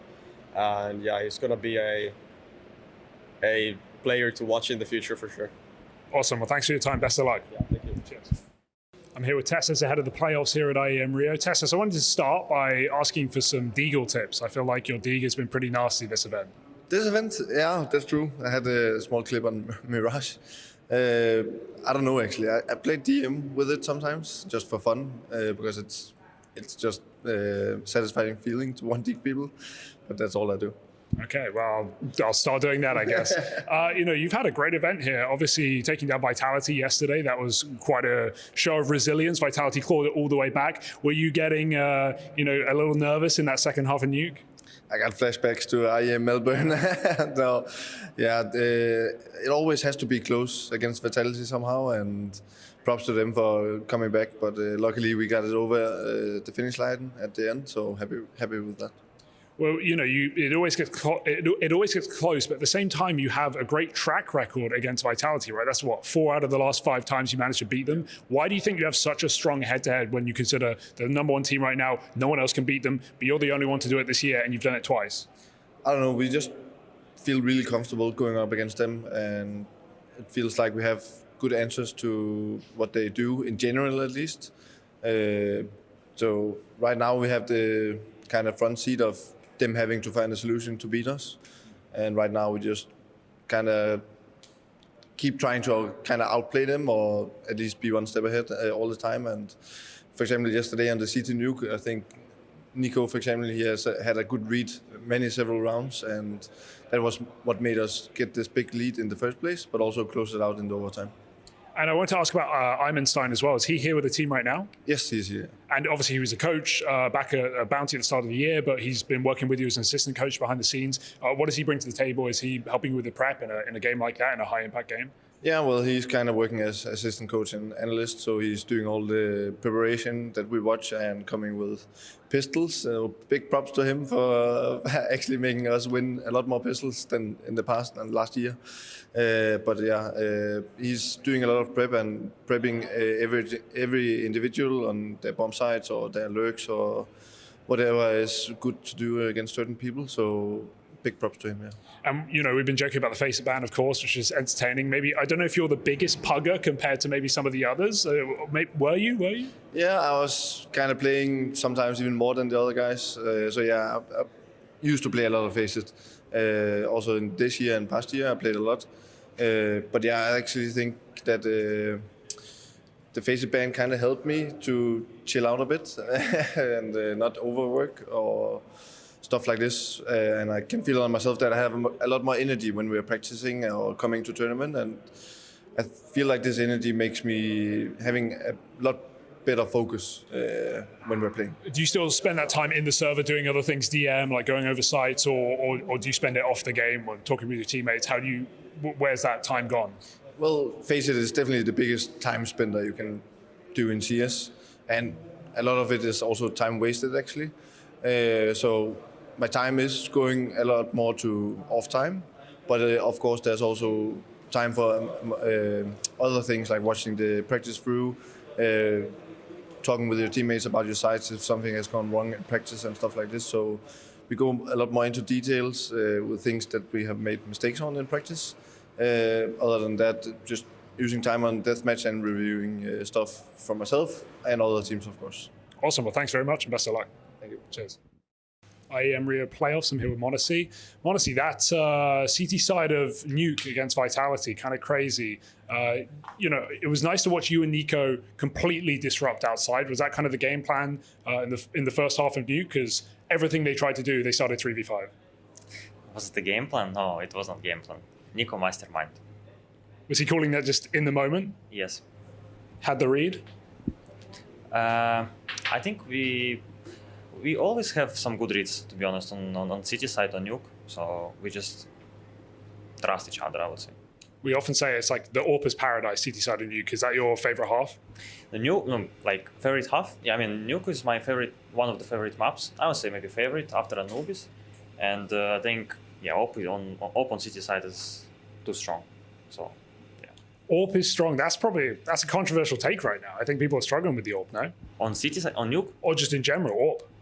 No, Orp is still strong. And on city side, on Nuke, it's the strongest map for Opera, I think, in my opinion. Maybe after the two. And you haven't noticed the ammo change affecting the AWP. It feels like it only affects the USP right now.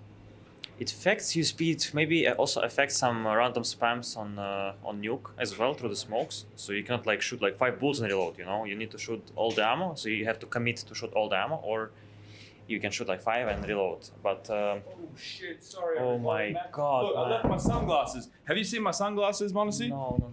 No, sorry. Fuck, man. Oh, this chat man is lost today. Crazy guy. Yeah, I wanted to ask about, well, firstly, the group stage was really clean, but also you guys played Spirit again and you dominated them 2-0. Why do you feel like that matchup is so favorable for you? It's so favorable for me. For us, I mean, I have no like clear answer, to be honest. We just, every time we play against them, we just play our game. We know how to say it, how to play the rounds against them properly on city side and on T side as well. So I think we always have like some good preparation before them. Before the game against them, and yeah, we just trust our instincts. How much of that prep specifically goes into playing against Donk, right? Like, do you try and isolate him more than you would a star player on another team? No, we don't care. We don't focus on Donk. We just focus on the team. We focus on ourselves more as well, and we just do our things. And we how to say it? We come up with things during the round as well. You know, like on T side, for example, we are not finishing the round immediately from freeze time. We are finishing it during the round. I don't know how to explain. Are you feeling less pressure at this event than usual? Less pressured? No, I'm just vibing around. Maybe, like, I wouldn't say so, but maybe we have less pressure on this event than on previous ones, maybe. But does that help you? I'm just vibing. I don't know. I just vibe in Rio. I vibe in this country. I vibe on this tournament, and I think I'm just enjoying and staying in the present. Have you been outside much? Have you been exploring Rio, going to the beaches, going on any sightseeing? After this media day, we will have time. We will go to see the big statue as well. We will see Rio. We will come to Jesus Christ to see the biggest big statue. And yeah, because like 2 years ago, we lost in 2 days, and we came as a tourists, and we had a lot of time. So now we don't have that much time because we need to prep. And final question, just out of nowhere, who is to you the greatest in-game leader of all time? Greatest in-game leader of all time? No, I have only two options, like 2 captains that come in my mind. It's Apex or Kerrigan. Maybe it's gonna be Apex, just because of the trophies and because of the history. For me, I think he's the greatest captain of all time. Okay, thank you, Monacy. Good luck. Thank you. The world number ones are officially in the building. Zyru, welcome back to the arena. Can you tell me what the routine is for the guys when you're playing the second game of the day? Classic routine for us, to be honest, like having a teamwork, preparation of the game, thinking about bringing good energy into this arena, and that's it. Now we are ready to fight again. I feel like all over Vitality socials, you guys have been enjoying Brazil a little bit. You've got the Rio experience. What's been your favorite thing that you've done in Rio so far?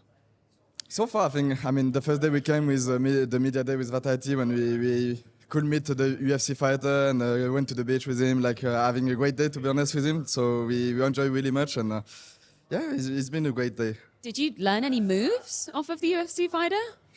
I have a big belly. I cannot do any move for him. So no. Yeah, he kicked me in my legs just to know the feeling, but that's it. Okay. Obviously, it's not often that we see you guys playing in the quarterfinals with this IEM format, right? Playing on a Friday.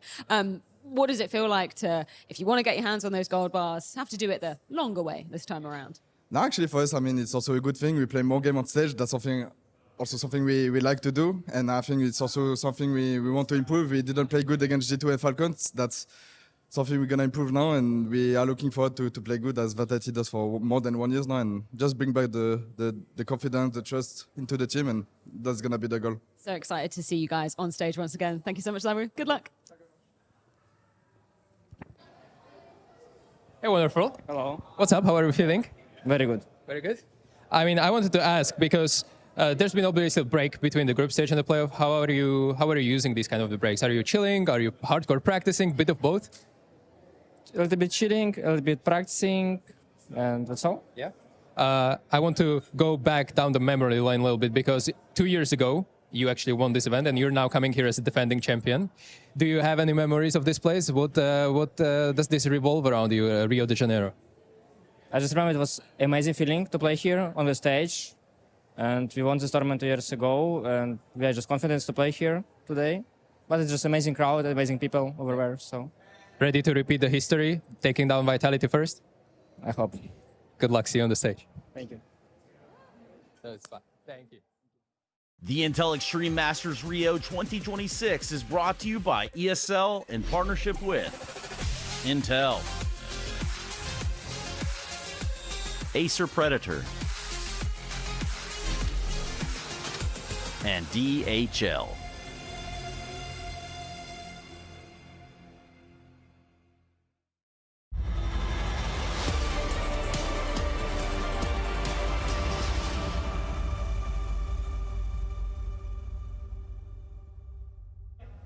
Intel Extreme Masters Rio 2026 and the playoffs are already underway. We're here with Colex GG. They're in the building, Harry. I've seen them. We've had players signing Colex cards, getting those fresh reprints coming out soon. But first, we're here to talk about fantasy. As always, we built our dream teams, but the economy has hit, Harry. There's a bit of a budget. What's your team right now? Oh, okay. So I've lent heavy into one side of the bracket. That's how I think I'm going to win this I wonder which thing. side. Yes, I'm on the Furia Vitality side of the bracket, Hugo. I got Fallen, the professor, the old boy, right? He's tried, he's tested, he's not going to crumble. Molidoy, Orb Star, can't live without him. And Yuri, I thought was a bargain. He's actually been playing fantastically out here in Rio, and he was cheap as hell. So I was like, yeah, I'm putting him in the team.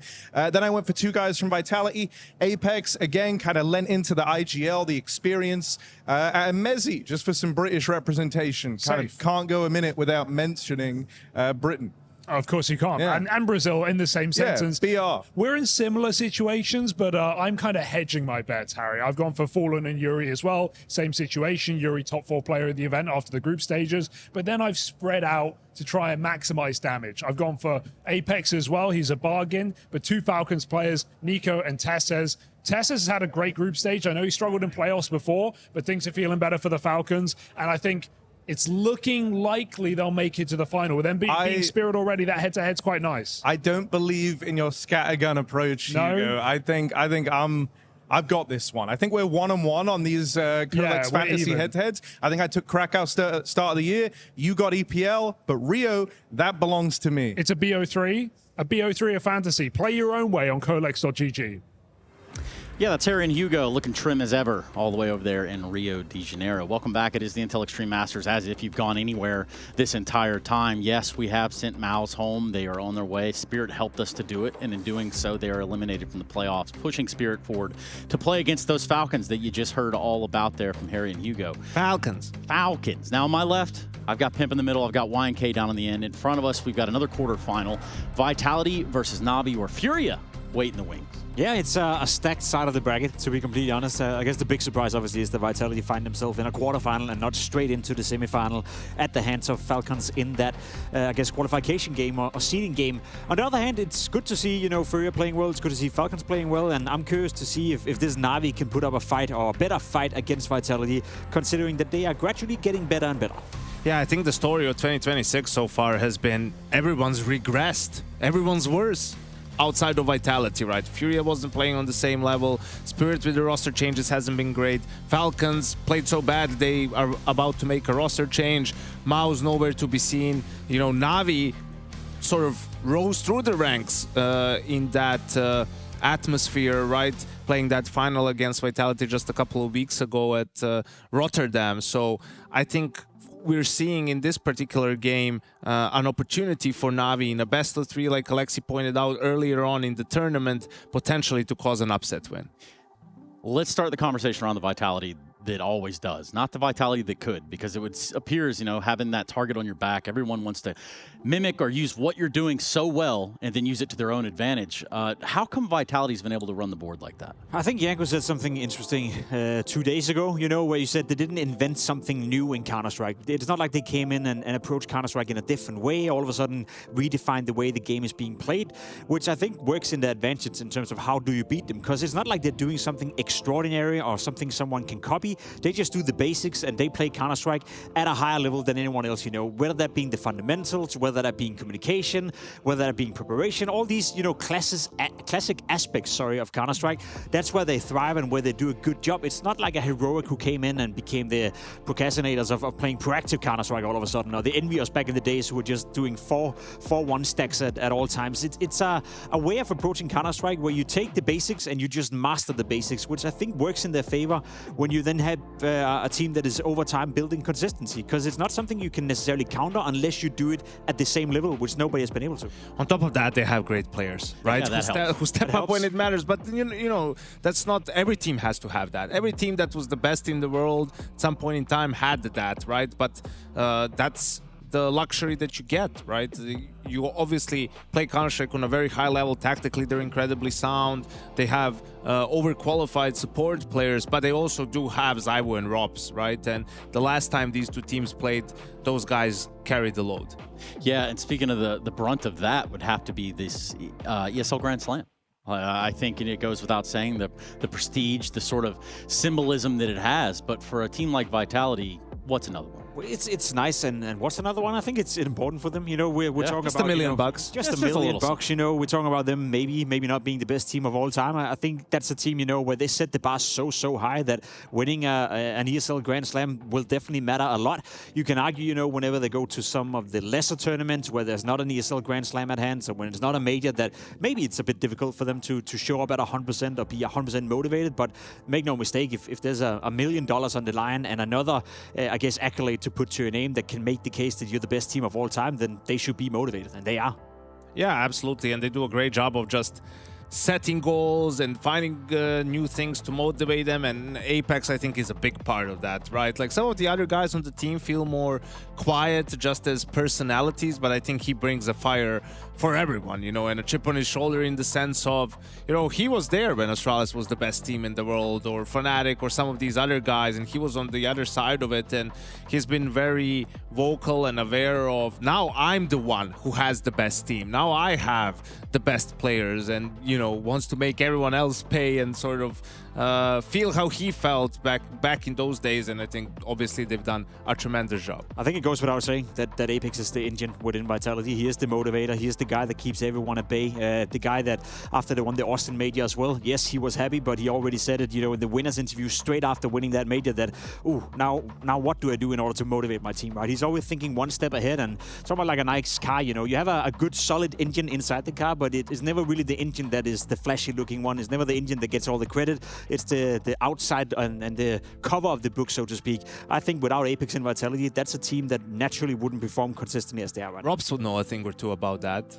He definitely would. Robs seemingly knows everything, and that's every bind, every little nook and cranny in this game that we have. I think in this moment, though, before we jump into some of these rounds and some of the stuff we saw back in Rotterdam, let's think about what Zonic said here. Check out this quote. And at least for Zonic and us putting emphasis on what's going on today. Well, I think, you know, he was talking about, because Falcons are a team that's had actually success more than others against Vitality, and you know, he was just talking about answering the question what it is that makes you guys be able to beat them still, and you could see that he's talking about that you can't play scared, right? And you have to disrespect them to some extent, But the most important thing is you have to play to win. You can't be playing not to lose, and you can't be scared to make moves. And we do have a couple of examples from some games that illustrate, I think, that Navi failed to do really exactly that the last time these two teams failed, because we talk about preparation for these teams, right? We go to Inferno, you can see it's a hero AK for ZywOo. Navi has banana control. They're searching, trying to find some sort of an opening. It's a 4A setup. You can see Alexi, the B player, he's on a flash. Like, it's very defensive from Navi. They understand this. They don't want to give this opening to ZywOo and to Vitality. Apex calls them back. They understand it's a one guy B setup. They want to try to rush him down before support can come in, swarm the site. Kazi does a great job. Counter utility, everything's there. Incendiary from Alexi is there. They're here. But the two flashes that they have, the only two flashes are perfect from Apex.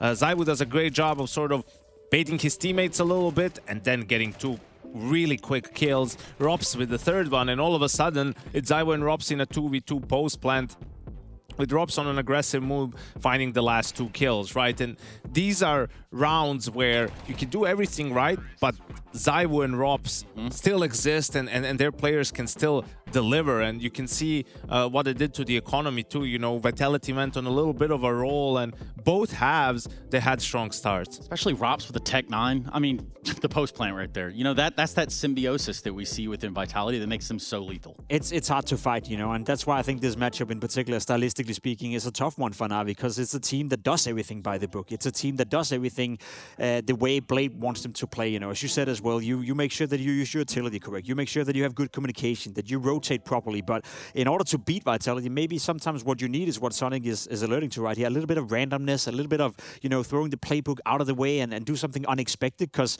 if anything, we also must give credit to Vitality and their whole support staff for being one of the most well-prepared teams heading into pretty much any given matchup. So yeah, just like stylistically speaking, I feel Navi is you know, it's a tough matchup for them because they want to play proper Counter-Strike, by the book Counter-Strike, and that's where Vitality are thriving the best. But you have to be on point individually, right? Like, you can do all the prep, you can do all the setting up, find, you know, how you're going to try and exploit some of the things in Vitality's game, but it's not going to matter. Games like this, on stage in playoffs, come down to clutches and, you know, not making too many mistakes. We have another example from Anubis, right, which was where Navi probably had the best chance. That was their pick. They only got one pick in that best of 5. The other two were Vitality's maps, right? And again, after losing Pistol, Navi does a good job of sort of reasserting some control of the economy, some control of the half, right? But as we're going to see from that point on, it's one more time on a half buy, right? Like, you can see Pistols and Utility, they're going to come together for this sort of a B split. There's going to be 3 defenders on B, so Navi is set up for this. They're ready for this, right? Flashes come in, play comes in, Makaze full blind. Apex is going to hit a dirty shot on him to get the kill last second. Alexi gets the trade. But what was happening this time? One miss from Wonderful. Another miss from Wonderful, right? And you can't afford those, because if he gets the first guy, then Alexi doesn't get traded immediately. That buys time for Rimek, who was jumping through the smoke and ZywOo was holding him. ZywOo isn't that deep to hold him, and he can come in time to help. So that's the problem. And again, if you look at the round timeline from that game, you can see that Navi wins. You know, for example, Pistol in the second half gets reset. Like, they were losing these rounds to Pistols, to force buys far too much. If you expect to win the game by only winning gun rounds against Vitality, you're going to have a tough time beating them. Yeah, and if you are joining us just now, you might have seen the little timer down there on the bottom of the screen. It says special announcement in 19 minutes. You don't want to miss that. In the meantime, I want to swiftly kind of move over to the Navi camp. I want to talk about Makaze. This guy has been a force to reckon with since they called him out and said it's not going to be 6 months, bud, and you're gone. Now, he's damn sure done the thing. Makaze is playing his role. He's playing fantastically well, especially as of recently. He's really found his thriving mechanisms within the Navi lineup. And yes, you're right. It took a bit of time before we got to see the first signs of potential within Makaze. We knew that individually speaking, coming from the academy team, the Navi junior team, he definitely had something to offer. But, you know, going from an academy team and slotting into a team that is playing tier 1 Counter-Strike week after week, month after month, it's going to take a bit of transition period, unless you call Dunk, ZywOo, or Simple for that matter as well. So in that regard, it was only fair that we gave him a bit of time. And I think what's astonishing about this story is that Blade has been very defensive of him, even in the periods where it didn't work out, where he was clearly a liability versatility. Inferno was a great example on the CT side on towards Banana. He struggled a lot to finding impact and slotting in. Blade was always saying, well, I'm seeing things in practice and I'm seeing developments and he's listening and he's getting better. Just give him a bit of time, and that time is paying off now. We've had 3 tremendous rookies last year, right? We've had Molodoi, obviously, we've had Makaze, and we had Kyosuke. And it feels like, looking at this point in time, Makaze is the one who's improved the most and shown the most progress, right? Like understanding the game on a better level, getting better on some of the maps that were a weak spot for him. I mean, he won MVP at ESL Pro League when Navi lifted the trophy, right? So he's been absolutely instrumental in this rise of Navi, this resurgence into that number 2 spot. And he solves the biggest issue that Navi have had for quite some time, which has been a lack of firepower. You spoke about the individuals, right? If you want to beat Vitality, if you want to beat the likes of Falcons consistently, etc., you need to have a certain amount of individual skill on the server in order to match those players. I'd say when Makazi wasn't playing at his best, it was clear and evident. Blade even said it himself in a couple of interviews that sometimes he feels we just lack a bit of firepower. It's not preparation, it's not tactical understanding. We just need someone to kill the opposition, basically. Makazi is solving that by playing the way he is right now. Which is exactly the job of this next gentleman, to go ahead and figure out his ops in any given day. This one being a Friday with a quarterfinal, Alexa B. I'm joined here by Alexi B. Also, fans know you here. SB Skella, welcome to the quarterfinals. Thank you, thank you. I wanted to ask, tell me from your IGL's perspective, so far the journey of Navi in this tournament, because some maps that you've been guys playing, absolutely ridiculously great, right? And some maps, I would rather call them poor or not even disaster, but rather poor, right? If you averaged out, are you happy as an IGL with your performing here? I think I'm happy in terms of when we managed to lose a series and the way we lost it was a huge comeback by Furia. We still managed to, bring ourselves back, and on the final day win 2 best of 3s, which can be very tough considering that there is no preparation for the other match. Overall, I'm happy that we started a lot of the game strong, usually losing the second map, no matter if it's our pick or the opponent's, because sometimes we go into a series feeling very slow and we start the series 0-1. So now I feel like we've been on the upper foot, but somehow, couldn't manage to keep up the form throughout the whole game. But, now it's playoffs, everything is going to be completely different. Talking about playoffs, obviously you're coming here as a defending champion. Back 2 years ago, it was JL actually who took the MVP. Right now we have Makaze, another MVP-like performance. Bro, what are you feeding this guy? This guy's insane this tournament. Yeah, I just think that Makaze has been performing super well, and he feels in his comfort zone right now, and we can see the confidence coming out of him, and that's a great thing to see as an IGL and overall as a team, because he's the rookie and he's putting up the numbers, so everybody's following him, and it's amazing. Right now you're playing against Vitality, obviously a big foe to slay, right? But they are showing their weaknesses. Do you feel that this weakness in terms of individuals, but also leadership, because Apex said that he's calling some poor T-sides this event. Do you feel like this could give you an upper hand here? So I think that for all of the teams, seeing that they managed to lose a match, no matter if it was in the group stage or whatever, that's a good thing, because everybody understands that they can bleed and it's your time to strike, and that's what we hope for as well. I know the record versus Vitality isn't looking great for us, but we just need to keep believing, because as soon as you lose that hope, there's no chance.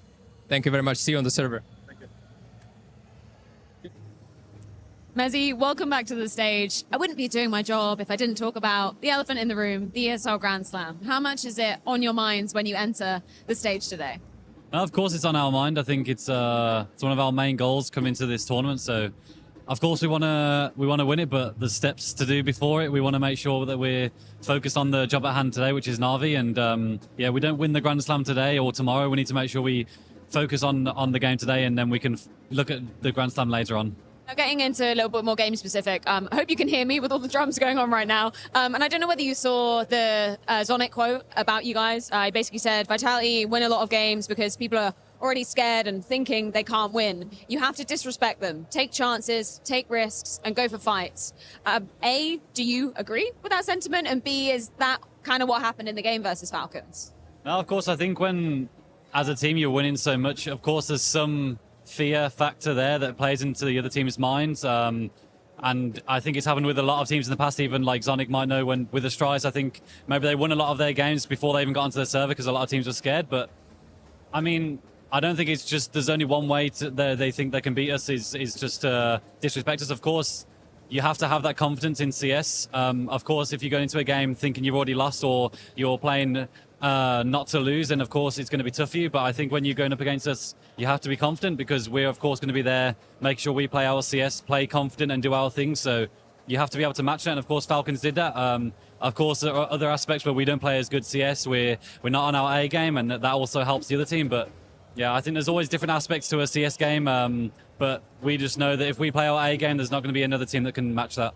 I just want to ask quickly about Mirage. I'm imagining that's probably going to be Navi's pick coming into this series. For you, just looking at the top 10 elite teams, unfortunately the T side for you guys it has been one of the worst, right? Even Apex tweeted about it. Can you give me some words as to why maybe you feel like that is one of the few areas that perhaps is a little bit strugglesome right now?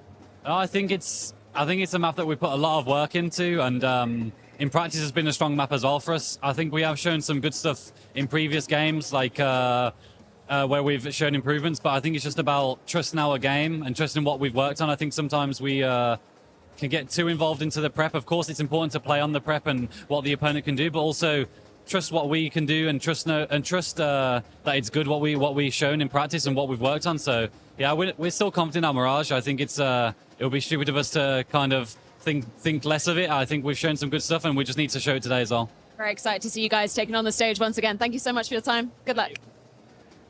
Yeah, Mezzi, I like that guy. It seems like he's good head on his shoulders. Also on a pretty great team to do so with as well. I mean, a guy that found form in a role very specific in their championship runs. As Janko said, overqualified for his role, being the supportive element of this lineup. I think Messi have shown that he's an absolute class player in that specific role. Another thing I paid attention to, Janko, and I actually want to pick your brain a bit on that. When you're Vitality, you're the best team in the world. You're the favorite in pretty much any game you're playing. He speaks a bit about over-preparation and maybe relying a bit too much on, watching the other team instead of focusing on himself.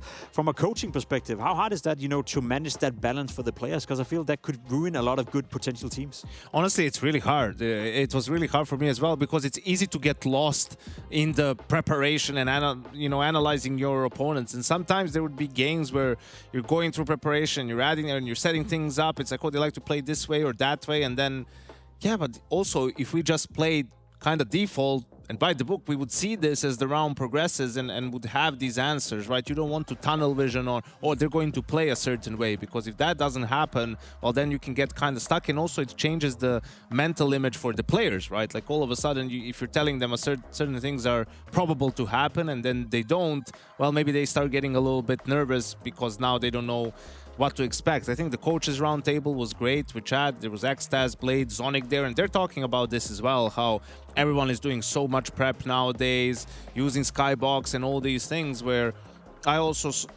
realize you need to look a little bit more at yourself, right? And that's what teams do. Even at individual players say, hey, last two tournaments, you played this spot maybe a bit too much. You need to switch it up a bit, because that's what people do. They look at tendencies. Any tendency that you can find can be exploited, whether it's a position that a player plays, whether it's a sequence of grenades in your default, right? Like this molly comes, then this flash, then he peeks. Well, if it's the same thing every single time, put the orb there, have him turn, flash pops, turn around, kill the guy, right? So these are all the things that you need to pay attention to when you're sort of building up your game and when you're doing the game plans. Yeah, and for a team like Vitality, yes, we praise them to be world-beating. We praise them to be dominant, this, that, or the other, but they have shown mortality. Yes, there was a streak of runs that they did there where they had wins up on the board. That came to a halt here. Let's not forget that they can be beaten. They can be beaten, sure. It's just very tough to do it, and I think the meaningfulness of that game against Falcons perhaps maybe also played into it. I'm not saying the Falcons couldn't beat them had it been a semi-final or quarterfinal, but I think if you're Vitality, it's one of the games you can sort of allow yourself to lose to some degree. Whether you start in the quarterfinal or in the semi-final shouldn't necessarily be what defines Vitality's tournament, but it's more so the outlook they had against G2 as well. When you take in both the performance versus G2 and Falcons, it's clear to see that maybe haven't been firing on all cylinders. On the other hand, then you can also argue that you're the best team in the world, and you're still in the quarterfinal. You're still the favorite to make it into the semifinal, and if you were in the semifinal, you're still the favorite to go into the final. So as long as you get the job done, I don't think they're breaking a sweat over it. But as you said, at least it shows that they can be beaten at this specific tournament. I think also what's important to note, the struggle against G2 and the loss to Falcons, those are two teams that have a stand-in, basically. I mean, G2 literally had a stand-in, and Falcons are playing their last tournament with Kixan, about to be replaced by Karrigan. So obviously both those teams having some pressure alleviated, right? Maybe taking some more risks in game, catching Vitality off guard in some of those moments. So we'll see now when they're going up against a team like Na'Vi, who doesn't have that going for them. Does that affect the way Na'Vi approaches the game? Does it make it a little bit easier for Vitality to play, especially on those T sides, which have been somewhat of a struggle in that Falcons game? And if anything, it's like Zonic said with regard to the fact that Vitality has that in their pocket. They join a server, it's like they're already the favorites. They kind of play with that one a little bit here. But it's always like that, and you have to take that into account. Like, there's a fear factor. Like when we played against Astralis back in the day, even though you have like really good players who've beaten them before and everything, still knowing that you're going up against not just the best team in the world, but the most dominant team, ever since the NIP initially, right? Like, it affects you. It affects the players. They don't take maybe as much initiative. They're more cautious about... They think your opponents know everything. Like, they know exactly what you're doing at all times. That's not the case. They're just playing with confidence. So that's always a little bit of an edge that a team like Vitality will have on their side. Especially, Jacob, when you have a Vitality that is well up in the head-to-head between these two teams. Between Na'Vi and Vitality, this is one where you have definitely probably instilled some fear at some point. You pushed a little bit. You got punished if you're on the side of Na'Vi. And this would be one of those times you're reminded, like, hey, they'll fix us real quick. Yes, as you said, like we saw it in a grand final not so long ago. It wasn't really a match, but if anything, the context of that, I'd say, is that Na'Vi seemingly is getting slightly better. I think Na'Vi is progressing from tournament to tournament. They're building up a bit of confidence themselves. Winning a trophy at Pro League as well is going to help, them understanding that, hey, we can do this. We can play against the best teams in the world, maybe even win tournaments if we perform to our A game, just like Alexi B said a couple of moments ago. So I think the difference now between Vitality and Na'Vi is that Na'Vi are in a better spot. They probably believe a little bit more that is possible. Doesn't really change the fact that Vitality are heavy favorites, but it should give us a more even game, I'd say. Yeah, this is the best Na'Vi we've seen in a very, very long time. I mean, better than any point last year. Yep. So I think they are in a position to put a better challenge, a better fight to Vitality. And also, again, a small caveat to that Blast game is, they played the second semi into the grand final, which was early, so not a lot of time to prepare for the game, right? And we know how reliant they are on that. Well, now they had a full day off. They're playing the later semi, the later quarterfinal as well. So there's been time for Blade to cook something up, and he's been vocal about in MR12. It makes it easier to build a game plan, just for a certain matchup, just for a certain game. Will that be enough for Na'Vi to cause an upset here? Let's talk about it then, our digital playground today. Which maps we're going to be getting in this series. Now, we could say comparatively speaking, or I think we just jump straight into the vetoes themselves. I think it's a cool matchup because I think Na'Vi have also built their map pool. Obviously, removing Train from the map pool was initially a big hit. I think ever since they've been able to gradually get better and better and have a deeper map pool, which gives them a few options. Now, Overpass is not going to be part of it. No big surprise in that regard. I'd be very surprised if we see an Ancient coming in for Vitality. I'll know. But in terms of the pick, if you're Na'Vi, you can go different directions. Mirage, yeah, that makes sense. It's the one map Vitality have struggled a little bit on, and it's the one safe hold for Na'Vi. But I think they have more depth to the map pool now than they've had in quite some time, which should make it interesting. Oh, and we see the Dust2 pick come in from Vitality and T side from Na'Vi. Last time around they picked CT, and yeah, in the best of 5, Na'Vi had the second pick of the 5 maps, and they went with Anubis over Mirage there, and didn't pan out. They had their chances, but this time they're going for Old Faithful. Mirage is the first pick. Nuke again, huh?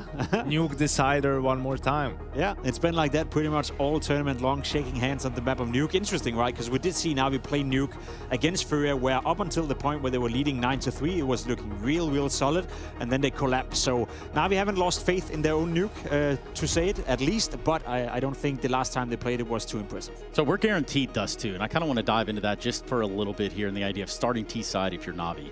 Is that because, you want to have the game in your hands from the beginning? You want to try to dictate that pace? Yeah, absolutely. They want to be the ones who dictate where the fights are going to happen and take the initiative and bring the fight to Vitality very early on. So I like that.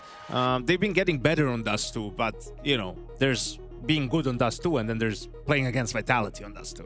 Yeah, it's a complete different beast. Last season they had, was it 36 games and won 32 of them. This year, you know, almost unbeatable or unbeaten on the map. So if you're Na'Vi, you're not hoping per se that you're winning Dust 2. You have a belief that you can make the game competitive. But for me, take it into this matchup. You know, for Na'Vi to win this series, it almost has to be done in a 2-1 fashion. And by then you have to win your opening map pick of Mirage. The big problem for Na'Vi as well has been a lot of their series lately, even going back to Pro League, are 3 mappers. Like, they just can't string. In this tournament, they won the first map 13-0 against Beta, I believe, and then you know, they lose the second map in a dominant fashion. So map pick. Yeah, and it's been about stringing, you know, these good games together. I think Mirage obviously is going to be crucial. Last time these two teams played, IME across 3 maps only had 28 kills, right? But Mirage is where he does his best work. So hopefully he can get started strong and translate some of that to the rest of the series, because the team is going to need them if they're going to take down Vitality. Speaking of that inconsistency, we paid attention to it when IME was playing in the group states as well. He had, I think, 4 maps in a row where he was either top fragging, then bottom fragging, top fragging, then bottom fragging. He continued that trend against Fury as well. He's had 6 maps where he either top fragged or bottom fragged in this tournament, and that's not really consistency in a good way. Hey, seeing how it's a best of 3, if he starts by top fragging, it should be good. But if he starts by bottom fragging, then it's no bueno. Yeah, this is a massive one to come out and try to grab right out of the gate if you are the side of Na'Vi. You want to grab this first map and try to seize control of this while you might have the element of surprise. And you know, something that we talked about, Vitality doesn't necessarily revolutionize the game, but they are really, really good with utility, especially the HEs and damage with the HEs. And I think they were one of the first teams to sort of introduce, just harass HEs, right? Like, knowing that a player, even against Na'Vi, for example, on Inferno, they know Alexi plays a lot of CT, just jiggling and having like just 1 HE thrown there to just do chunk damage, right? Chip away, make it more uncomfortable for him to take fights later on in the round. I think that's something Vitality does really well, and we've done a lot of talking about Blade and his preparation. I mean, Vitality are no slouches at game planning, right? And preparing. Apex is great at it. Extaz, obviously, with Matt, the assistant coach, who gets always a lot of praise from the rest of the players and the staff. So don't look at it. It's going to be a 2-way street when it comes to the anti-shredding. I mean, we even saw Vitality bring in boost out on Overpass in this tournament, right? So, like, somehow, some way, they're still evolving the game, even though they're running the board, Jacob. Yeah, they are, and that's, you know, also part of why they've been able to establish themselves as the best team in the world for such a prolonged time, that they constantly try to innovate. They never stop progressing. They never stop working on themselves, and maybe never stop looking at themselves in order to get better. One thing I do want to say in relation to Mirage as well, and speaking of a bit of an X factor, I think Makasi, the way he's playing the CT side on Catwalk, is super, super interesting, because against pretty much anyone else I've seen Na'Vi play, he's not afraid of poking, he's not afraid of fighting, he's not afraid of being aggressive in your face, and he will face a Flamesy, he will face a Saivu in a game like this. And if he can come out on top on a map like Mirage on the CT side, being annoying on Catwalk, then there's a good chance that at least the CT side for Na'Vi will be secure. Yeah, well, the Pharmacy Arena is definitely filling up. Everybody trying to get those good seats for this high-pressured matchup, this quarterfinal with Vitality and Na'Vi. But before we do that, it is time for a very, very special announcement. On here, it's going to be a 3-on-1 situation. I'm believing. You're a bit of a believer. Would you suggest that you don't want to stop believing? Okay, tags up. 1. He's going to get... Oh! I'm starting to believe as well, Henry. He's got to take a flame. Oh! Fallen! Stop blowing my mind! This is going to be absolute madness. Fallen trying to move close here. Mid-air shot on Guardian. He tries again. He's still got a little bit of health. Jumps around. Fallen, he gets that shot, and now seized. Fallen. Oh, Natus shot. He gets all 3 kills. What a legend. What a legend. May be able to get the bomb planted. Not too bad, all things considered, from the same side. And he is correct in that assumption. He's going to get a second. Surely not! Fallen! Oh my god, what a play! Save this AWP. He's got 2, goes for a shot. That's smart. Does get Skadoodle. Jumps up. Still a bit of time on this. It's going to be a 10-second defuse. He's got to hit the shot right. Oh! Oh my god, Fallen! Fallen gets the spray shot anyway. What? What was that?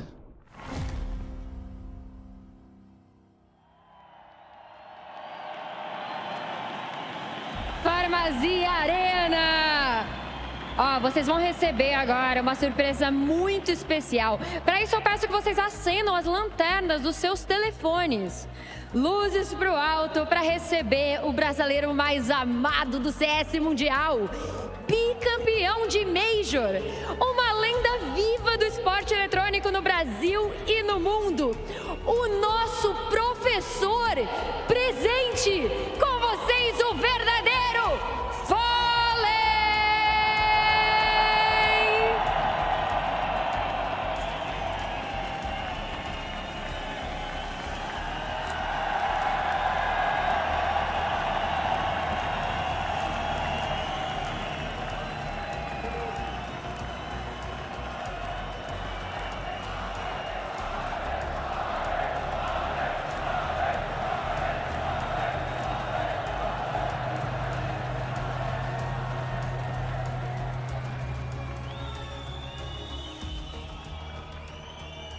Hello, olá todo mundo.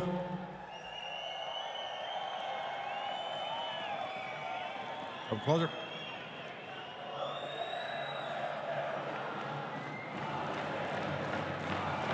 Obrigado, obrigado.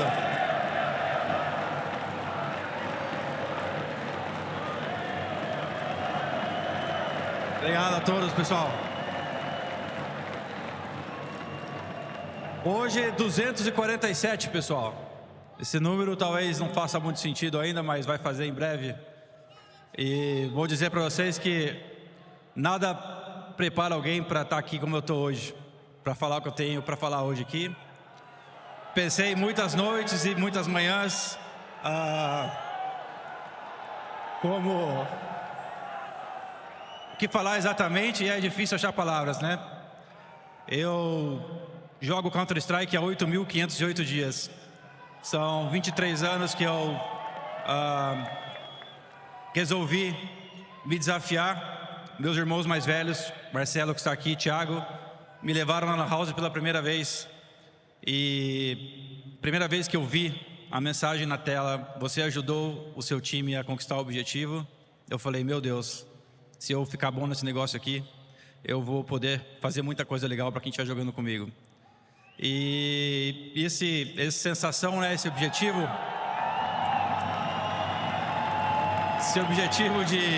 de melhorar a mim, melhorar a minha performance, de trabalhar o meu jogo e trabalhar a mim como pessoa, me fez perceber que era muito importante também ajudar as outras pessoas que estavam ao meu redor, né? Joguei com inúmeros jogadores, times, organizações durante 23 anos que fizeram toda a diferença na minha vida.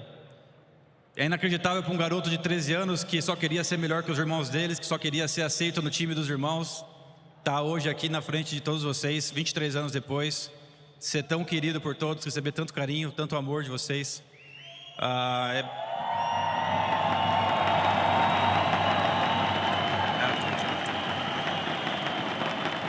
É muito lindo mesmo.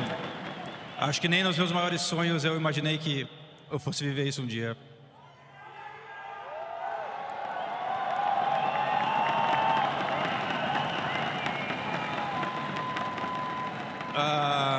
Vocês sabem que eu já venho falando sobre, em algum momento, vocês não querem? Não, já venho falando sobre viver outras coisas na minha vida há um bom tempo, afinal são 23 anos vivendo essa vida.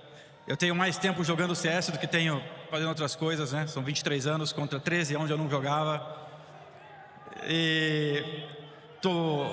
Amanhã temos um grande jogo juntos aqui, né? Vamos ter a chance de ganhar um título no Brasil. E eu estou muito feliz por estar jogando aqui.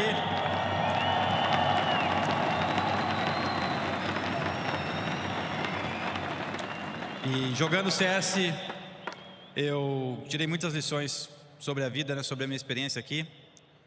E é claro, se eu conseguir ganhar amanhã com vocês aqui, eventualmente ganhar no domingo, seria um sonho para mim. Mas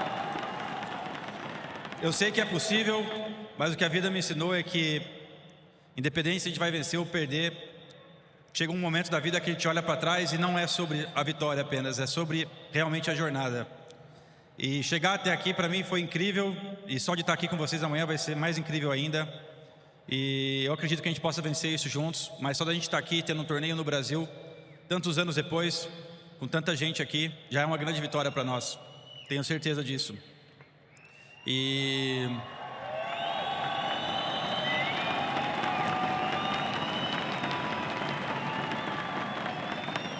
então é isso, galera. São mais 247 dias. Eu resolvi que no fim do ano eu vou fazer outras coisas dentro do CS com vocês.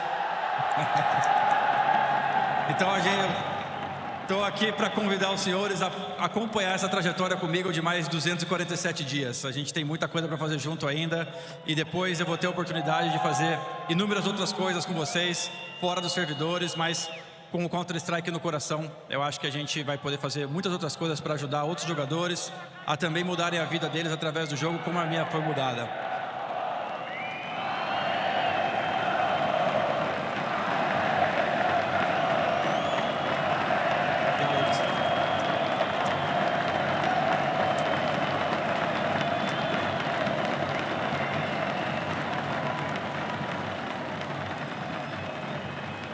Obrigado. E queria agradecer muito a minha família, que muitos estão aqui hoje, minha esposa Letícia, pelo apoio incondicional nesses 23 anos.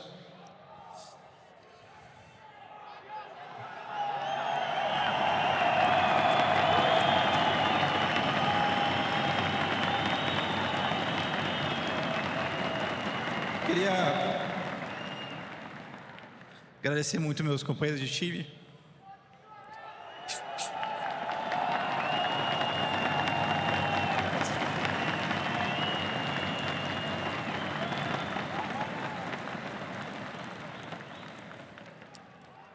Eu vou sentir muita falta de vocês no futuro.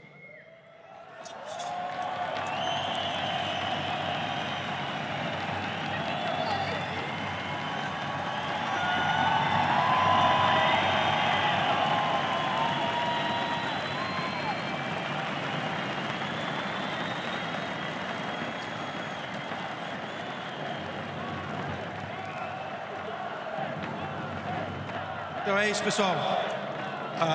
Agradecer ao pessoal do meu time pela compreensão nessa fase da minha vida, que não é uma fase fácil para quem está querendo competir em alto nível. O pessoal faz muita questão de jogar comigo. Eu já estiquei jogar mais esse ano por conta desse time maravilhoso que eu tenho jogando comigo esse ano. Muito feliz de estar jogando na Fúria, fazer planos no futuro com a organização. E muito feliz de amanhã ter uma chance de jogar na frente de vocês. Eu espero muito, saibam que eu vou dar o meu máximo para a gente ganhar isso.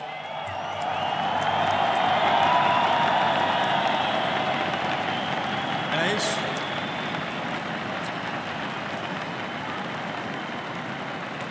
Então, a gente vai se ver amanhã e eu espero que a gente saia daqui vitorioso, mas de cabeça erguida sempre estaremos. Vejo vocês amanhã.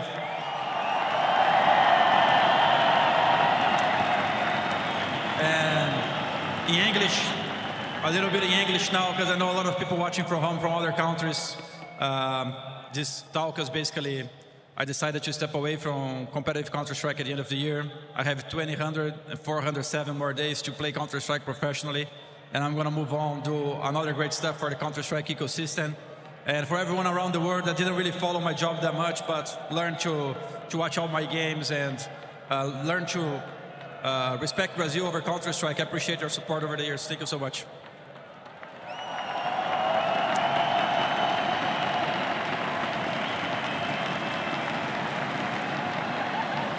Arena, eu não disse que vocês iam testemunhar a história acontecendo nesse palco? Olha, até pra mim, que tô no esporte eletrônico há, sei lá, quase 15 anos, você faz parte da minha história, Fallen. Eu tô extremamente emocionada, como todas essas pessoas estão aqui. Muito obrigada, o meu mais sincero obrigada pela sua história, pela sua carreira. Thanks ever so much on behalf of ESL, the community, the fans, all of them. We're so delightful about seeing you play. You are a living legend. Thanks ever so much. Thank you very much. Thanks, Vincere, for the opportunity. Appreciate it. Obrigada, galera.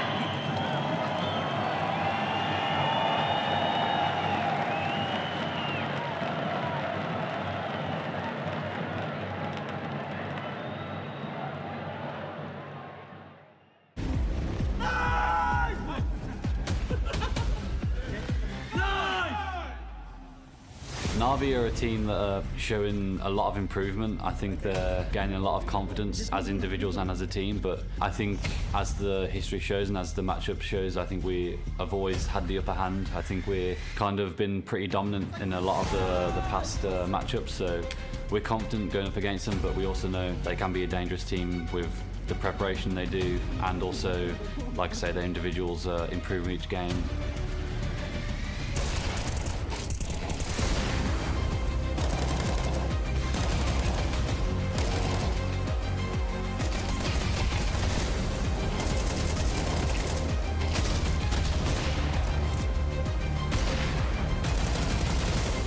They've shown dominance, but you know, eventually things need to come to an end, and eventually that you are building yourself up to be there and to embrace that moment and to make a win. Nice! Sick win. Let's fucking go, boys! I'm looking forward to having the extra day in the arena, and like we said to the guys, just doing it the hard way. If we have to start with the quarterfinals now, we'll do the quarterfinals and go all the way.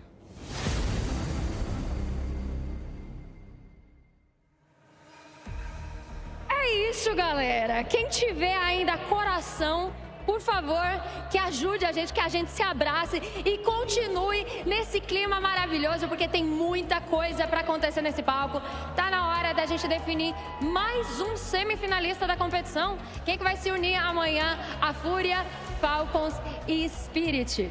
Bom, a gente tem muita sorte no final das contas, né? A gente tem até o final do ano para poder acompanhar o Fallen, e a gente tem todo esse final de semana lotado de competições aqui, tá apenas começando. Então, para a gente continuar o nosso show, eu vou pedir que vocês façam muito barulho para receber eles que são o time top 1 do mundo e buscam mais uma vez o Grand Slam e a todo custo. Com vocês, a equipe da Vitality!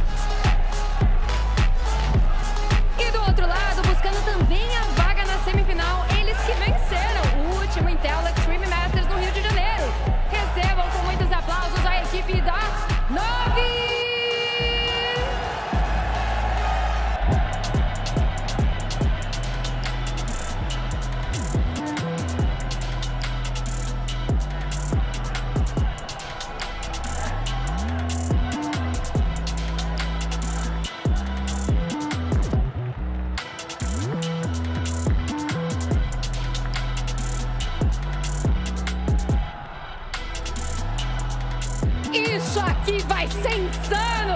Quem que vai pegar a nossa Fúria amanhã? Será que é a equipe da Vitality? Não? Não vai ser? Quem acha que vai vencer a equipe da Navi? Não, deixa eu checar só mais uma vez. Faz muito barulho quem tá torcendo pra equipe da Navi. Agora somente quem tá aqui pra torcer pra equipe da Vitality. Bom, vamos descobrir então no que vai dar. Let's kick off the show. Now I'm the one that they want, that's me. Now I'm the one with the goods, that's me. Doing everything I should, that's me. Went from the bottom to the top, that's me. Now I'm the one that they want, that's me. Now I'm the one with the goods, that's me. Doing everything I should, that's me. Went from the bottom to the top, that's me. Well, here we go. Another quarterfinal, one that's going to determine our next semifinalists. Jumping into the server are the world-class, world-dominating Vitality, taking on a Navi with a claim to fame of their own nonetheless. Jacob Pimp Vinicky, break it down for me. Yeah, bit on a bombshell to go into this game on. I'm not gonna lie. However, I think I want to rephrase what Alexi B said coming into this game. He's well aware.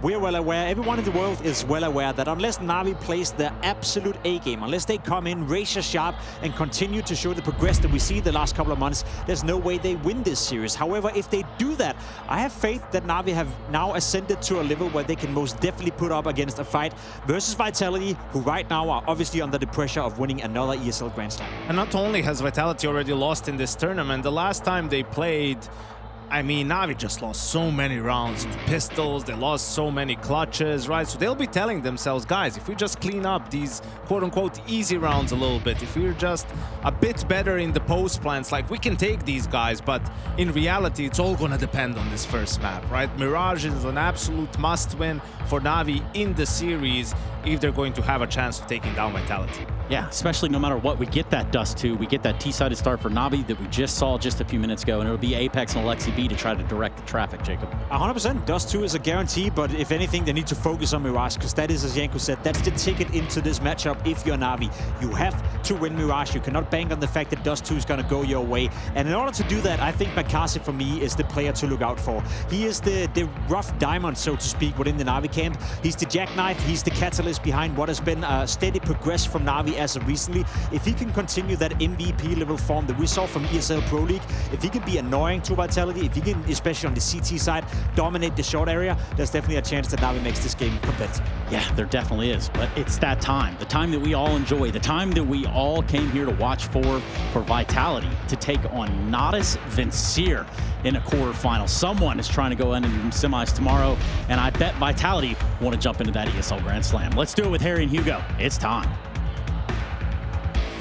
Today was supposed to be all about the quarterfinals, but leave it to the professor to steal the show.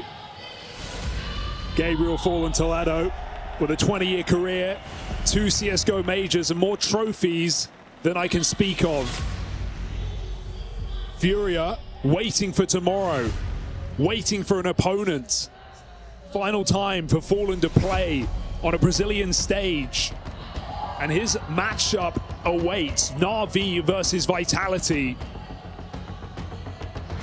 It's the undisputed kings of the world versus kind of the guys vying for the challenge. Na'Vi in at number 2, Furia at number 3, waiting in the wings in that semi-final. But you know, the whole world, the whole CS world, we're all looking at Vitality. It's these guys that stand about to make history, looking for back-to-back Intel Grand Slams. With all that attention, though, all those eyeballs looking at you, all these teams preying on your downfall, and you've got one hell of a rogues gallery to get through on your path to this final. If they do want to make history, if they do want to cement their legacy, boy, do Vitality have to earn it here in Rio. It's not going to be easy. Falcon Spirit one side, Furia in the future, and Na'Vi right now. Teams that they've played in grand finals gone by, they've got to go all the way through 3 stages. Na'Vi on the T side of Mirage, a bit of a classic, and we get off to a brawl quick. And I think one thing that's been enticing for all the teams here in attendance still in at the playoffs is seeing Vitality bleed, seeing them show that they are mortal after all after falling to the Falcons. The idea that there might be vulnerabilities still to exploit. Zonic even trying to throw some chaos out into the world, talking about how teams need to stop fearing, stop respecting this Vitality so much. It's been picked up, right? Even Alexi just said it on the stage in that pre-game interview, talking about how, you know, Na'Vi know, even though their track record is poor, they've had a bunch of close games against Vitality. They've seen that they're beatable, and right now, if Na'Vi stay believing, anything is possible, especially on a map the Vitality have been pressured on, Mirage. Right now they're going into ZywOo's bomb site very quick on these dual Berettas. Not the guy you want to face, ZywOo! Makes that look way too comfortable. That's one player in the B site. That's Vitality stacking 3 on A, and it's still not enough for Na'Vi to break in. One guy is all Vitality need when that guy is ZywOo. There's a lovely opening gambit here for Vitality, just brawling on ramp with a flash, forcing plays. This is a team that never sits static, right? They always have another move. They always have another idea. They bring in the pace in this pistol. They take it off of Na'Vi.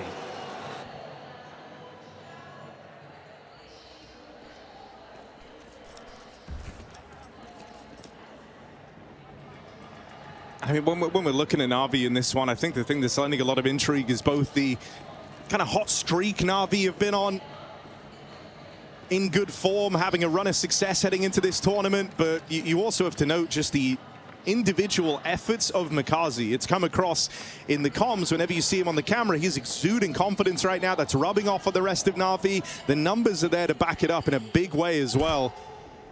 Often one of the guys who goes pretty quiet in this head-to-head whenever it creeps up, but he has been paramount behind the Na'Vi success across this tournament. Just saw Ema laugh off the fact that Mezzi got boosted on that old box. The levels of Vitality go to get any advantage, any little detail.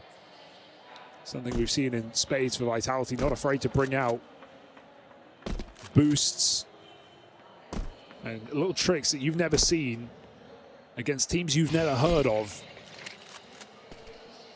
Pistols out ramp here for Na'Vi, just trying to flood the site, but with no Kevlar, no utility, it is a shooting gallery for Vitality.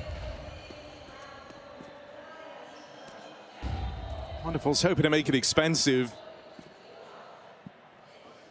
But with only 20 seconds left, his death has to be a part of this round. So swing out for a second, does his part. Vitality, conversions found, and it's back-to-back triples out of ZywOo. And after so long of not seeing Vitality lose, right, I am sort of, we're all getting involved in this idea that, hey, they're susceptible, they can bleed, maybe a team can take them away. But let me put it in perspective, right? When we think about Na'Vi's best year with this core back in 2024, where they were Team of the Year, when Mirage was their go-to, they were 27-13 on Mirage. That's an incredible track record. Let me just remind you, last year alone, Vitality topped that. They got just as many wins and less losses. So even Na'Vi's home map historically is just another walk in the park for Vitality. It's the recent form that's under question. But the fact that we're building up one BO3 loss that came down to the margins of overtime speaks volumes about the expectations of Vitality.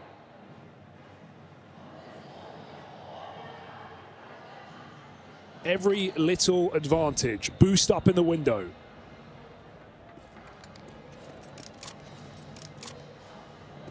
I think it's interesting, right? You're really seeing the mark that Vitality are leaving on the CS landscape, even down to the kind of map pools that are creeping up in these important games in the playoffs. They're all kind of mirror matchups of what you would expect to get versus Vitality. Even this quarterfinal map pool mirroring the last.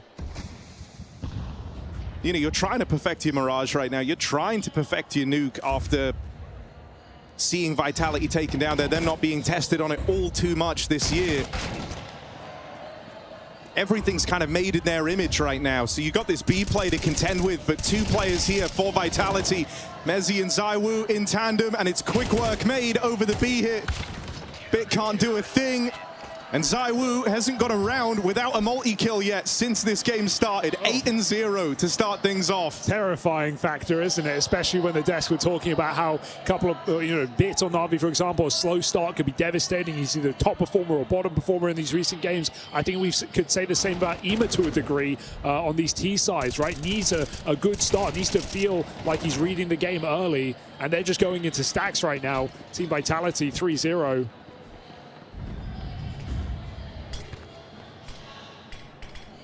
Pistols for Na'Vi, and Vitality just very comfortable right now.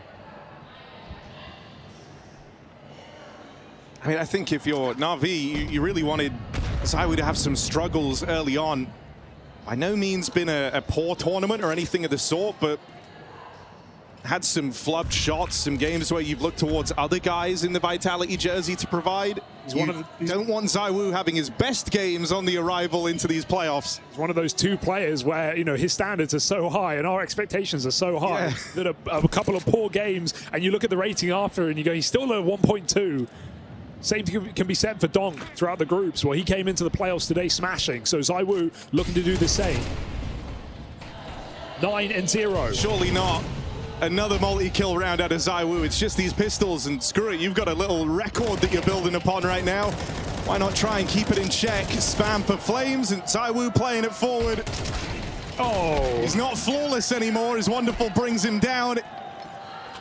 But it's still multi-kills every round of the game to open things up for ZywOo. 10-1. I don't think anyone's complaining here for Vitality. The question is, are there enough kills to go around?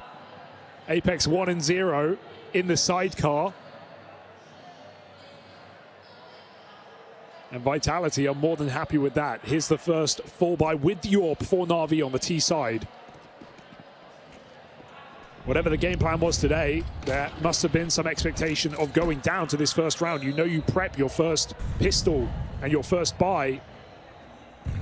So let's see what Na'Vi have got in store. Well, that AWP instantly makes its presence known. It's going to find the Na'Vi captain on the push out in the mid. Alexi now leading from beyond the grave.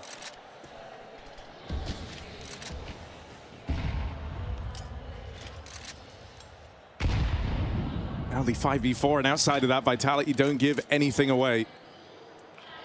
Apex just waiting in the window, seeing if they attempt this boost. In position to try and cut that down. And a bit of light aggression out towards A, taking away both the ramp and the palace position. These are good spots for Vitality. Even if they're a little strung out, you've got a lot of info. Yeah, Imalurk is the best bet here for Na'Vi to get some value, right? With this deep A position, he could get into jungle. Apex is still floating in the window. And ZywOo, slippery as ever, back at B with the AWP. It's Mezzi who wants to get involved. Aggressive this late in the round and with no support. 40 seconds and Na'Vi are still frozen. This will be an attempt to the B split, but they've got to get through Mezzi first. Just not suspecting him out here on this aggressive line on the short side. That was also the bomb dropped over on Catwalk, so a bit of a problem here for Na'Vi. They've got to get a move on. ZywOo literally hasn't set a foot wrong from the starting gun. This one's feeling like a 1v5. And ZywOo's winning. No resistance in the return to rifles for Na'Vi. ZywOo might even be able to finish the job. Yeah, you don't repeat there. And so it's all fine for EMA to save that gun, but it's still Vitality 5-0 running amok. And I love how aggressive Mezzi still is that late in the round. Na'Vi are doing nothing. They are playing for nothing. Still holding for a repeat, and it's the last position they expect. That's the bomb drop that really wins the round because it ruins the timing of the split. No one picks that bomb back up. EMA goes in with the trade, and Makazi loses his life to ZywOo as well, who never rotated after that opening kill on the B site. Everyone where they should be here for Vitality. And this is just an unthinkable beginning. Like, doesn't get Vitality, you know, it's a team of stars. But ZywOo's just outshining everyone right now. This is the wildest possible start to this game. He's out-fragging his entire team. Still yet to go around without a multi-kill. He's been in the right place every round. You know, it's a team that historically relied a lot on the one-man army approach, but that's not been the story for Vitality for a long time now. Turns out the one-man army is more than enough.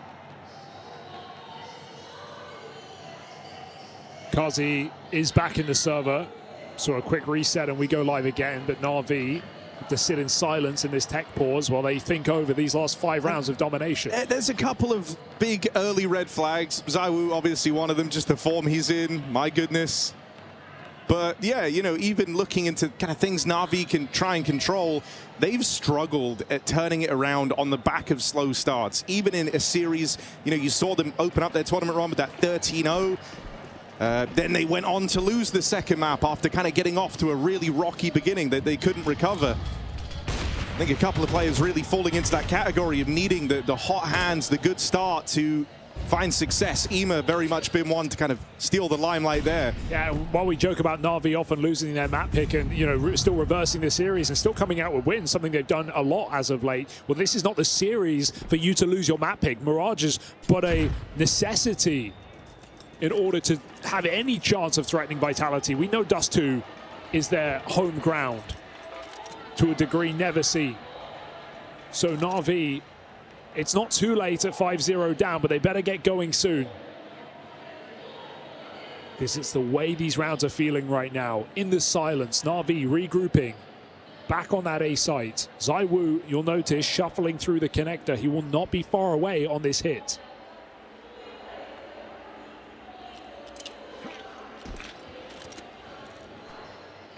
Really need an opening. IEM, guy with the hero gun, you'd love him to provide, but it's not going to happen. Flames with the mowdown. Apex even playing it forward here, running support out from the spawn.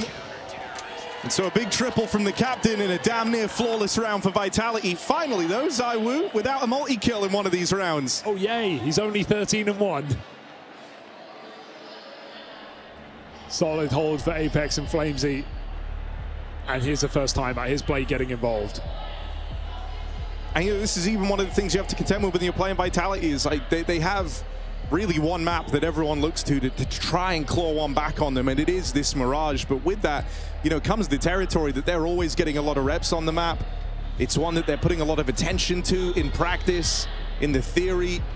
They know almost with certainty that no matter who they play, it's the one that is going to be played against them. Yeah, and you know, it's kind of the fear setting in there as well, because if we think about other maps like Anubis, a map that we don't really see Vitality play all too much, no one's even picking it against them either. They are flawless on the map. Na'Vi, credit to them, did pick it against Vitality in that Rotterdam final, but they lost 13-10.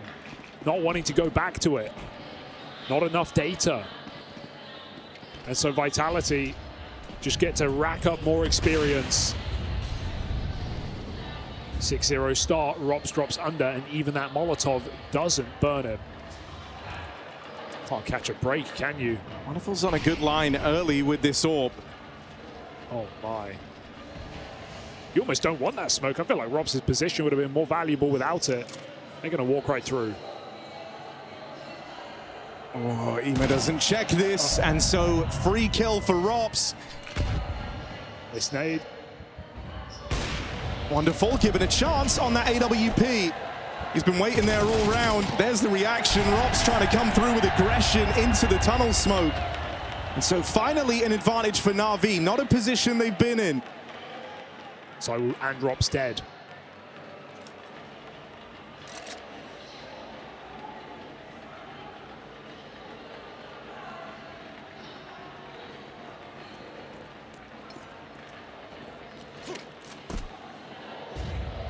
Flames is all alone at this A-bomb site. You see Apex starting to join him after the flash clear into middle, but with Flames getting nothing done, might be something looming here. Na'Vi on the back of the wonderful AWP, no less. That opener in towards the A site goes a long way. And so finally on the board, takes them 7 rounds, but they get through, and they get through pretty cleanly at that. Yeah, it's nice to see them, you know, assuredly win that round, right? Not coming down to any messy 1v1 or 2v2. Na'Vi regroup fully on A with all 4 players and just go for the execute together. Some well-placed shots from Wonderful, found the pick onto ZywOo. And that was much needed to get Na'Vi in the game. Wonderful has been reliable as well. He's been a player that's had a great start to the year. Obviously, all eyes on Makazi for Na'Vi for obvious reasons, but Wonderful, a player that even in last year was extremely unreliable, I think you could say, for Na'Vi when they needed him. The floor has certainly risen for Na'Vi. Today, the question is the ceiling.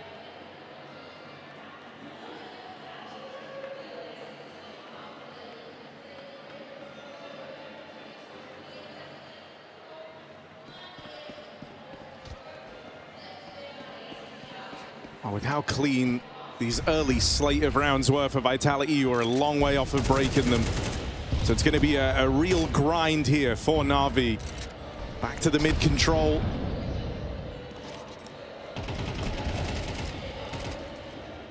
Vitality down to play for it as well. 3 players ready to try and stop the spillover, even this boost to mop up anyone in the tunnels.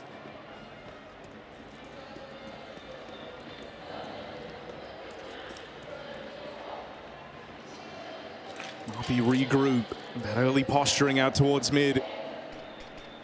Just to throw the Vitality early setup through a bit of a loop, and it certainly has. There's still a lot of attention on middle for Vitality. A site only has 1 man protecting it, but that man is ZywOo.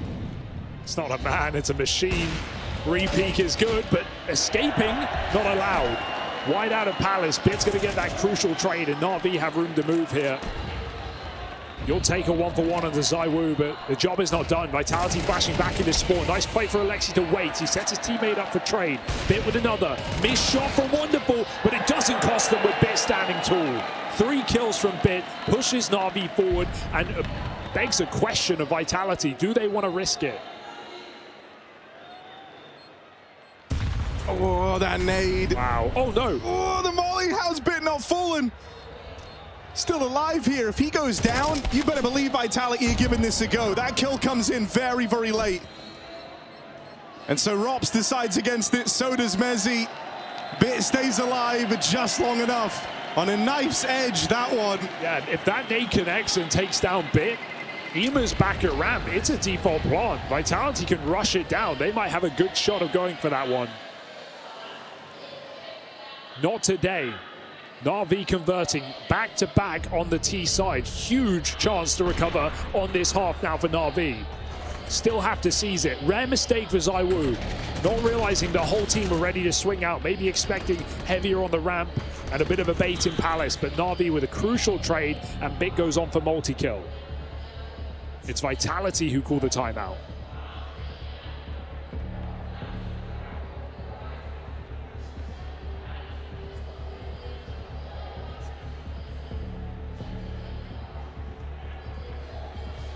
Na'Vi, it must feel like a big opportunity right now to put Vitality on Eco. Winning this gun round would do exactly that. Suddenly you're looking at a 4-round half, and you are well and truly back in the game. Yeah, it's the T sides that have been really strugglesome for Vitality on this map, especially so here in Rio. And so, you know, you don't have to set the bar crazy high if you're Na'Vi. Feeling like you recover this half, like you say, get to that kind of fabled 4-round T side, you're already in a really good position. Very much still in the conversation. So this one matters. That's why you see it punctuated with a timeout for Vitality. Well, this could be messy on ramp. Vitality not wanting to push too far into a default, but now they start to. As Makazi turns his back, he goes back to check his teammates, and in this gap, Flames is pushed in. Makazi can't believe his unluck as Flamesy takes that 5v4. The slither, the smallest gap available, Vitality found it. And look at what it's done to Na'Vi. It's completely changed the plan for the round. They were grouping up over towards that A side of the map. They lose Makazi to the aggression. And they concede. They give it all away. Bit still hanging around here, holding for the re-aggression. Does at least get a late trade there onto Flames. That opens up the chance for an A split again. Bit back in Palace. And 30 seconds to get this bomb through middle. Vitality have been blind in mid for most of the round. They played AAA off the rip. They don't know what's going on. Yeah, and Na'Vi have been decisive in their moves here, right? Even though they get that kind of spanner in the works of the push down through ramp, they're quick to adjust this one on the fly, and now eyeing up this A split. ZywOo not in a position to go down after one this time, and with attention drawn away from this double setup between Rops and Apex over towards the ramp. It's a clean finish out of Vitality. Na'Vi just think, how do they know? We sneak our way around the entire map. We go through an empty mid. Vitality have zero information, and they still read it perfectly. 3 players position around that A site. Na'Vi walk into the trap. And the lion feasts in its den. Everybody doing their job. Apex coming out with a double. And Vitality, that was them on the edge of Eco. Now they get to keep it going. It's Na'Vi who've got to pay the bill. I think one of the words that always kind of slips into the conversation when you're talking about Vitality, it's confidence. And with that comes, the tendency to go for these aggressive moves where some teams maybe look to do it as more of a reaction. Vitality are always down to kind of set the precedent. We're going to be the guys pushing you. We're going to be the guys testing your default, your setup.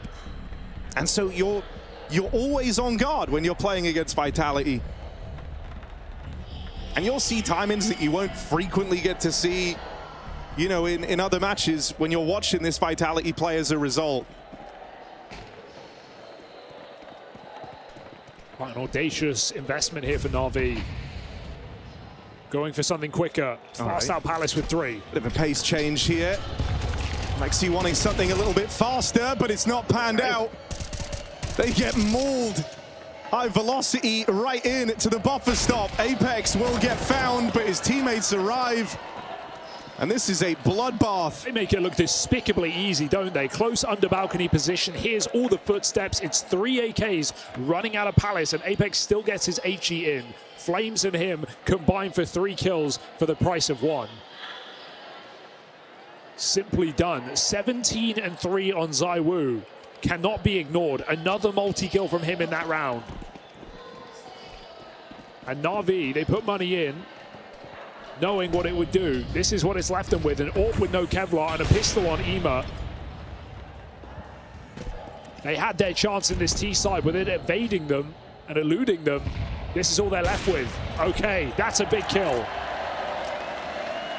It's been the best way to find these rounds for Na'Vi, right? Trying to get Wonderful involved on the AWP early. That's another head-to-head in his favor over ZywOo.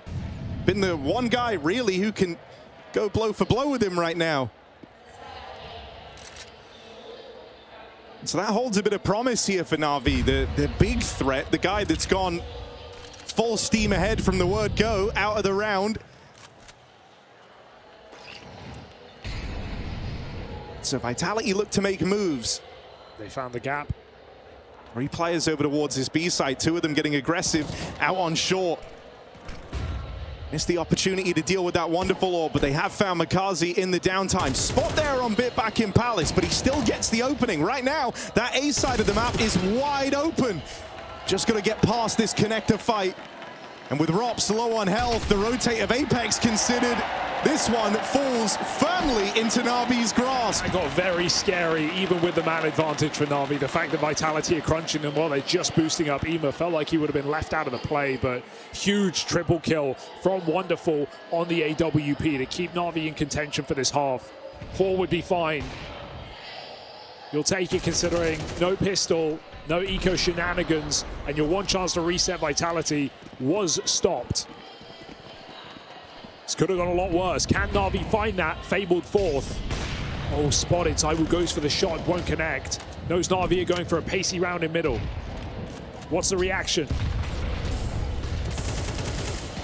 Oh, IEM put in a tricky spot here. Okay. Playing in amidst all the chaos. Charges him down on the reload. That's smooth moves for IEM. High pressure, ZywOo. No business getting that one, but a smoke spam on the AWP gets rid of the danger man. Flames has been spotted on this aggressive turn out towards ramp and will need a bit of help. ZywOo's rotating through CT.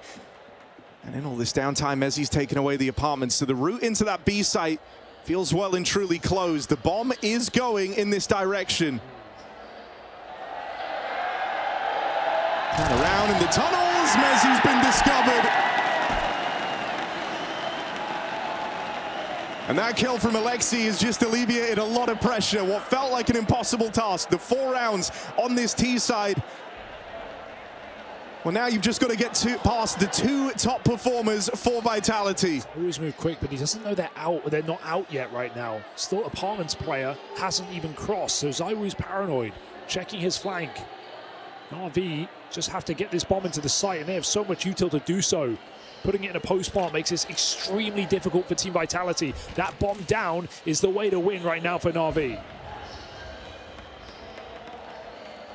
Now firmly locked out of B by the util.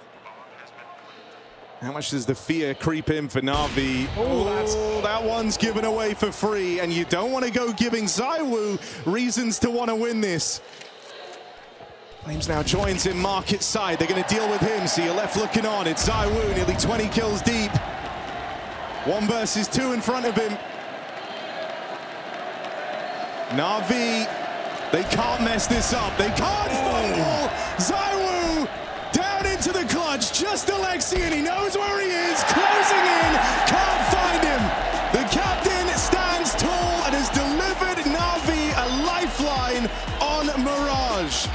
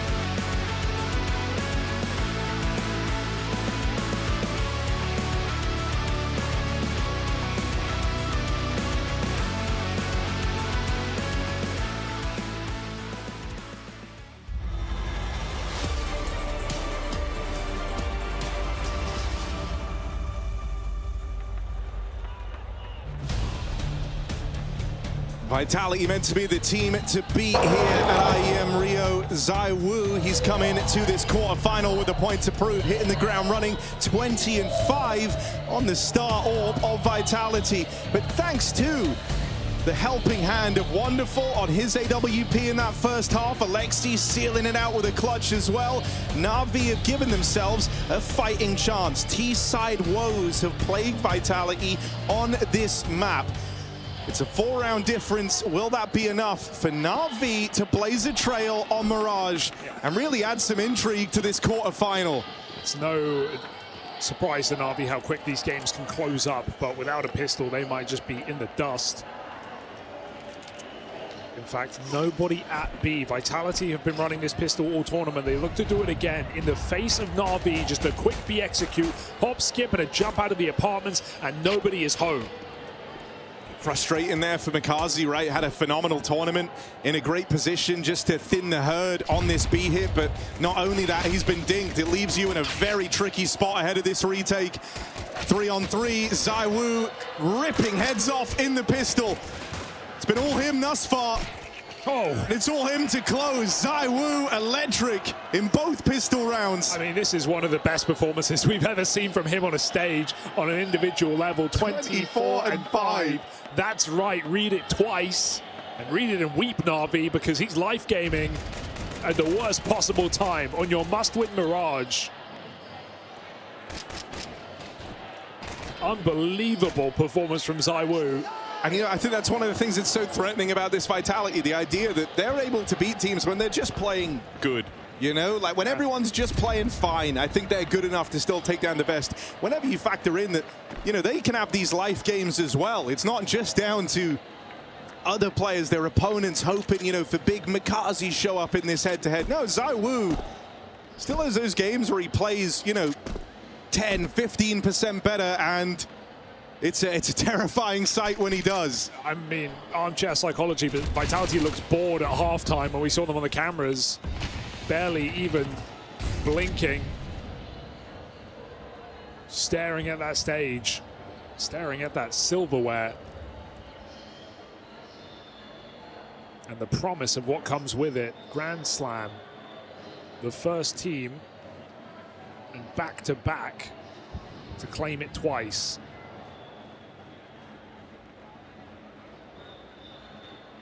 And I love that it's not an easy run either. We're going to see it. They have to take down not just Na'Vi, a team they recently have faced in a final, but a Furia, a team that have beat them in a BO5 and even started this year by getting a map off them in Krakow, but also Falcons or Spirits. And if it's the former, given that Falcon Spirit head-to-head, it's the only team that has beat them this year.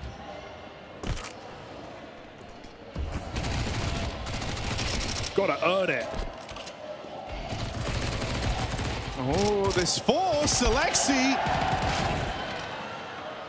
Doubles left wonderful in a tantalizing position. Tag brings him low, but wonderful, still hitting heads. And now ZywOo closing the distance, closing in, shuts it down. No force by win. Vitality get to storm the board early in this second half. Just fearless, absolutely fearless. In the 2v1, they know where the scout is. They're both just swinging wide, going for it. ZywOo chasing down wonderful. Vitality want to get this game done, and they want to do it quickly. They are not here to mess about. They are sending a message to Na'Vi, and maybe even to Furia as well. We are back in our final form. I think it's interesting because when you look at this Vitality squad with all the success they've been on, you know, I think one of the challenges is like finding the way to keep motivating yourselves. And you've heard guys like Apex who really buy into the legacy, the big picture of Counter-Strike, you know, wanting to be the most accomplished player, the most accomplished team, doesn't want there to be, you know, any discussion when you compare this Vitality to the Astralis of old. He wants it to be a statement that Vitality were and are the best. But then I think you look at some of the other individuals. Oh, hold on. Never mind. You look at someone like ZywOo, who initially had this impression as like a humble guy, but actually has been very much spurred on by competition. It's one of the things that they finally got through to him, and I think that's where you saw a whole new level out of ZywOo, whether that was having his like worst HLTV placing, you know, when he lost out to m0NESY and Donk. Or you look at someone like Rops, who, sure, you know, while we're talking about Vitality making history with back-to-back Grand Slams, never been done before, Rops would have 3. He would be the most accomplished in that department. Yeah. And so, you know, you find all these individual reasons, and then you look at what Falcons went and did, and I think, if anything, that's probably lit a bit of a fire under Vitality, because they're no longer having to look at these external factors. A team have challenged them in the server. A team have been able to beat them. That's one hell of a reason to try. Yeah, last thing you need is more fire underneath you. You mentioned being villains, something Apex is very familiar with all across the world. Well, nothing would make you more of a villain than beating Fallen on the stage tomorrow. This gun round is the entire map for Na'Vi, and it's off to a horrible start. Apex and ZywOo, the French contingent, find that 5-on-3. Wonderful, does what he can on the AWP. In a Hail Mary play out towards mid. ZywOo's got past him and now onto his weapon of choice. This was the rifle round that you were staking the whole game upon, and ZywOo is tearing it away from you. 30-6, a 5 KD. Could it end just like this? Alexi's going to try and hold on. One more kill before all is said and done, but we know the outcome of this round. It's a save of the AWP, and it's a 12-4 lead for Team Vitality. Na'Vi took a swing, but this one never got close. And you really feel the pain of that one round that if Na'Vi picked up after finding a couple in a row, if they took that third in a row, they would have broke Vitality, they could have closed up the half. It would have been a very different game. Like, entirely different. We would be talking right now about Na'Vi still in this. You know, you have a lot more breathing room. You could stomach an early rifle round loss, but there's none of that. It had to be perfect. That is always what's demanded of you when you play Vitality, is perfection. Anything less, and it's just not enough. Yeah, you get a pistol, you get a rifle round, and then you potentially get a humiliation ritual on Dust 2. And you know, you want to look at other struggles here for Na'Vi throughout this entire tournament. McCarthy's been a real force to be reckoned with. He was kind of the guy the spotlight was on heading into this quarterfinal. He is struggling, and there's no room left really to turn it around on this map. McCarthy 3-15. He's been the fire starter. He's the top-rated performer. He's the guy who's given a lot more freedom, injects a lot more energy, and none of that is rising to the top. This quarterfinal was all about Vitality, trying to walk down that kind of historic road, looking for the back-to-back Grand Slams. And it was down to Na'Vi whether or not it wouldn't be about that, and they've not been able to bring much of a challenge. A key opener for Apex out towards this B site. He's securing the foothold that's meant to win you the map. Yeah, we've seen the fragging, but we also see the calling. Apex perfectly reading that top mid push. We have multiple anti-flash players, and Na'Vi just run into a stack of Vitality. Apex has run into B. Bomb is joining him. ZywOo is wherever he wants to be, cutting off mid rotations. But right now, Na'Vi, 2 through the market. They're in no hurry. Vitality wait for these players to walk into their crosshairs, and you know what? They just might. Apex, third kill in the round, looks to send Na'Vi out of this map. 4 kill, in-game leader, and Bid is too far away to make a difference. And you know, it doesn't get more poetic than that. You're so worried about these big names. You're so worried about the star potential in Vitality. You forget even what their old boy's capable of. Apex, he cares very much about where he finds himself in the history of Counter-Strike. And so the guy maybe thinking about that Grand Slam more than anyone is him. Wanted to close it with the ace. He's still done his part, and it's business as usual. Apex barely even entertained at the end of map 1. It is domination for Vitality. They've got a point to prove here in Rio de Janeiro.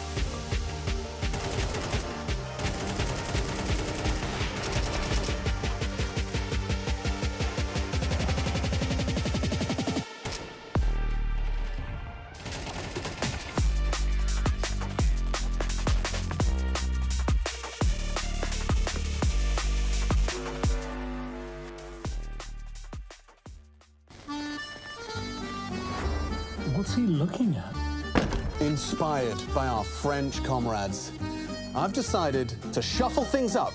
We are swapping roles. A catastrophe. Wait, does that mean... Yeah, it does. Mr. Big Time!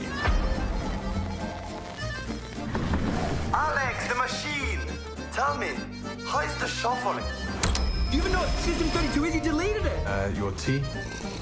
You must have confidence in the shuffle. Who ordered all of this? Now hold on a second. You have one probation. One job. That's all you have to do is approve your internship. What are you trying to say? And if things get tough, we shuffle again. What on earth is going on here? Bye-bye, Alex. Merci beaucoup.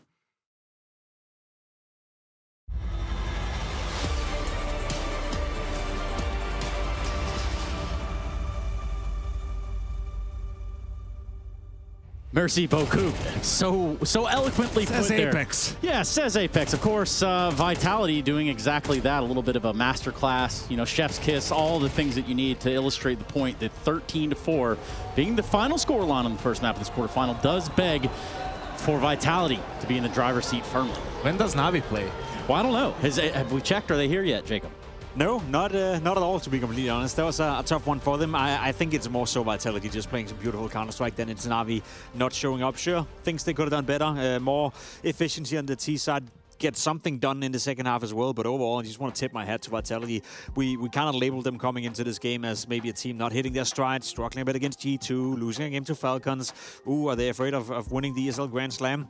Then they come in, first map here, opponent's map pick, absolute domination. ZywOo showing why he's considered the best player in the world as of right now. It's just beautiful. I know it was Apex who flipped off the entire crowd in Austin during the walkout, right? But ZywOo does it on the server. Yeah, he really does. He really did give it to Navi. Just say, yeah, you are not going to win today whatsoever.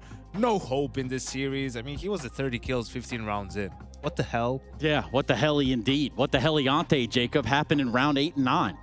Round 8 was the one positive that I was able to find from Navi on the T side. They did get off to a good start, first and foremost, but then they got into the gun rounds, and they showcased that they can definitely play Counter-Strike at a decent level. It's 6-1 right here. They need some rounds on the scoreboard. They're doing a simple A execute early into the round. ZywOo gets the first kill, instantly gets traded. Again, you can see the spacing with the utility, the players coming in. It's good for Navi. Good spacing right here as well. Vitality are doing the right thing by flashing a player in towards CT spawn. Again, great trade coming in for Bit, and then you see the utility used by the Navi players as well to gain that position. They're taking the fights and now find themselves in a 2v2. So another traded scenario. They end up winning this round. Vitality have no time to go for the bump defusal right here. And to me, that was okay. Maybe this is the beginning of the Navi. We know simple execution in towards the A bomb side, good utility, good spacing, good trading. That's a way to isolate, I guess, ZywOo and make sure he only gets one kill.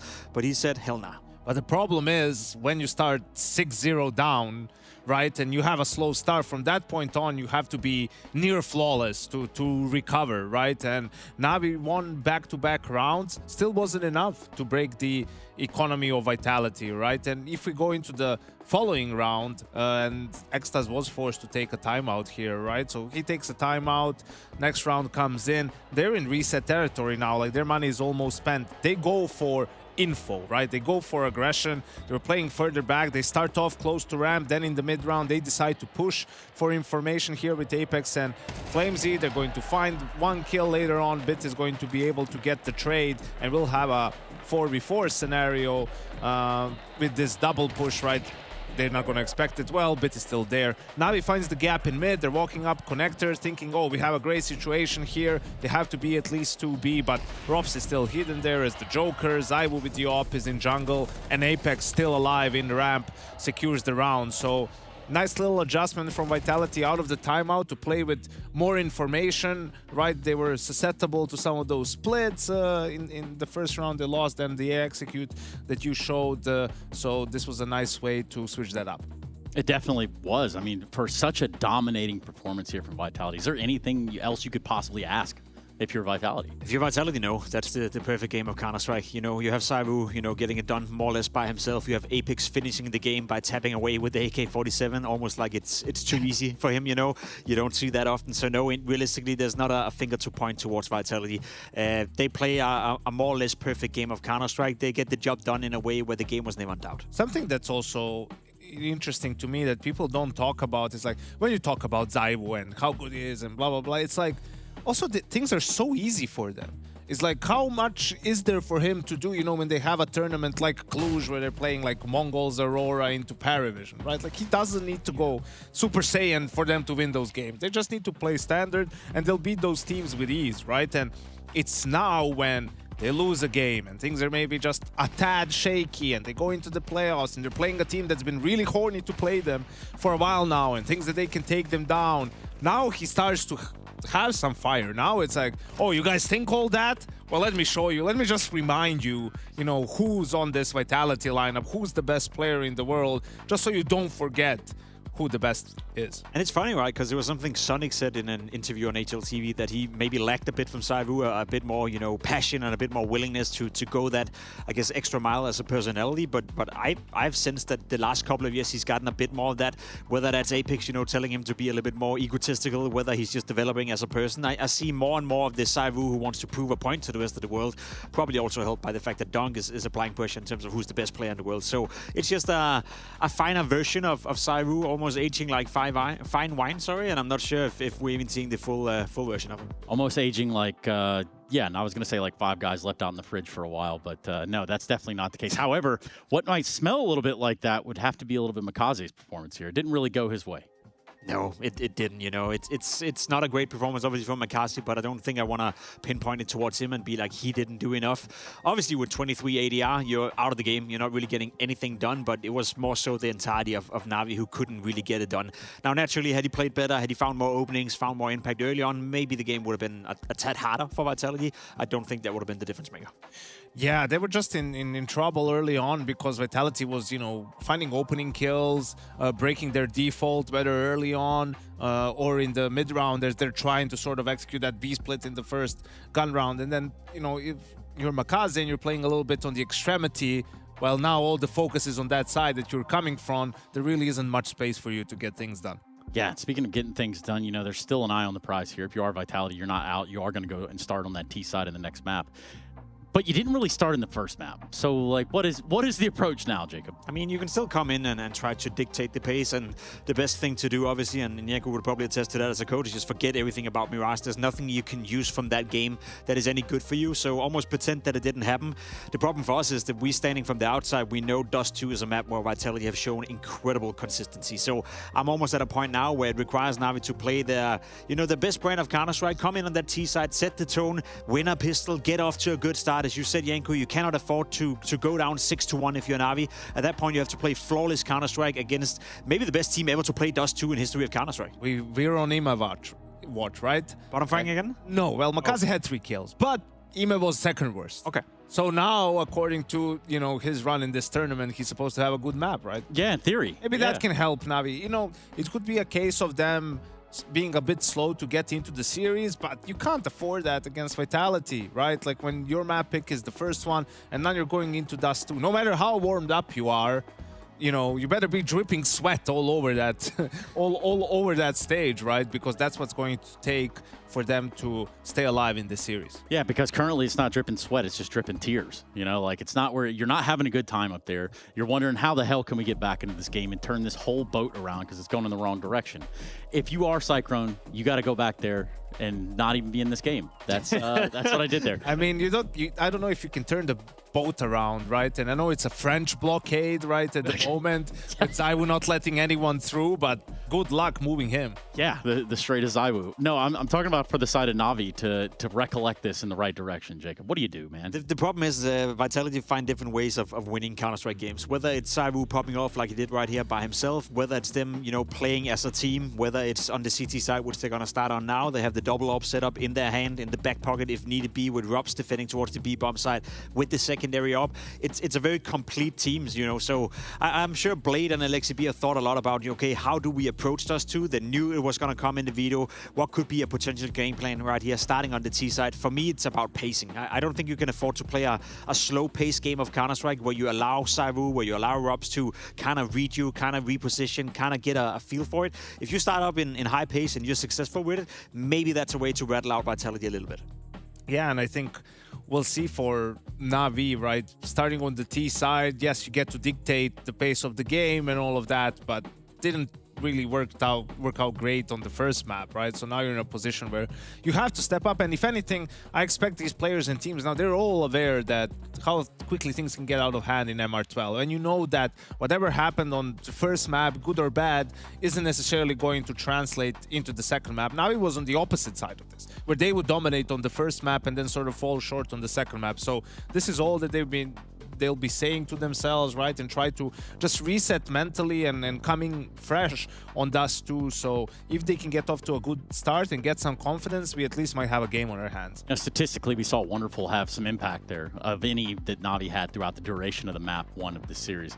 So I'm wondering if Dust 2 is going to get a little bit more versatility out of him. I mean, he has a better case to do that. I think it's Orber's paradise by many occasions. I think you're free to do whatever you want on the CT side. Now, naturally, you're going to fight a lot of utility. A lot of the time, you're going to be behind flashes, behind smokes, and you said it yourself coming into the game, Vitality are no slouches when it comes to using the utility. So work conditions are tough for Wonderful, but there's no excuse not to pull out the Orb on a map like Dust 2 and see if you can get it done. Whether that's by being a little bit proactive, maybe be a bit aggressive on catwalk with it on the CT side, or try to take a bit of risk, you know, with it is a good question. But I think he needs to find impact together with the rest of the team naturally to even make it a game. It's not about whether or not they're going to win Dust 2, but even to make it a game, they need to play good Counter-Strike. Yeah, let's make it a game. Let's try that one. I love that idea. We're also going to go to a quick break so that we can roll the dice when we come back. You did say risk it, and that is exactly what we have in front of us. The risk being that Navi get absolutely pummeled here by Vitality, and Vitality join Furia tomorrow in a semifinal.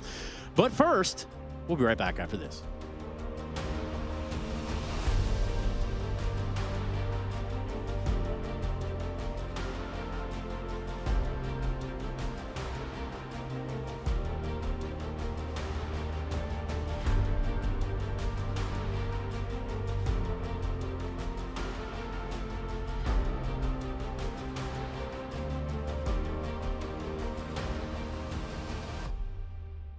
Placement matches set your starting point.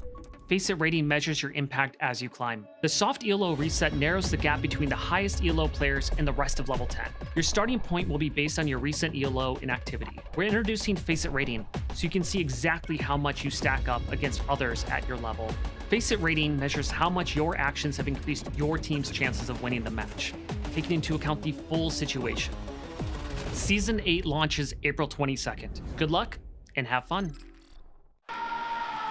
The pounding heart of esports beats louder here in Katowice.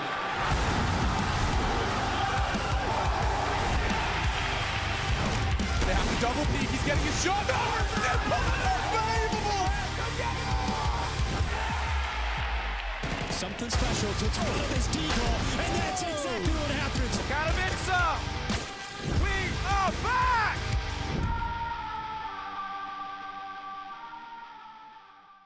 Seconds. Just wanted to ask, what is happening right now? Obviously not playing great game. Vitality is playing best CS. Best CS right now? Yeah. Okay, what needs to happen to Dust 2? They played it for 6 months, they lost once. What Navi needs to bring right now to bring it back? We need to hypnotize them. Okay, how are you going to do that? I hope so. How are you going to do that? We need in the crowd somebody like to do something, you know. I'm loving the vibe right now, so please get it on the server as well. See how it goes. Okay. Thank you.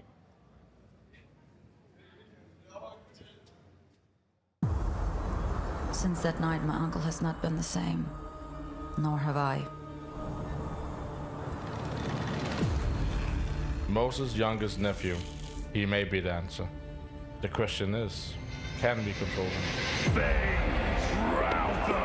Face Rautha. He's psychotic.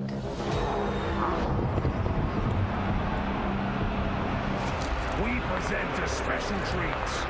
3 bots of House Aurora. That bot is bugged. That bot is entirely speaking. You should consent the fight. Don't spoil my nephew's show match.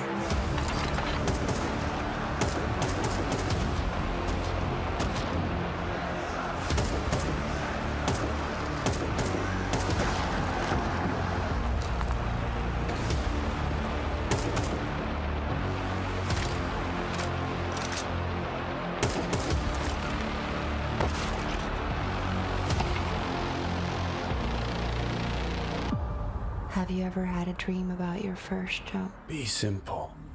Be direct. Nothing fancy. Do Na'Vi have the capacity to jostle back for control?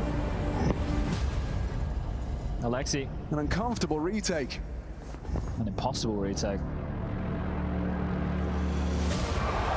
It's unbelievable! How is this reality? I can't believe the scenes that we are witnessing right now!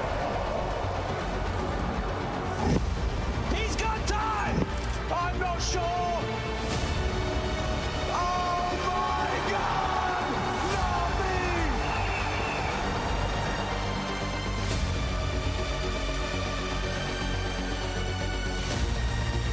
Consider what you're about to call, Alexi. Abomination.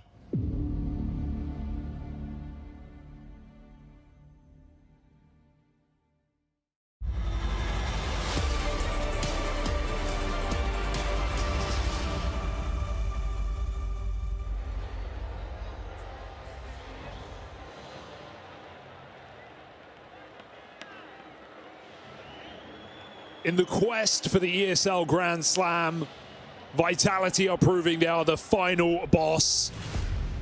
Na'Vi not a foot in the door. And ZywOo's third best arena map of all time. The other two are in grand finals. This one was a walk in the park. And now we go to their home ground, Dust 2, where Vitality are all but unstoppable. Na'Vi went quiet, Makaze missing, Wonderful the only bright spark. It feels like a foregone conclusion. Team Vitality in final form in this quarterfinal. Yeah, the challenge in front of you now is so deep. Best us 2 team. A consistent map, Vitality showing up. Looking to make history in Rio. And we were saying all these formidable foes, whether it was starting with Na'Vi, they just faced in a final the other week.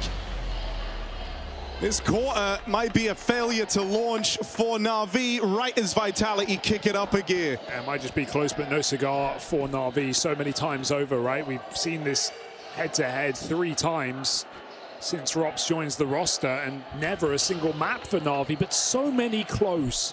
13-11s, 13-10s. Right there for Na'Vi, just not enough.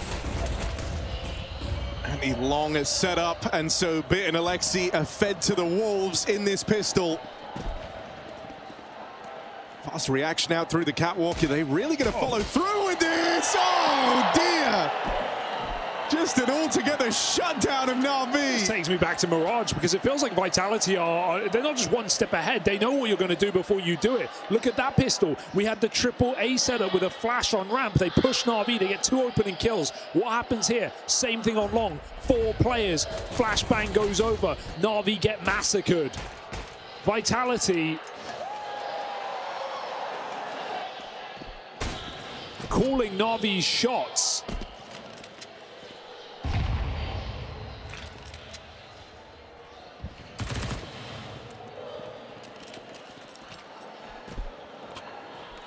Flames runs in for the pistol to upgrade his teammate on Eco. ZywOo wants the AWP as soon as physically possible. Dude, I think the thing that's so scary right now is it just feels like Vitality are beyond pressure. You know, like the idea that, oh, they stand to make history, back-to-back Grand Slams.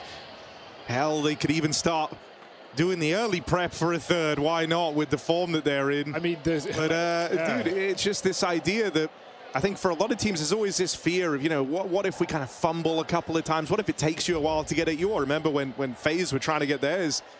And that was like one of the prevailing feelings was, you know, what if it gets away from them?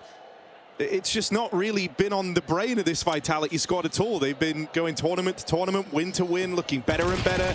It feels, if anything, more like keen motivation to this Vitality.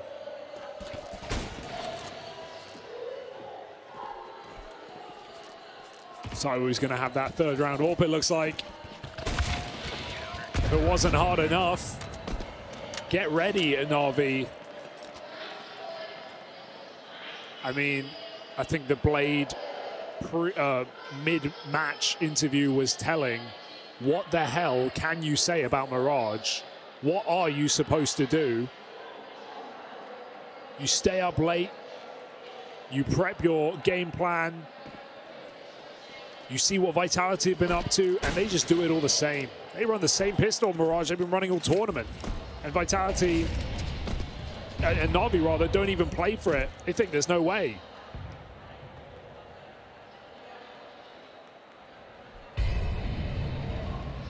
Truly an unstoppable force right now.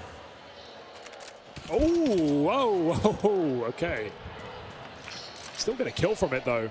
Vincere opened up.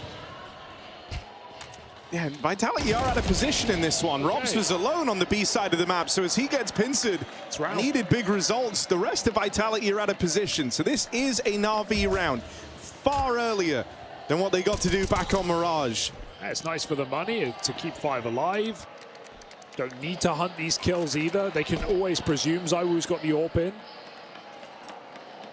They don't know for sure. I think one of the things you've seen for Na'Vi across this tournament is the idea that maybe turning around it in the map and going on to recover, that's been a bit of a hard thing for Na'Vi to lock into. But, you know, you got to give some credit kind of to the support staff around this Na'Vi, because when it comes to going away between maps, they have a fantastic track record. It's true. I mean, so many times we joke about them losing their map pick and they still come back and win the series 2-1. So, yeah, resetting between games is excellent.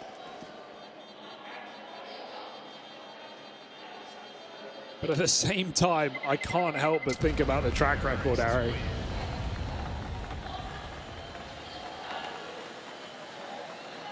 12-0 this year on Team Vitality. 43-4. That's the part that's so crazy, isn't it? Because it's really tempting when you're talking about their run on Dust 2. You want to look recent. You want to think recency plays into their form. It also just kind of feels nicer to say undefeated this year. But even if you go back from the moment Robs joined the roster, they've lost this map 4 times, for crying out loud. Played it close to 50. It's an unthinkable level of success on Dust 2. And this time around, Robs not going to go down quietly. They might have been able to get past him last time. Well, that's fired him up, and now he's got support. Robs with the shutdown. B is closed. I actually really respect the call for Na'Vi there. It seems slapdash. It seems haphazard to just go for a B pop at the dawn of the round, but you just come off the back of, you know, winning out on B, seeing the Vitality on stacking it, your early game. You're trying to push momentum. You can't just play default every round of this game. You're going to have to get a bit crazy. So that's a decent enough round to do it on. But Robs, on his own, by the way, with 0 support, is able to get 3 kills as they come out tunnels. Not great spacing for Na'Vi, but otherwise, the idea was right. He saw the gun swap. ZywOo knows what's up, and he picks Alexi out of the round.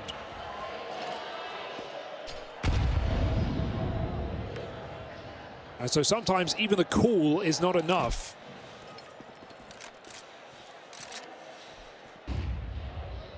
It's all about the execution.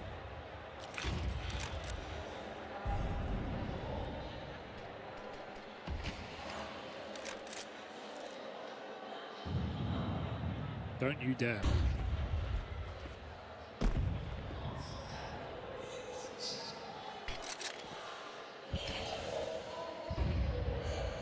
Reblocked it long. That's a little frustrating, even if you were just kind of posturing there on bit. Shuts down that avenue for Na'Vi. Forces them to link up with Makazi over here on shore. Oh, Messi. Big burn down there in middle. ZywOo will keep the advantage, firmly belonging to Vitality. What happened there for Messi? Just full burned. Left with this short play. Really, your main option. Bit's trying to open up a back door. Still is a smoke for CT. So ZywOo might get left out of the action here. Relying on a smoke shot. ZywOo finds a way. Oh, and even gives chase. Just unrelenting aggression out of ZywOo. Pushes through the smoke, finds his 4th kill, his first 4 kills of the game in that round. ZywOo playing with that ego, playing with that bravado, and playing with Na'Vi's hearts right now. I was about to say we're going to see pressure on. Oh, he switched off. He didn't get it out in time. I think one of the reasons as well you're seeing Vitality look so calm, they know it as well as we all do. If this is how ZywOo's going to play, the win is right there. You know, like this is the type of form that wins your tournaments. Usually these type of games are reserved for ZywOo till he's in those finals, right? You talk about how out of his kind of top arena games, 2 of them in grand finals. This is top shelf ZywOo performance, and it just lessens the burden on everyone else when this is the type of game he's giving you.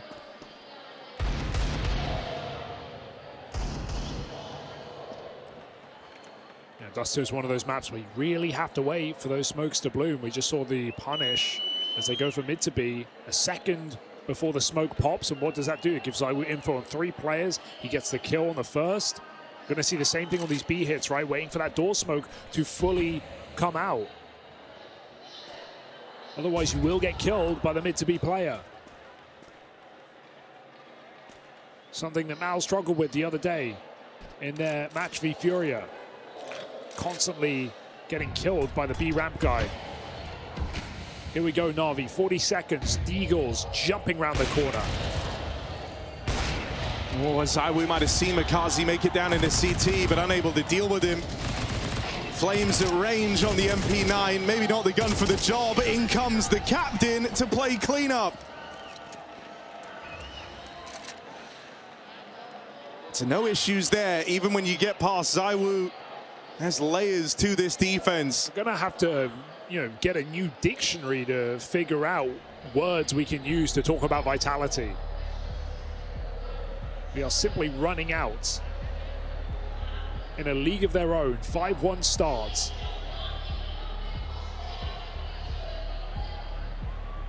Another buy for Na'Vi. Wonderful's orb could be the answer that Na'Vi have been looking for, right? He was able to find a couple of favorable head-to-heads against ZywOo back on Mirage.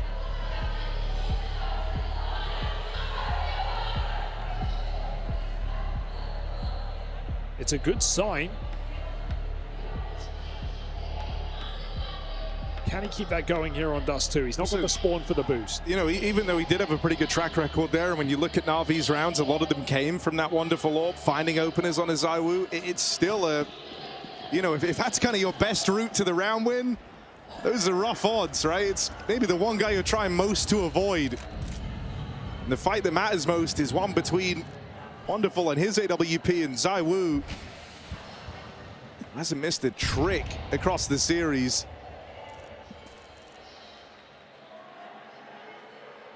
Let's see if once again Wonderful is willing to match him. Nicely highlighted, push through the B smoke. Smoke comes down behind Rops, in fact. He goes all the way deep. It should free up Mezzy. He's still scared of the mid to be right now, but meanwhile Na'Vi are going for this early hit. Oh, they're already in. ZywOo with a blinder. You think you're going to get out long for free? Well, Flames was meant to have the drop on bit there.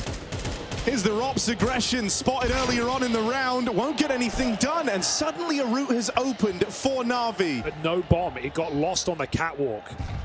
This is a recovery mission. So having a go into the stack, and you've got no say in the matter. Bomb out on its own on catwalk. And a trip around the world for Na'Vi as they lean heavy into this long control. What a weird round. Final smoke comes down. There was that head-to-head between Wonderful and ZywOo. I mean, this is a hell of a way to force it to happen. Wonderful can't find his ground out here from the pit. You've got 20 seconds left. IEM looking like they're writing it off.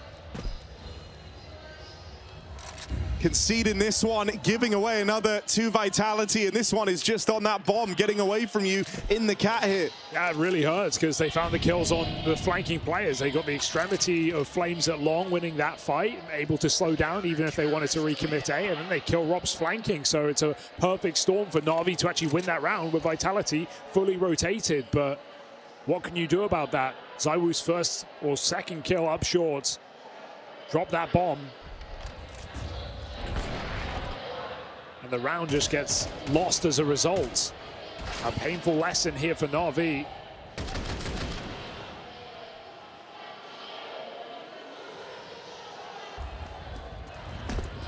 ZywOo's been going for this wallbang in middle. I think it was Sadzin from Legacy use it against him one round, and then the next round he went and, oh my goodness. Oh no! Went and shot him through the doors on T side. Now trying to use it against Na'Vi while not risking taking that mid fight against Wonderful, so. Oh dear. So he's still trying to be active while not risk the man advantage. Instead, this time he takes it.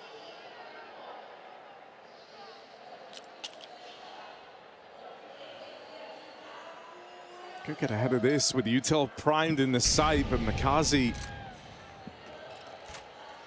misses that timing, misses that window. I wonder if again they're going to be looking for this mid to been something that Na'Vi have been keen to explore. B-site, two players responsible for it is Mezzi and Rops in the Vitality jerseys. This time they won't have as much support from CT either, so need a solid hold, and that's exactly what Mezzi gives you. What can you do? What on earth can you do? Multi-kill mowdown from Mezzi, 3K spray, and Robs is right there to support. Simply done here.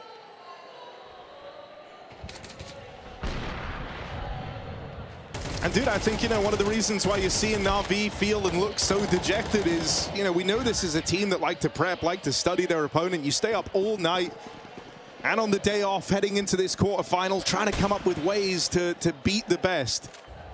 You're supposed to be number 2 in the world right now going off the ranking.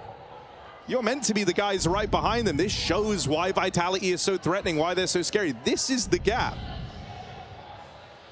Current world number 2, and they're struggling to even get double digits in the series. They're not even close yet. Dia, yeah. Far from even grazing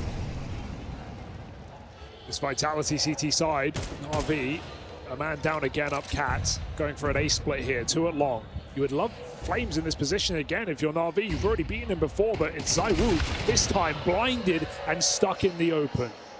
That's a huge pickup here for Na'Vi. Nice flash to set it. Oh, weird timing here. They trade places on the short smoke.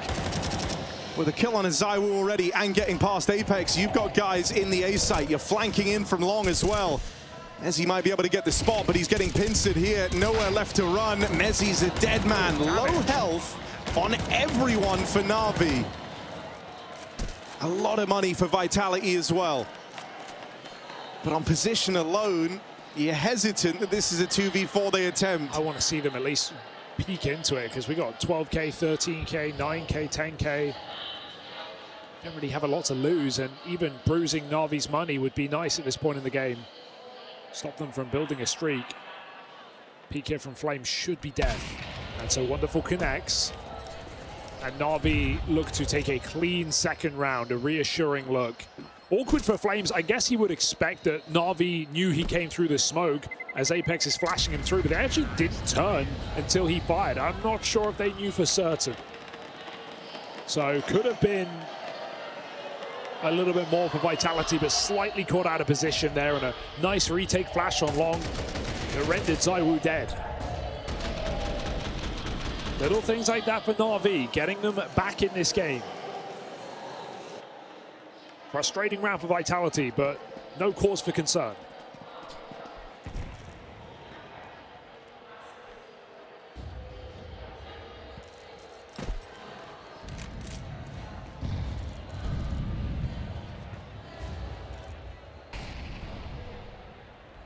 And there's just always pressure. There's always somewhere new on the map getting secured by Vitality. In this round, it's the long doors and it's the tunnels, right? You have aggression on both ends of it right now. Mid is the only kind of open bit of real estate, but even then, Apex has been floating around in these mid doors, making sure that mid to be is closed.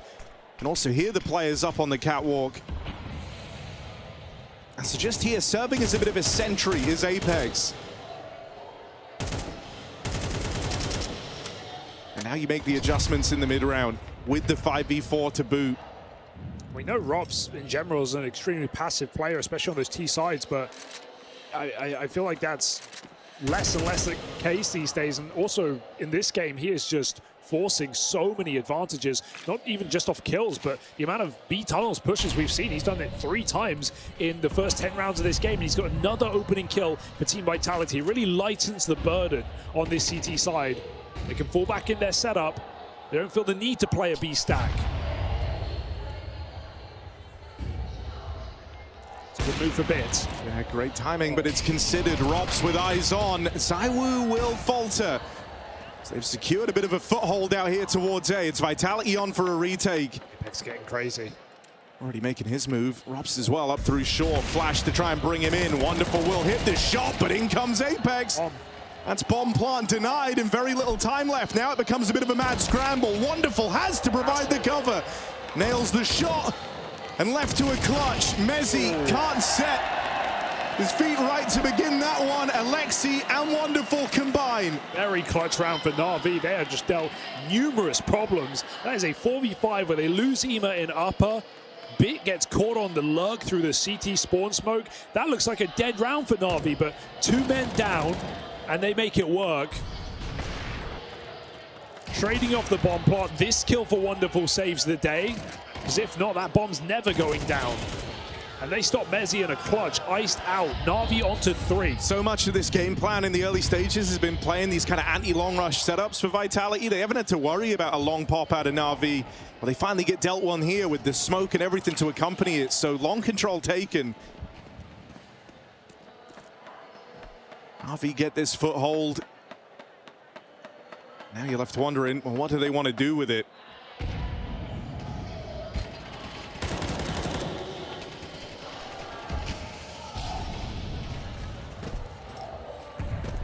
Four stuck long, Na'Vi.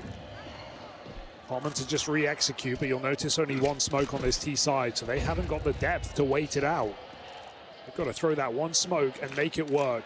All of Vitality here, 4 players. Rops alone. ZywOo needs to know that they're crossing. He hears the steps last second. Flick back in time, but Na'Vi have numbers. Through the smoke goes 2.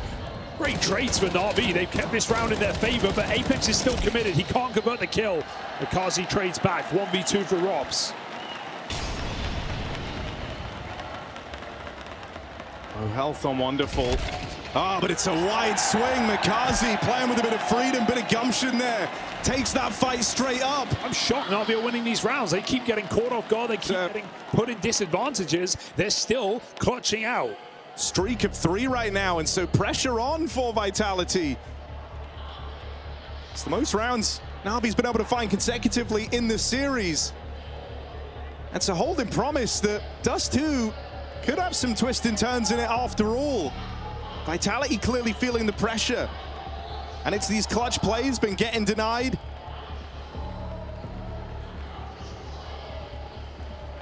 Now running out of runway for another one of these dominant halves. This is not what you expected, the most resistance for Na'Vi.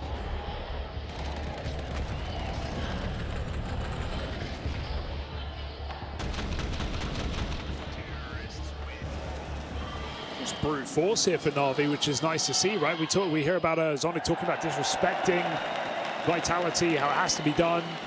You've got to be confident. Of course, he's a standard in CS, but it's easy to say. It's a different thing to do when you're up against the best team in the world. So Na'Vi are certainly taking it in their stride and playing confident T-side. Oh, here we go.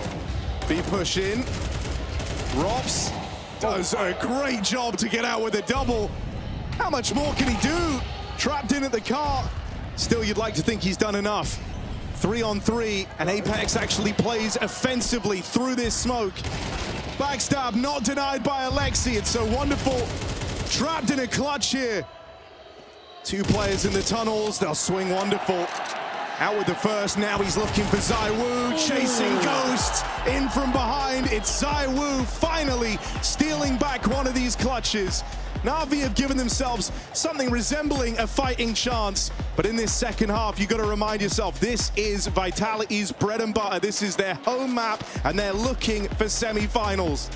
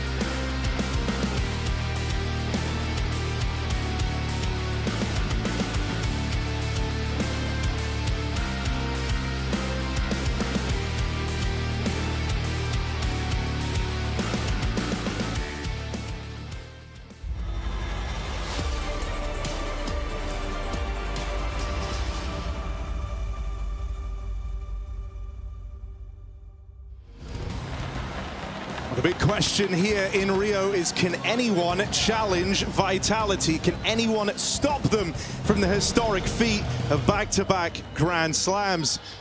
Na'Vi thought they were coming into this with a fighting chance, some fighting talk about building up for Vitality, only to get torn down.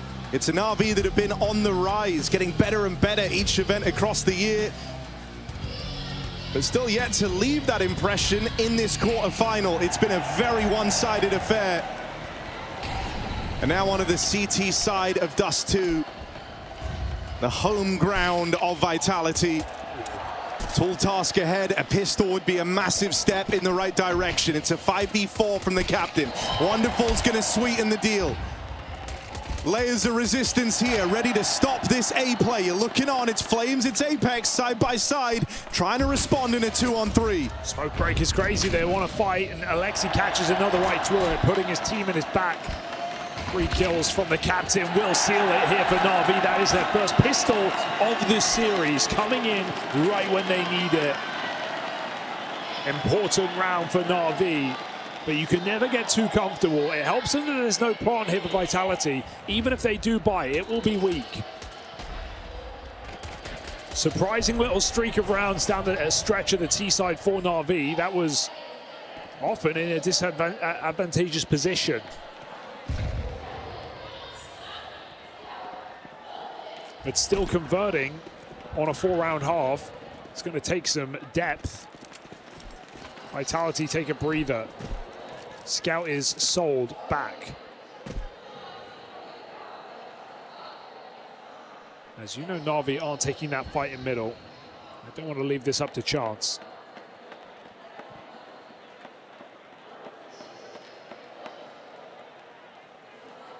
He was at a really rough series. Kazi might have been bottom performer map 1, but still some hope for his recovery. Ema would love a stat pad round here over towards mid. And so both him and Mikazi double up against the pistols. That was your free round. Lord knows you don't get many versus Vitality. That was the first free round all series. Just a team that, you know, more often than not are down to put money in, and they've got a terrifying track record in those 4 spies, but it's Vitality wanting to bring out guns fast as possible. Tech9's only go so far on Dust 2, right? They get the bomb plant, different story, but maximizing the buys here, Vitality getting led by Apex at the moment, 14-6, maybe wanting more from his team now in this second half. And this is where Vitality do their best work on Dust 2. So make no mistake about it, Na'Vi. Not out of the woods yet. Na'Vi playing groups though, this is really nice. Regress Catwalk, 3 players. If they can get here in time, they might be able to catch Vitality on this corner. Oh, and then ZywOo happens. Molly at least slows the roll, buys you a couple more seconds. Still, Alexi feeling a great deal of pressure. While this is going on, Rops is killing the backline of Na'Vi. And that nade just might do enough, brings him down low. Alexi knows safe spots are few and far between. A kill from Bit. That suddenly makes this round very achievable. Spot on the cross, it's Apex out in no man's land, and Alexi's trying to give chase, will get found out, and the pincer here onto CT, a team ace for Vitality into that first gun round. Those are rounds you love to watch for Vitality C-side because they just react immediately. They see what Na'Vi are doing, it's a heavy cat setup, they know there's a third. Apex storms out long, knife out, throwing nades onto default, and Vitality keep so much pressure on Alexi. They smoke that Molotov, and they keep fighting from Catwalk, not overcommitting to the point where they'll die, but enough to keep Alexi boxed in. A very difficult round for Na'Vi to recover. They do an admirable job finding Rops in the middle, but Vitality put them on pistol. Got 3 rifles in this round. Money hangs in the balance, and anything you were feeling after your pistol win is going to shrivel up and die if you lose this round.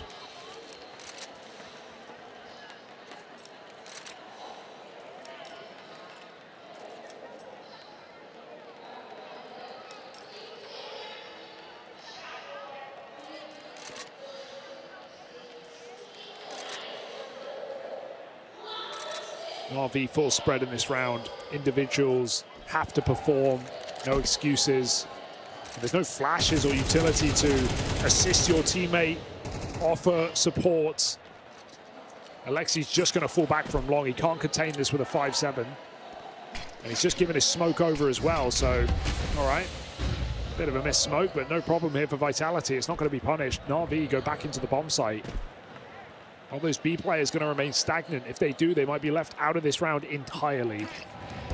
As Vitality are getting closer and closer to the goal. Some missed util here. We'll have to go and clear the car manually. Staking it on these long fights. Na'Vi try and meet them there. 3 players fighting against the full tide of Team Vitality out the long doors. 20 seconds. This bomb still has to make it over, so smoke is very important. Bit of spam, but not going to be able to stop it. That bomb making it in might just seal the deal. And it's another round that you feel like Na'Vi lose, but you've got to give them some credit because they did all they could fighting with all 3 players on the long side in the open. They do catch Vitality off guard. They get that opening kill. They're using their pieces as best they can, considering there is almost no utility. There's not a single flash on that A site to come through the long cross smoke. What else are they meant to do? But of course, Vitality, more players there, able to fight their way through. I mean, that Zonic interview after the Falcons win has been talked about a hell of a lot, and I think even in a round like this, you kind of see what he's talking about, the idea that just playing versus Vitality is such a mind game in and of itself.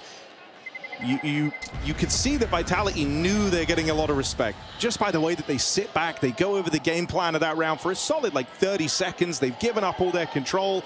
Rops had actually started floating away from the tunnels even though he recommits to it later in the round. They know that Na'Vi aren't really in any state to go and explore, to go and find the gaps. They're playing from behind. Their money's in a precarious spot. You're forcing a lot of respect out of your opponent, and that's the last thing you want to give Vitality. Ooh, saw it. And so Ima has to bail. Makazi with the only rifle saved from the previous round. And Na'Vi look to get aggressive. Another push together through the tunnels. With a flash primed, Rops is just going back. And it falls behind the box, so no pressure for Rops to even overcommit with this fight. He's just going to use utility and get a jiggle. Rops' mechanics matched by almost none. Fine to go back in with his teammate. They both go for it, they get numbers. That's all Vitality want. They have enough numbers spotted to know where this is going. ZywOo with the bomb comes back to pick one. And they're just having fun now, Vitality. Flushing out these pistol players, making it easy.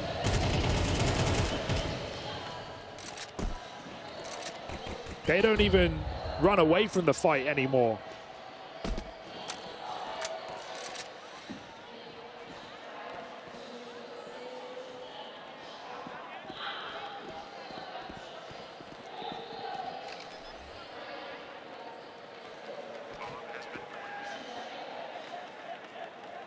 But this primes the playoffs so well.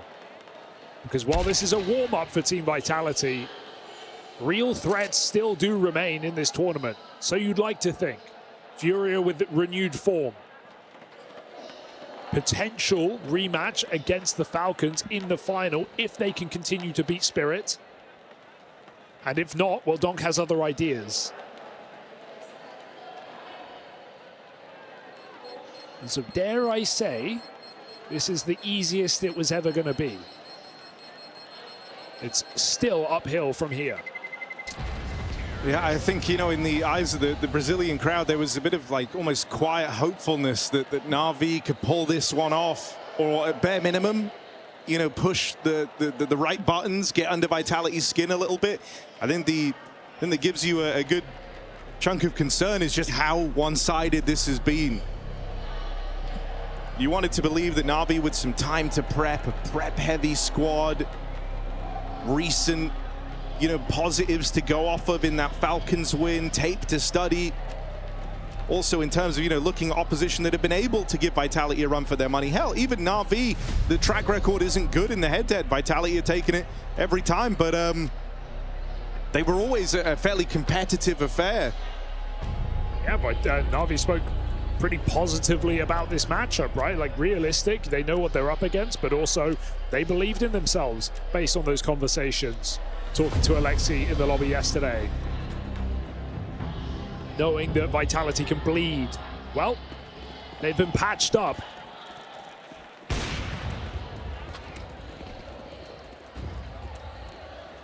Let's see if Dust 2 gives us something worth talking about.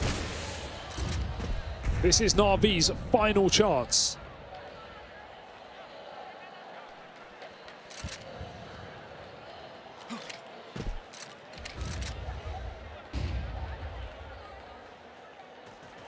Yeah, we'll at least get to see one more of these wonderful AWPs in this quarterfinal.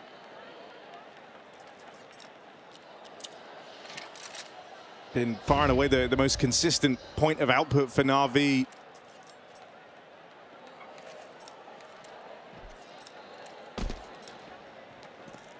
Vitality taking a lot of time here. Good to be methodical. They're clearing everything with flashbangs, but 1 minute on the clock, only now establishing mid-control. Yet to even take the cat stairs. Yet to even take the long doors. A note for later, as Na'Vi still hold one final smoke. And if you're any of the other teams here in the playoffs, there's kind of a set of steps you have to do to make sure you're applying enough pressure across the map. If you're Vitality, you do that just by joining the server. So yeah, they're getting all this extra time to sit back, really figure out how they want these rounds to play. It's a search out towards long for Mezzi, but kill given over. So now just looking at this B hit. Flames goes searching. Falls short, looking at Rops now. They nearly line up for him, but nearly won't cut it. It's a full blind drive-by out of Apex that turns the tide. And him and ZywOo, the two Frenchmen for Vitality, side by side to try and see this one through. They win it, it's a back-breaking round. Na'Vi are out of the conversation.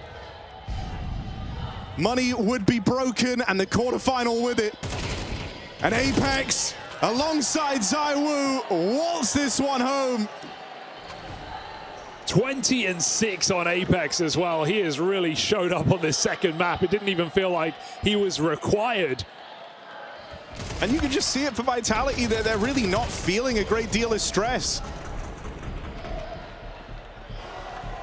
It's just too easy. Run and gun, fall blind. Apex thinking to himself, is this really the second best team? Are these really the guys we're meant to be worrying about? Answer's no. He's top fragging his way through map 2 and into those semis. That's around where things go pretty wrong, you know, the B hit, losing that first fight, losing Mezzi at long, essentially a 3-on-5 for Vitality. Trades are hot. And Na'Vi go ice cold. Someone called the Mortician.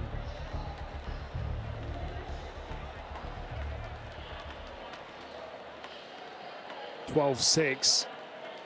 Famises are all Na'Vi can muster, a single M4 on bit. Yeah, meanwhile, Vitality have borderline infinite money. They've come through with the double AWP. They feel like they have all the time in the world to close this game out.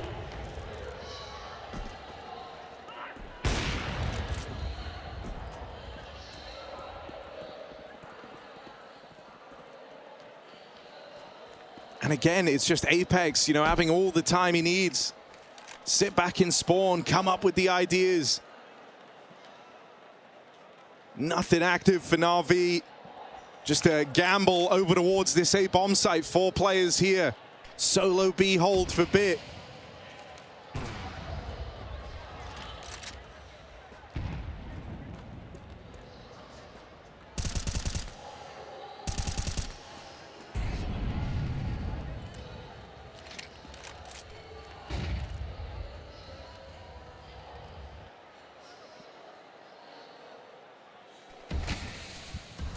Slow and steady here for Vitality.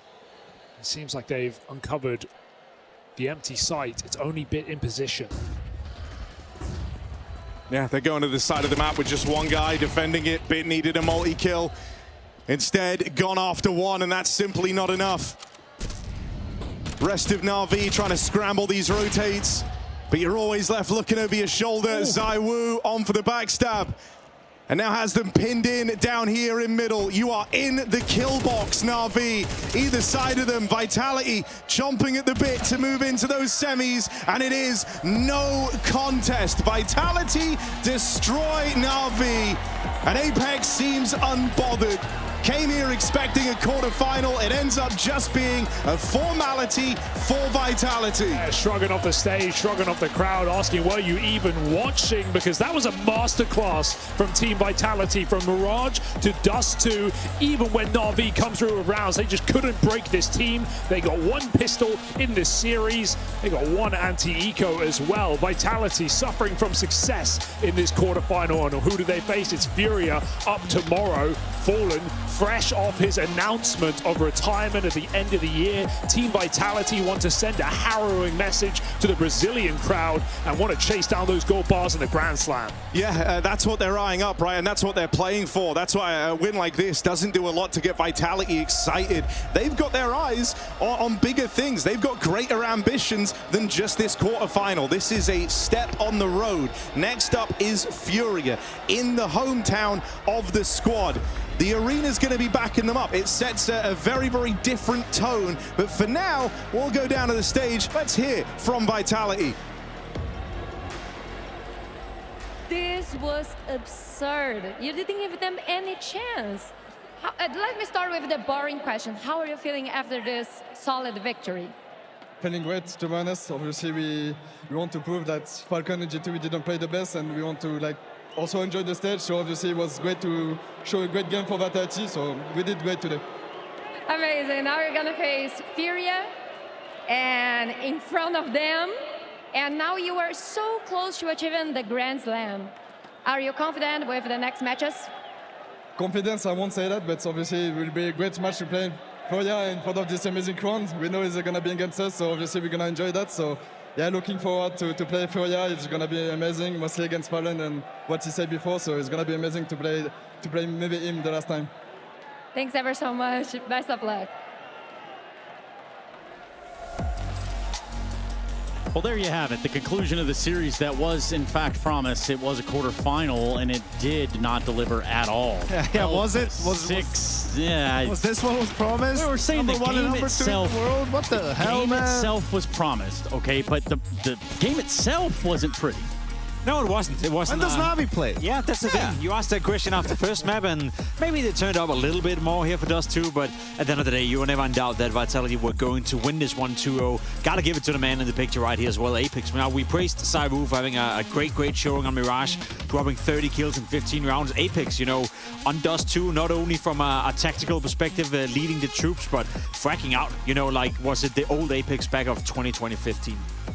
Yeah, definitely. And, you know, he has these games every now and then. I always remember their final last year from Katowice, right? And him and Nuke being sort of the driving force. But, yeah, it just seemed like Vitality was on a mission today, right?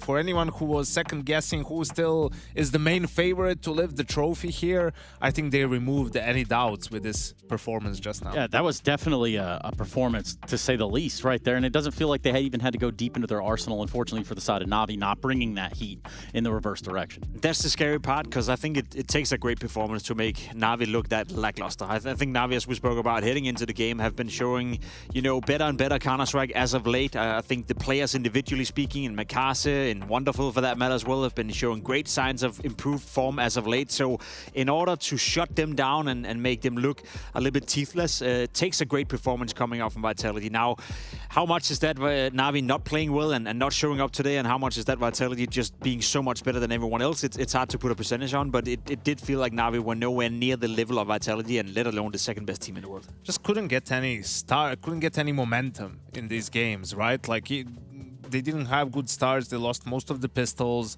and then as soon as they win a round on their T side, they get reset, right? And it's always hard to play from behind when your opponents have a lot of economy behind them, where they have everything available to them, even more so against Vitality, right? And just a bit of a slow start on Mirage really set them back, right? We were talking about it in the pregame. It was always going to have to be Mirage plus Nuke for Na'Vi. On Dust 2, it's just too tall of a task for them, it feels like, at the moment, and we saw why. Yeah, we absolutely did, and that's scary for everyone ahead of in the bracket with Vitality. And for us, let's start to talk about those DHL MVPs. Will be the DHL MVP? You decide. You can participate in the DHL MVP vote as it happens. Make sure to be tuned into the Twitch stream and be ready to have your say. This is the part of the show where I ask you to go ahead and participate and get your vote in, because Matthew Herbert, also known as ZywOo, what, that wasn't French enough? You know what? The heck with you guys. Anyway, yeah, ZywOo, obviously a candidate for DHL MVP, as is usual with most of the matches that we find him in. Impact here, we had an impact with the dual elites in the pistol round, the first round of the entire game match itself. ZywOo, great candidate for DHL MVP. Falling short of a 3 KD, he could have done a little bit more to get about that. Yeah, man. Near a 2.0 HLTV rating, but anyway. Yeah, whatever. Yo, but this guy. Oh, Dan Madagascar. Matt, yeah, you're finally getting it. Yeah, finally getting it. So Apex, this guy, he's got a lot on his plate, right? A lot of responsibilities, as we'll say in the world of the Rugrats. But for Apex, he has to move his Rugrats around the map, and he does so, and he's also getting kills on Mirage. What happened there, Jacob? I mean, we don't see it often from Apex. This round in particular, you know, is classic old Counter-Strike for Apex. Entry fracking, running around, doing whatever he wants to do. Good to see him play at this level. Yeah, he's had a good one today, really sharp with his aim, and someone who's had an uptick of performance this year, Flamesy. I was going to see if Jacob wanted to try his first and last name. I'm good. Oh, okay, because I thought maybe. Tell me about Flamesy, Yanko. Yeah, I mean, I was joking at the HLTV Awards with him, saying, because he was the one player from Vitality that didn't win an award, like, listen, bro, while Donk is still around, you have a better chance of winning IGL of the year than Opener of the year. Well, I guess he was offended by that, because he is playing on an incredibly high level to kick off 2026. Definitely in contention for that award as of right now. I think he's the most improved player, you know, maybe, at least in the conversation for that. So for him to play at this level, then sure, and maybe we just have to invent a new award for him to have a chance of winning anything. Yeah, we're outside of all the trophies. Yeah, do we get to that point? Like, hey, we've got to make a special award for ZywOo and company because these guys just keep winning. Like, it's kind of unfortunate. That's the sad part about being with ZywOo. You know, you're not going to get a lot of MVPs to your name. It's just going to be ZywOo. But you are getting a lot of dubs to your name. And that works too. Yeah, speaking of which, ZywOo without dub. Yeah, that one. Yes. Also, in this moment, go ahead and remember to use those Twitch channels that you got over there. Go ahead and get your vote in for the DHL MVP. And, of course, we'll try to catch up with them towards the end of the conclusion of the grand finals. So ZywOo, Apex, Flames.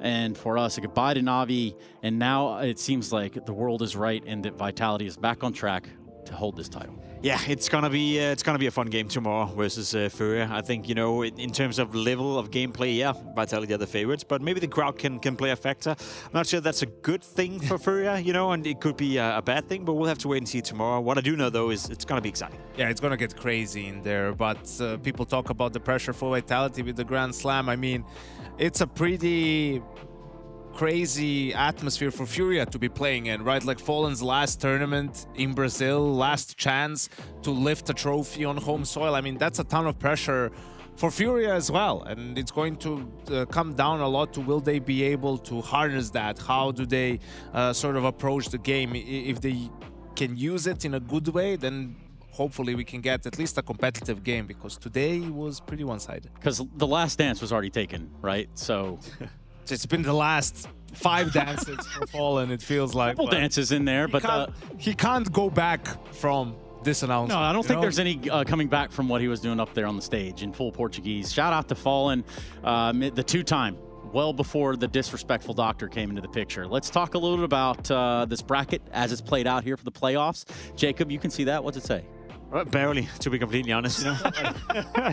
Falcons taking on Team Spirit. I'm excited for that game. I'm excited to see Falcons, you know, see if they can replicate the performance we saw in the group stage. The level of gameplay was high, but as we spoken about a couple of times, Janko, already, one thing is doing it in the group stage for Falcons. We've seen that before, but stringing it together in the playoff has been a different story. I feel like they would have preferred it. They could have just kept playing each day, right? Like this break probably doesn't feel great to them, but we'll see. You know, historically they've had a great run against Spirit. We'll see if they can repeat that tomorrow, and hopefully we've paid the price today in the Stomps, so we get some close games, exciting games tomorrow. Can't get any worse, Reese. Well, maybe can, but...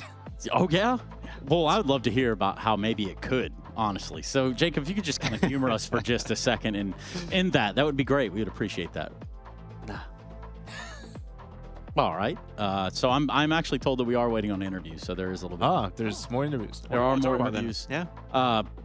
Again, like I look at this bracket that was already stacked, and kind of seeing Na'Vi go off. And of course, you have to send teams away. You have to send a MOUZ away.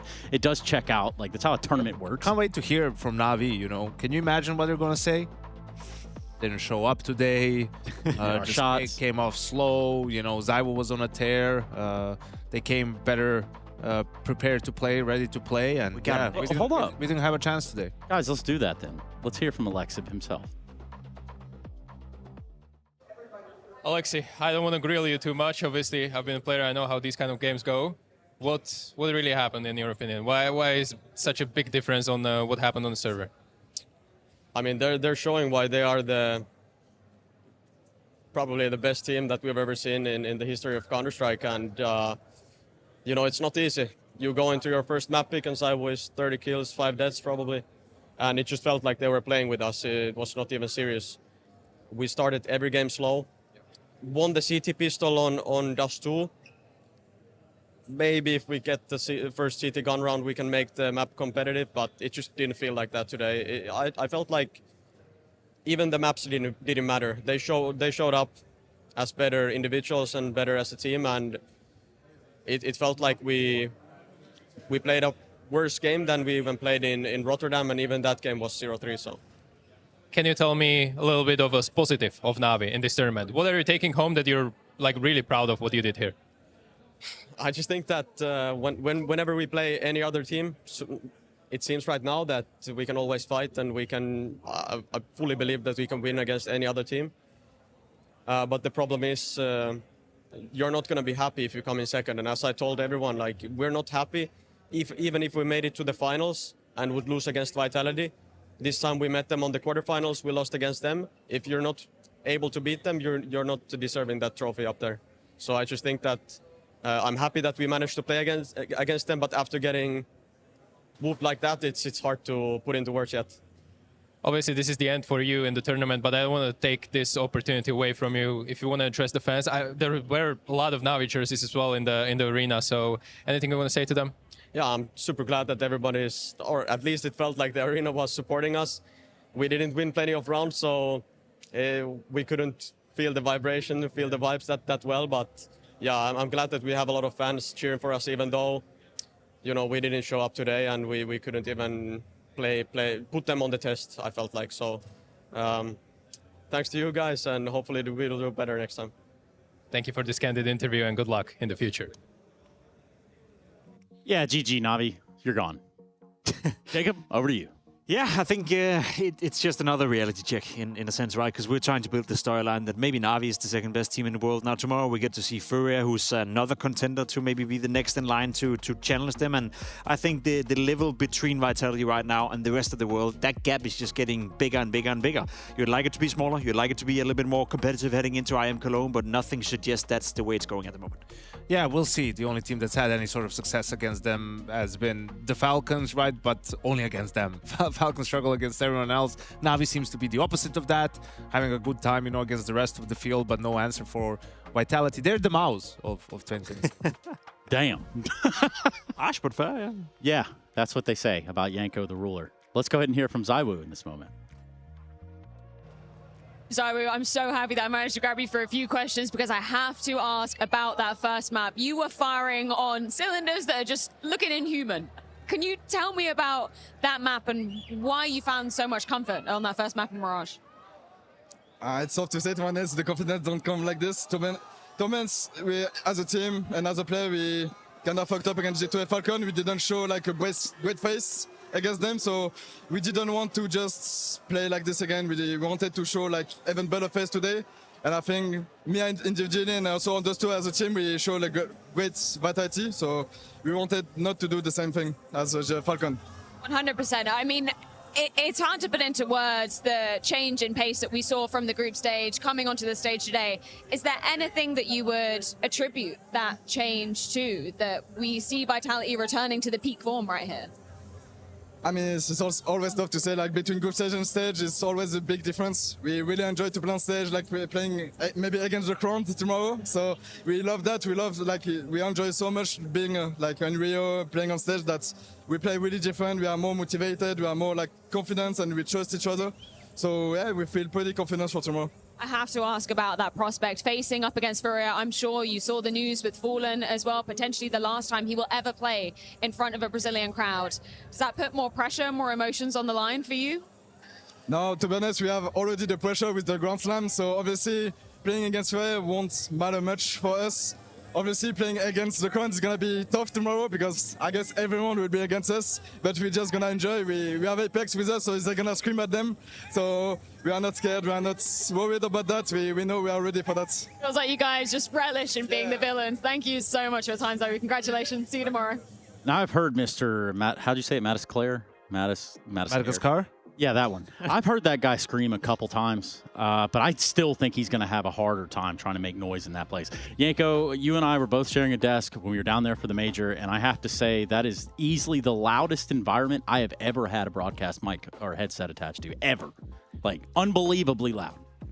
Definitely. I mean, the only thing I can compare it to is basketball games in Serbia. Yeah, yeah. Those get pretty wild, too. Yeah, tell me about basketball games in Serbia.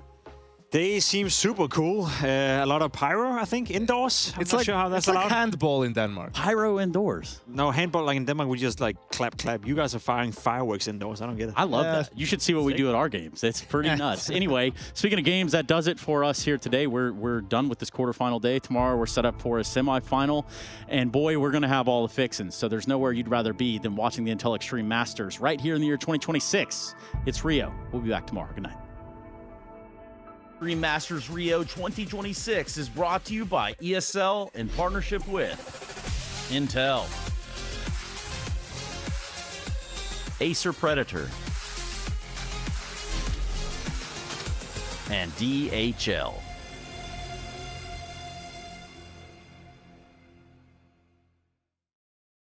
Placement matches set your starting point. Face It rating measures your impact as you climb. The soft ELO reset narrows the gap between the highest ELO players and the rest of level 10. Your starting point will be based on your recent ELO inactivity. We're introducing Face It rating, so you can see exactly how much you stack up against others at your level. Face It rating measures how much your actions have increased your team's chances of winning the match, taking into account the full situation. Season 8 launches April 22nd. Good luck and have fun.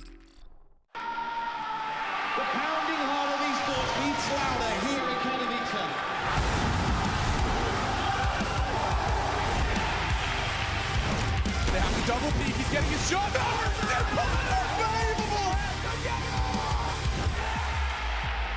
Something special to throw this decoy, and that's exactly what happens. Got him, Vincere! We are back!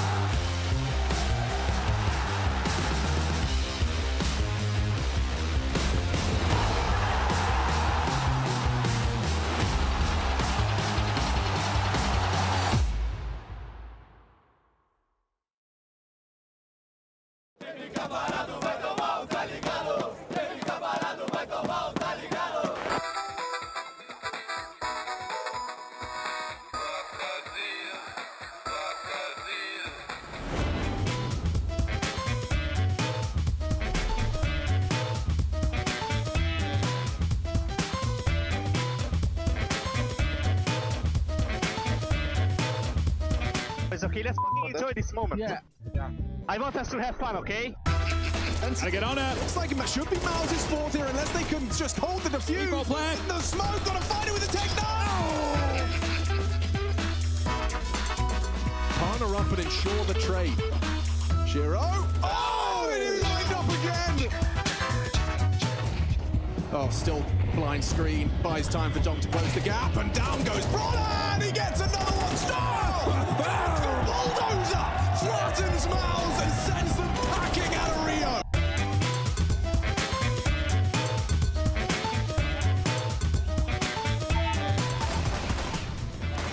guy you want to face. ZywOo makes that look way too comfortable.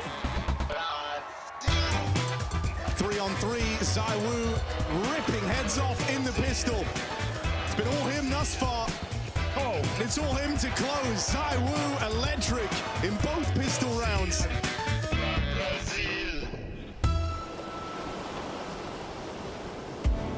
Queria agradecer muito a minha família, que muitos estão aqui hoje, minha esposa Letícia, pelo apoio incondicional nesses 23 anos.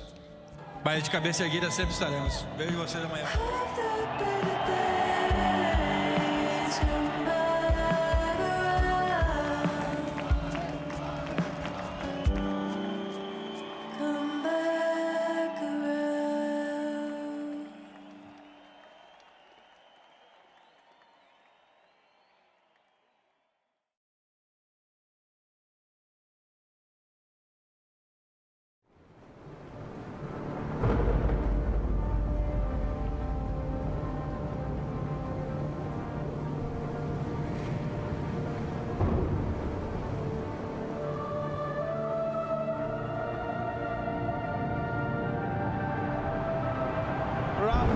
Really making history.